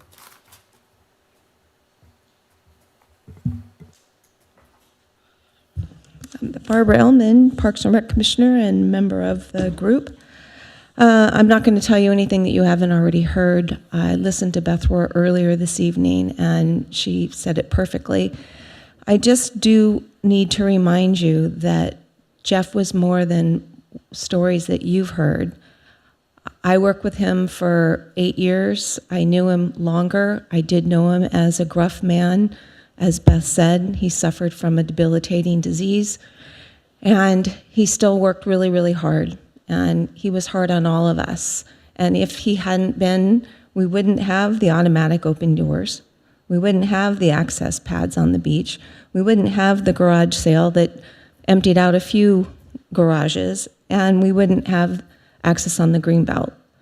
And we've already had a number of residents from Sunrise down on the greenbelt. They're beyond excited. It's the official Sunrise walking group. They have only come out once or twice, and that's because it's just been too cold. Those that have access issues are just waiting for the van. They will come down on a Friday. They'll use the greenbelt. They'll visit the farmer's market. This is all because of Jeff. And I think it's unfortunate that I'm not saying that what other people said didn't happen. That just wasn't the man that I knew. I knew a man who was frustrated, but that frustration didn't stop him. And we've all been there. We've all had people approach us. They have ideas, and then it gets hard, and then they just don't come around anymore. But Jeff didn't do that, and I just think he should be thanked for what it is he did do. And a small plaque on the bench seems very, very small, but he has family too. He has friends. And I think it would be a wonderful way to thank both he and the Rohr family for everything that they did. This project has never been a vanity project. It's been an access issue. And I think in the next 6 months, we will see more people using that part of the Greenbelt. And we have Jeff to thank for it. Thank you. Thank you very much. Madam Sitting Clerk, is there anyone online wishing to speak on this item? Matt McCoy, your 3 minutes will begin once you're unmuted.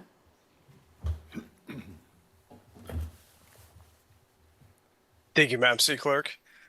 Hello, Mayor Francois, City Council staff, Madam McCool. I'll be as brief as I can on this. I appreciate the pivot that the members of this subcommittee made on this.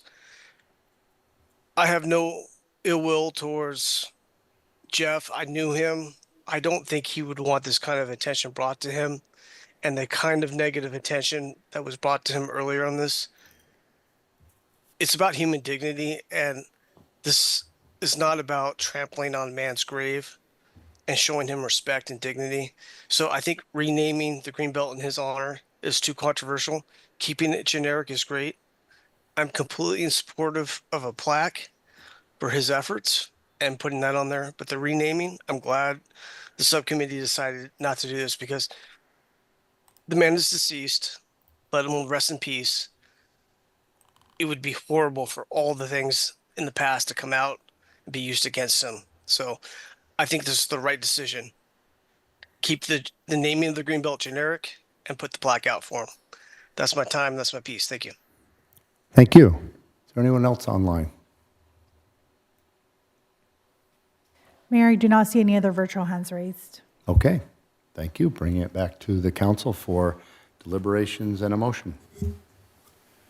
Mr. Mayor. Yes, Mayor Pro Tem. First of all, thank you, Barbara, for everything you said, and Beth, where you are, thank you. I couldn't agree more with what you said. I knew Jeff for 8 years. I worked next to him. He was a difficult person to get along with. So many times I would have to grab him by the arm and go, Jeff, wait, what are you doing? Stop. Let's talk for a minute. Because he was so focused on these access issues. He was impatient, he was grumpy, he was all of those things, and I don't want to repeat it all. But were it not for him, that path would not be there. We would have no beach access. We have 3 of them. Instead, we worked hard for 1, and we got 3 out of it. Wouldn't be there if it wasn't for him. All of the things that Barbara mentioned. I also want to clear up something that even Matt just now said, renaming the Greenbelt. We were never going to rename the Greenbelt at all, in any way. We were only going to rename the Greenbelt Pedestrian Trail something. We did kick around the idea of renaming it the Jeff Hirsch Pedestrian Trail. We had a lot of ideas about naming it for both of them and for one of them and so on. I think the final decision we made was the best one, the Greenbelt Accessible Trail. That's all we were planning on naming. And I think what we came up with for the final thing was actually an excellent idea to name the pedestrian trail the Greenbelt Accessible Trail. And the park was never much of a controversy, South Park Accessible Playground. That's what it is. That's what this is about. This is about accessibility. Putting his name in memorandum on there and Casey's name, perfectly appropriate. I don't see anything wrong with that. I think that this is the way it is just fine, and I think this plaque is fine, and I would like to just see this thing finished and put to bed and move on. Would you like to make a motion? I would, unless there's any other information. I move that we approve the report from the subcommittee and that the naming be as listed. I will second that, and then just clarification for the city attorney. We had 1 public comment regarding the resolution on page 1, section 1. City Council approves the renaming of the Greenbelt Pedestrian Trail to the Greenbelt Accessibility Trail. The comment mentioned that it is ambiguous. I know it's in the recitals up above, but just making clarification, this is just from Pier to 8th. So as long as the recitals, the whereas is up top are consistent, we're good. Correct. Okay. Agree. Okay, there's a motion and a second. Is there any further discussion? Okay, Madam City Clerk, could we have a vote?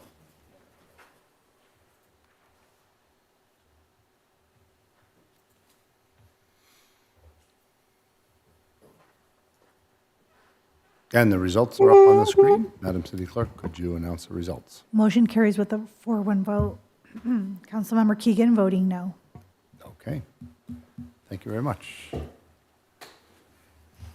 What's next on our agenda? Item 17C, approval of a professional services agreement with All City Management Services, Inc. to provide crossing guard services.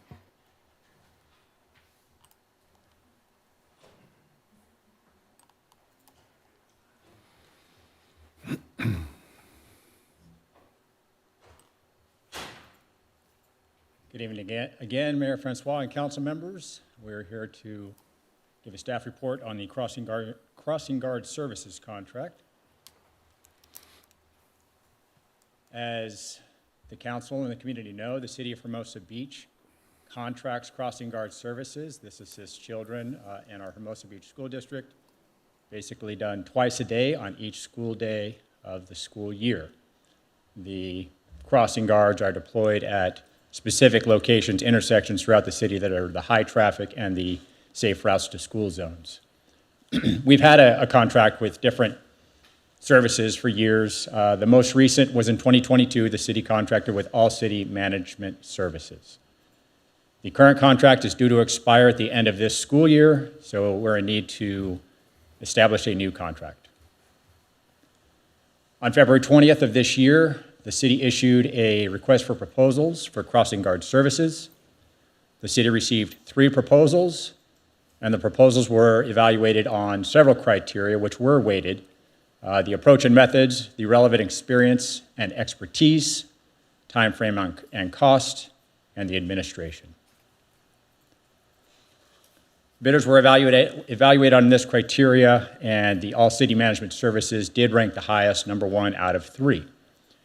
Staff conducted follow-up interviews with these companies and also assessed similar experience, expertise, and the ability to provide the services.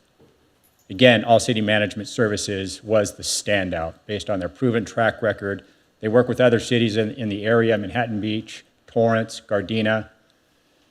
They have a lot more resources, and they have what is mentioned in a staff report as a deep bench. And why this is important is life happens, people call in sick, people have cars break down, things happen, and a critical intersection such as Pier and Valley may not be staffed. In previous contracts with some companies, we've had experience where a crossing guard just doesn't show up, which means now we have a CSO who may need to staff an intersection for 2-3 hours in the morning and again in the afternoon. And when they're not available, we may be pulling a police officer to do the same, which is not a good use of resources. ACMS has proven to be reliable. They also utilize, I think I'm getting ahead of myself on the PowerPoints, they utilize a geofence technology. So when one of their crossing guards does not show up at a specific intersection, they know it before the hours when the kids and the pedestrians start making their way to school. The second highest bidder had limited experience. This is a company that's not based in California, has 1 contract with a city that's not in Southern California. Staff was concerned that they just don't have the resources to backfill those issues when life happens, and just lack of experience. And the third highest bidder, in their website and in their proposal, they have no history or experience doing crossing guard services of any kind. They're a security guard service. The All City Management Services is the highest bidder. Their proposal is for $315,000, a little bit higher, for fiscal year 25-26. That's the same as what the city paid for this current fiscal year. And their proposal for a 3-year contract is not to exceed a 5% increase for the next 2 years. So it's staff recommendation to approve the agreement with All City Management Services to provide crossing guard services for a 3-year term, to authorize the city manager to extend that for up to 2 1-year extensions, so a possibility of 5 years, authorize the city manager to execute and the city clerk to attest to the proposed agreement. It's late. And that is our proposal. And any questions? Thank you very much. Councilmember Keegan? On the extension, is that with the same terms with the 5% cap on annual increases? Yes, sir. Thank you. Councilmember Jackson? Appreciate the report. How long has the city been in the crossing guard business? Did we take it over from the school district, or have we always owned it? Do you know? I could probably answer the first half of that. It's probably been around 12 to 15 years that the city has been managing this contract. Prior to that, I couldn't say. I don't know that the school district or any other group managed this contract. The city took it over about 25 years ago. There's no cost sharing at all? Not currently, no, sir.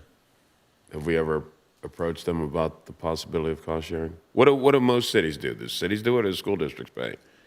It's actually a very good question, and that was brought up at one of our South Bay Police Commander meetings. A lot of cities do manage and pay for their crossing guard services. There's maybe a few that don't, or it's all the school district, or it's shared, but most of the South Bay cities do their own. Most do? Yes. Okay. Wow. Okay. Thank you. Thank you. Yeah, I mean, I recall many years ago, Redondo Beach was contemplating trying to do a cross sharing or something, but I guess what occurred was the resolution or consensus was that it's the city's responsibility for safety, and that's essentially where we're at. It's our responsibility. If we left it up to the school district, who knows the ramifications of all that. So that's my understanding. Yeah, Councilmember Keegan? To answer your question, Ray, it's a result of Prop 13. Once that occurred, school districts started getting city funds, and the way cities give money, like in Santa Monica, they give the school districts millions of dollars, like sometimes I think almost 15 million, and they do that through like the rental of schoolyards for different city programs and different ways to fund money to the schools. And so essentially that's all come about because of the lack of school funding. That's what brought all that on for the state, the whole state. Thank you. Anyone else? Okay, thank you very much. Is there anyone in the council chambers wishing to comment this evening? Madam City Clerk, is there anyone online? Matt McCoy, your 3 minutes will begin once you're unmuted. Thank you, Madam City Clerk. Hello again.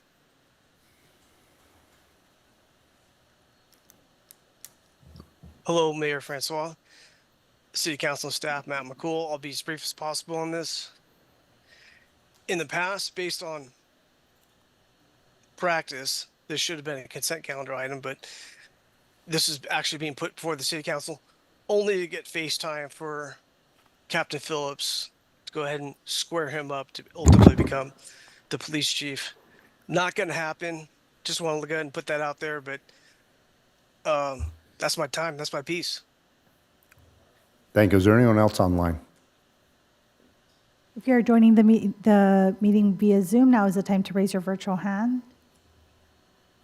Mayor, we do not have any other virtual hands raised. Okay. Thank you. Bringing it back to the City Council for deliberations and a motion. Councilmember Detoy. I was at a school pickup, sitting in the office waiting for the little guy, and some family runs into the office and asks to borrow a pen. And it was to write a happy birthday card to their favorite crossing guard.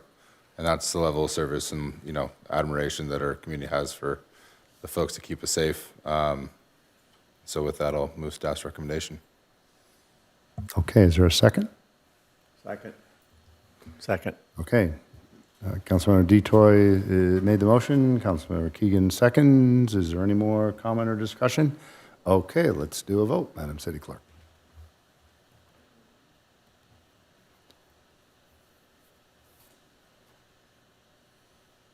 Okay, the vote's up on the screen. Could you please announce the vote? Motion carries unanimously. Thank you. And we're down to our last item this evening, aren't we? Item 17D, consideration of a resolution expressing opposition for Senate Bill 79.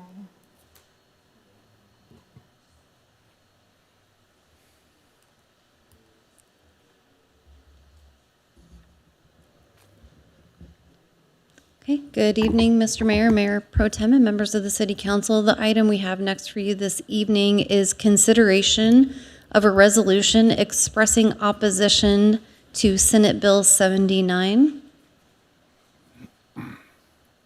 So the background on this bill, this proposed bill would require cities to approve higher density residential and commercial development near transit-oriented development or TOD stops. Per the California Resources Code, they define major transit stops as a site with an existing rail or bus rapid transit station, a ferry terminal served by a bus or rail, or intersection of two or more major bus routes with frequency of service of interval of 20 minutes or less during peak commute periods. The bill also refers to high-quality transit corridors, meaning a bus corridor with fixed route services and service intervals no longer than 15 minutes during peak commute hours. While Hermosa Beach does not have either one of these types of stops, and this bill wouldn't directly impact the city of Hermosa Beach, it would impact some of our neighbors. So the overview, again, is it would require cities with these two types of stops to approve higher density residential projects up to 7 stories near the TOD stops ministerially, regardless of their local zoning code, limit the use of local development standards on the proposed project, and allow transit agencies full land authority over residential and commercial development on property they own or lease. Based on this information, the California Cal Cities has taken a position of opposition to the Senate Bill 79 and reached out with an alert to cities seeking letters of opposition if cities were so interested in doing so. And so staff does recommend City Council consider adopting by title the resolution that was attached to the staff report in opposition of Senate Bill 79.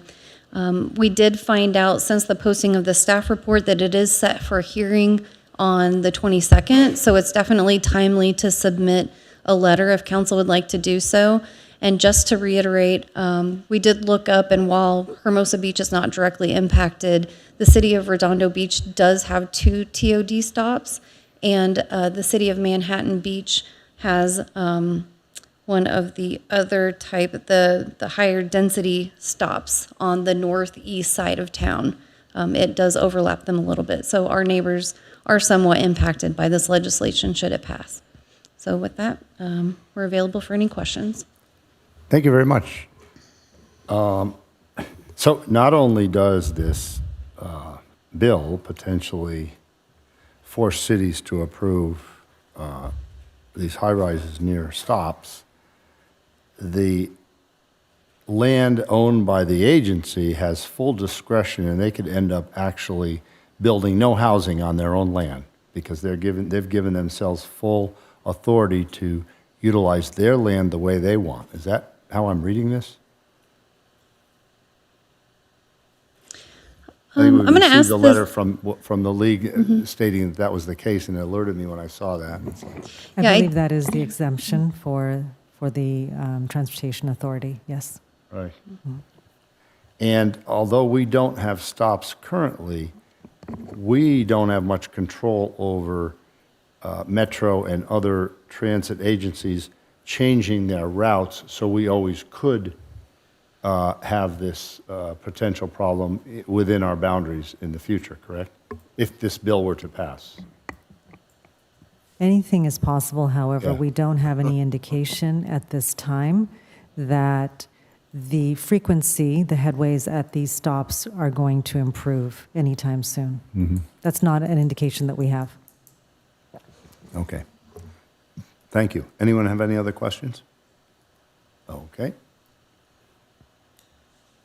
Anyone in the council chambers wishing to speak on this item? Is there anyone online to speak on this item?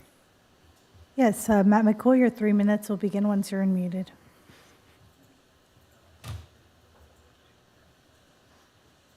Thank you, Madam City Clerk. Hello again, Mayor Francois, City Council staff. Before I go ahead and comment on this, I want to go ahead and compare and contrast this agenda item compared to the one at the last City Council meeting discussing the Green Line through Redondo Beach, where it was open for discussion.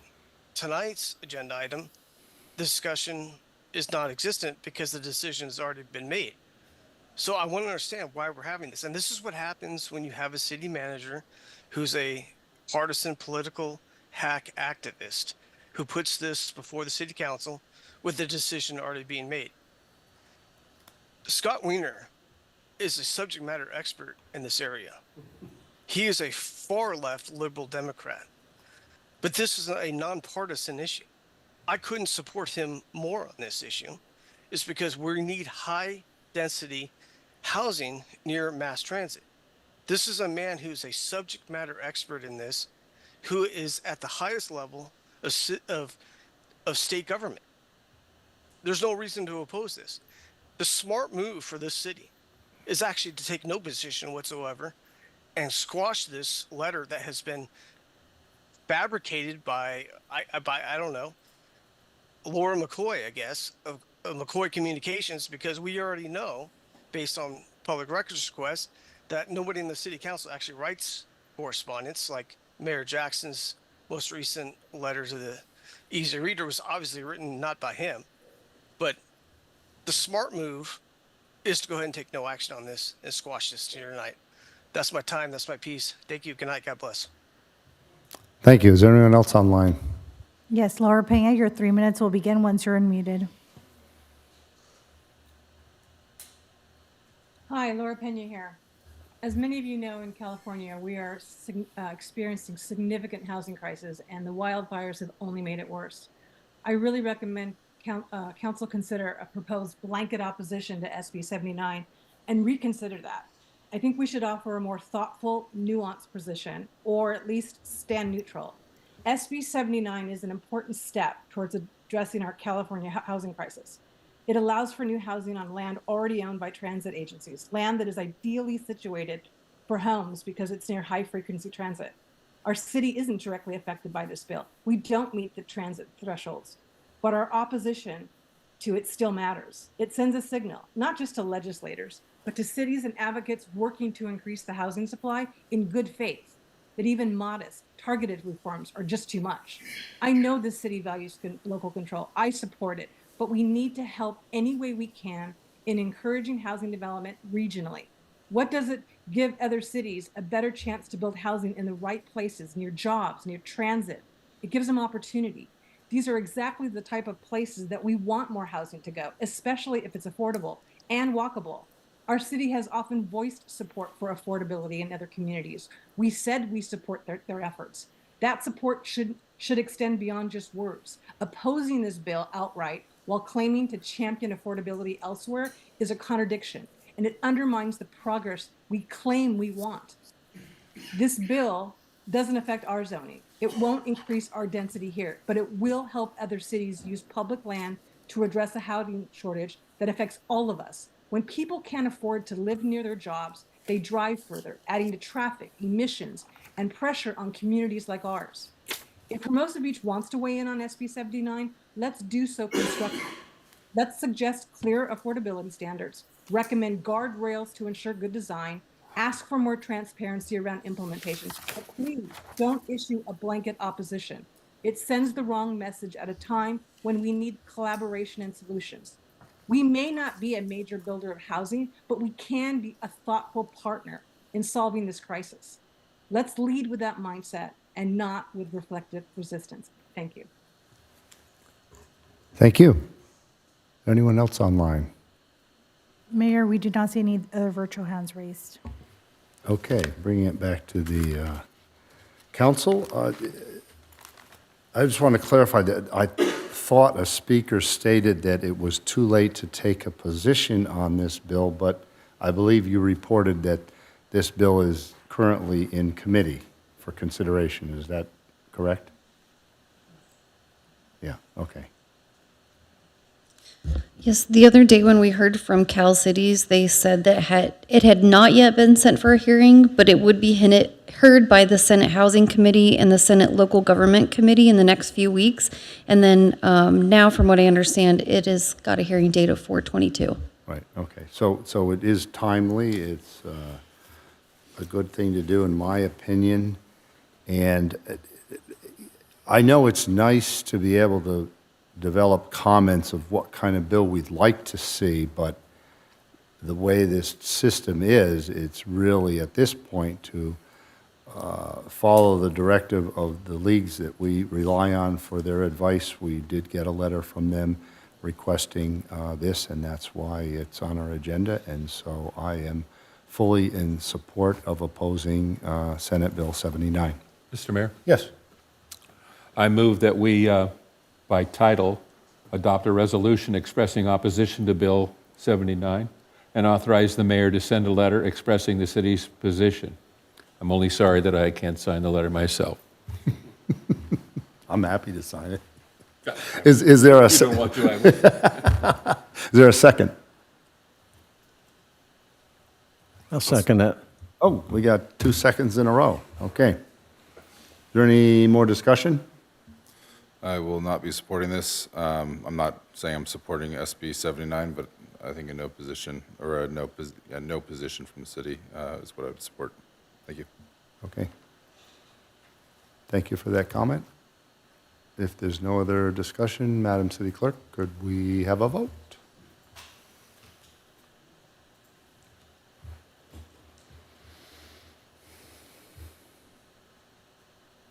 Okay, the results are on the screen. Madam City Clerk, could you announce the results? Motion carries 4-1 with Councilmember Detoy dissenting. Thank you very much. Madam City Clerk, what's next on our agenda? Item 18, future agenda items. Future agenda items. Councilmember Jackson. Thank you, Mr. Mayor. I'm seeking support to have the staff come back to us with an evaluation of the feasibility of demolishing the storage unit currently on city property and replacing it with temporary surface parking equipped with a pay box. And if that information could be made available when we have our CIP discussions, I think at the end of the month, or the first part of May, that would be helpful, I think. I'll support that. I'd like to speak to it. Well, when it comes to new I'd just agenda like to items, we amend it. can't really deliberate on it. If you want to stick to why you think it should be on the agenda or not, that would be one thing, but I don't think we can get into the deliberations of the facts of the matter or whether you support or not support something like that. I just would say to come back with some ideas for the property, not just, one idea, come back with some alternatives. So you got two supporting for info only, so I guess that's probably enough to cover that. Then. Okay. Thank you. Anyone else? Okay, I don't want to sound like a filibuster, but I'm just going to try once more because we did pass agenda item tonight on the special events permits, and the end result is that the way it's structured, an art gallery is going to require to have to get a permit when they just have a simple opening. And so I'm going to request once again that we have a new agenda item with hopefully action or at least info only on revising the uses for gallery, creative arts studios, and include openings in that use so that permits would not be required when they have an opening. That's my suggestion, and I'll try once more to see if I have any support for that. Look over here. I'll look over here. Okay, just thought I'd try. Wait, let me get it. Doesn't hurt to try. It's on our agenda, new agenda items. There we go. Okay, great. Any other future agenda items here this evening? No, but before we adjourn, I'd like to make a short announcement. Go for it. Just wanted to adjourn the meeting in memory of Parker Harriet passed away today. He was a long-term resident, probably 7 or 8 decades, and he was responsible for why we have the Noble Park. He brought forward several initiatives, and he was a long collector of votes and ran for city council, I think at least once, maybe twice, failed both times, but he was quite a character in town, and he was responsible for a couple of the votes. We did 9 votes on the Biltmore site before the final one was approved, and so he was the one who did the final one, and he was responsible for it not getting developed into condominiums. So I just wanted to say Godspeed and rest in peace to Parker Harriet. Passed away this morning at 11:45. Oh, okay, this morning, huh? Yeah, what a legend in town. So, just a reminder that the fiscal year 25-26 Capital Improvement Program study session will be held Tuesday, April 22nd, 6 p.m. in the council chambers. At the beginning of the study session, we'll have a special presentation to recognize Congressman Ted Lieu for his support of the city.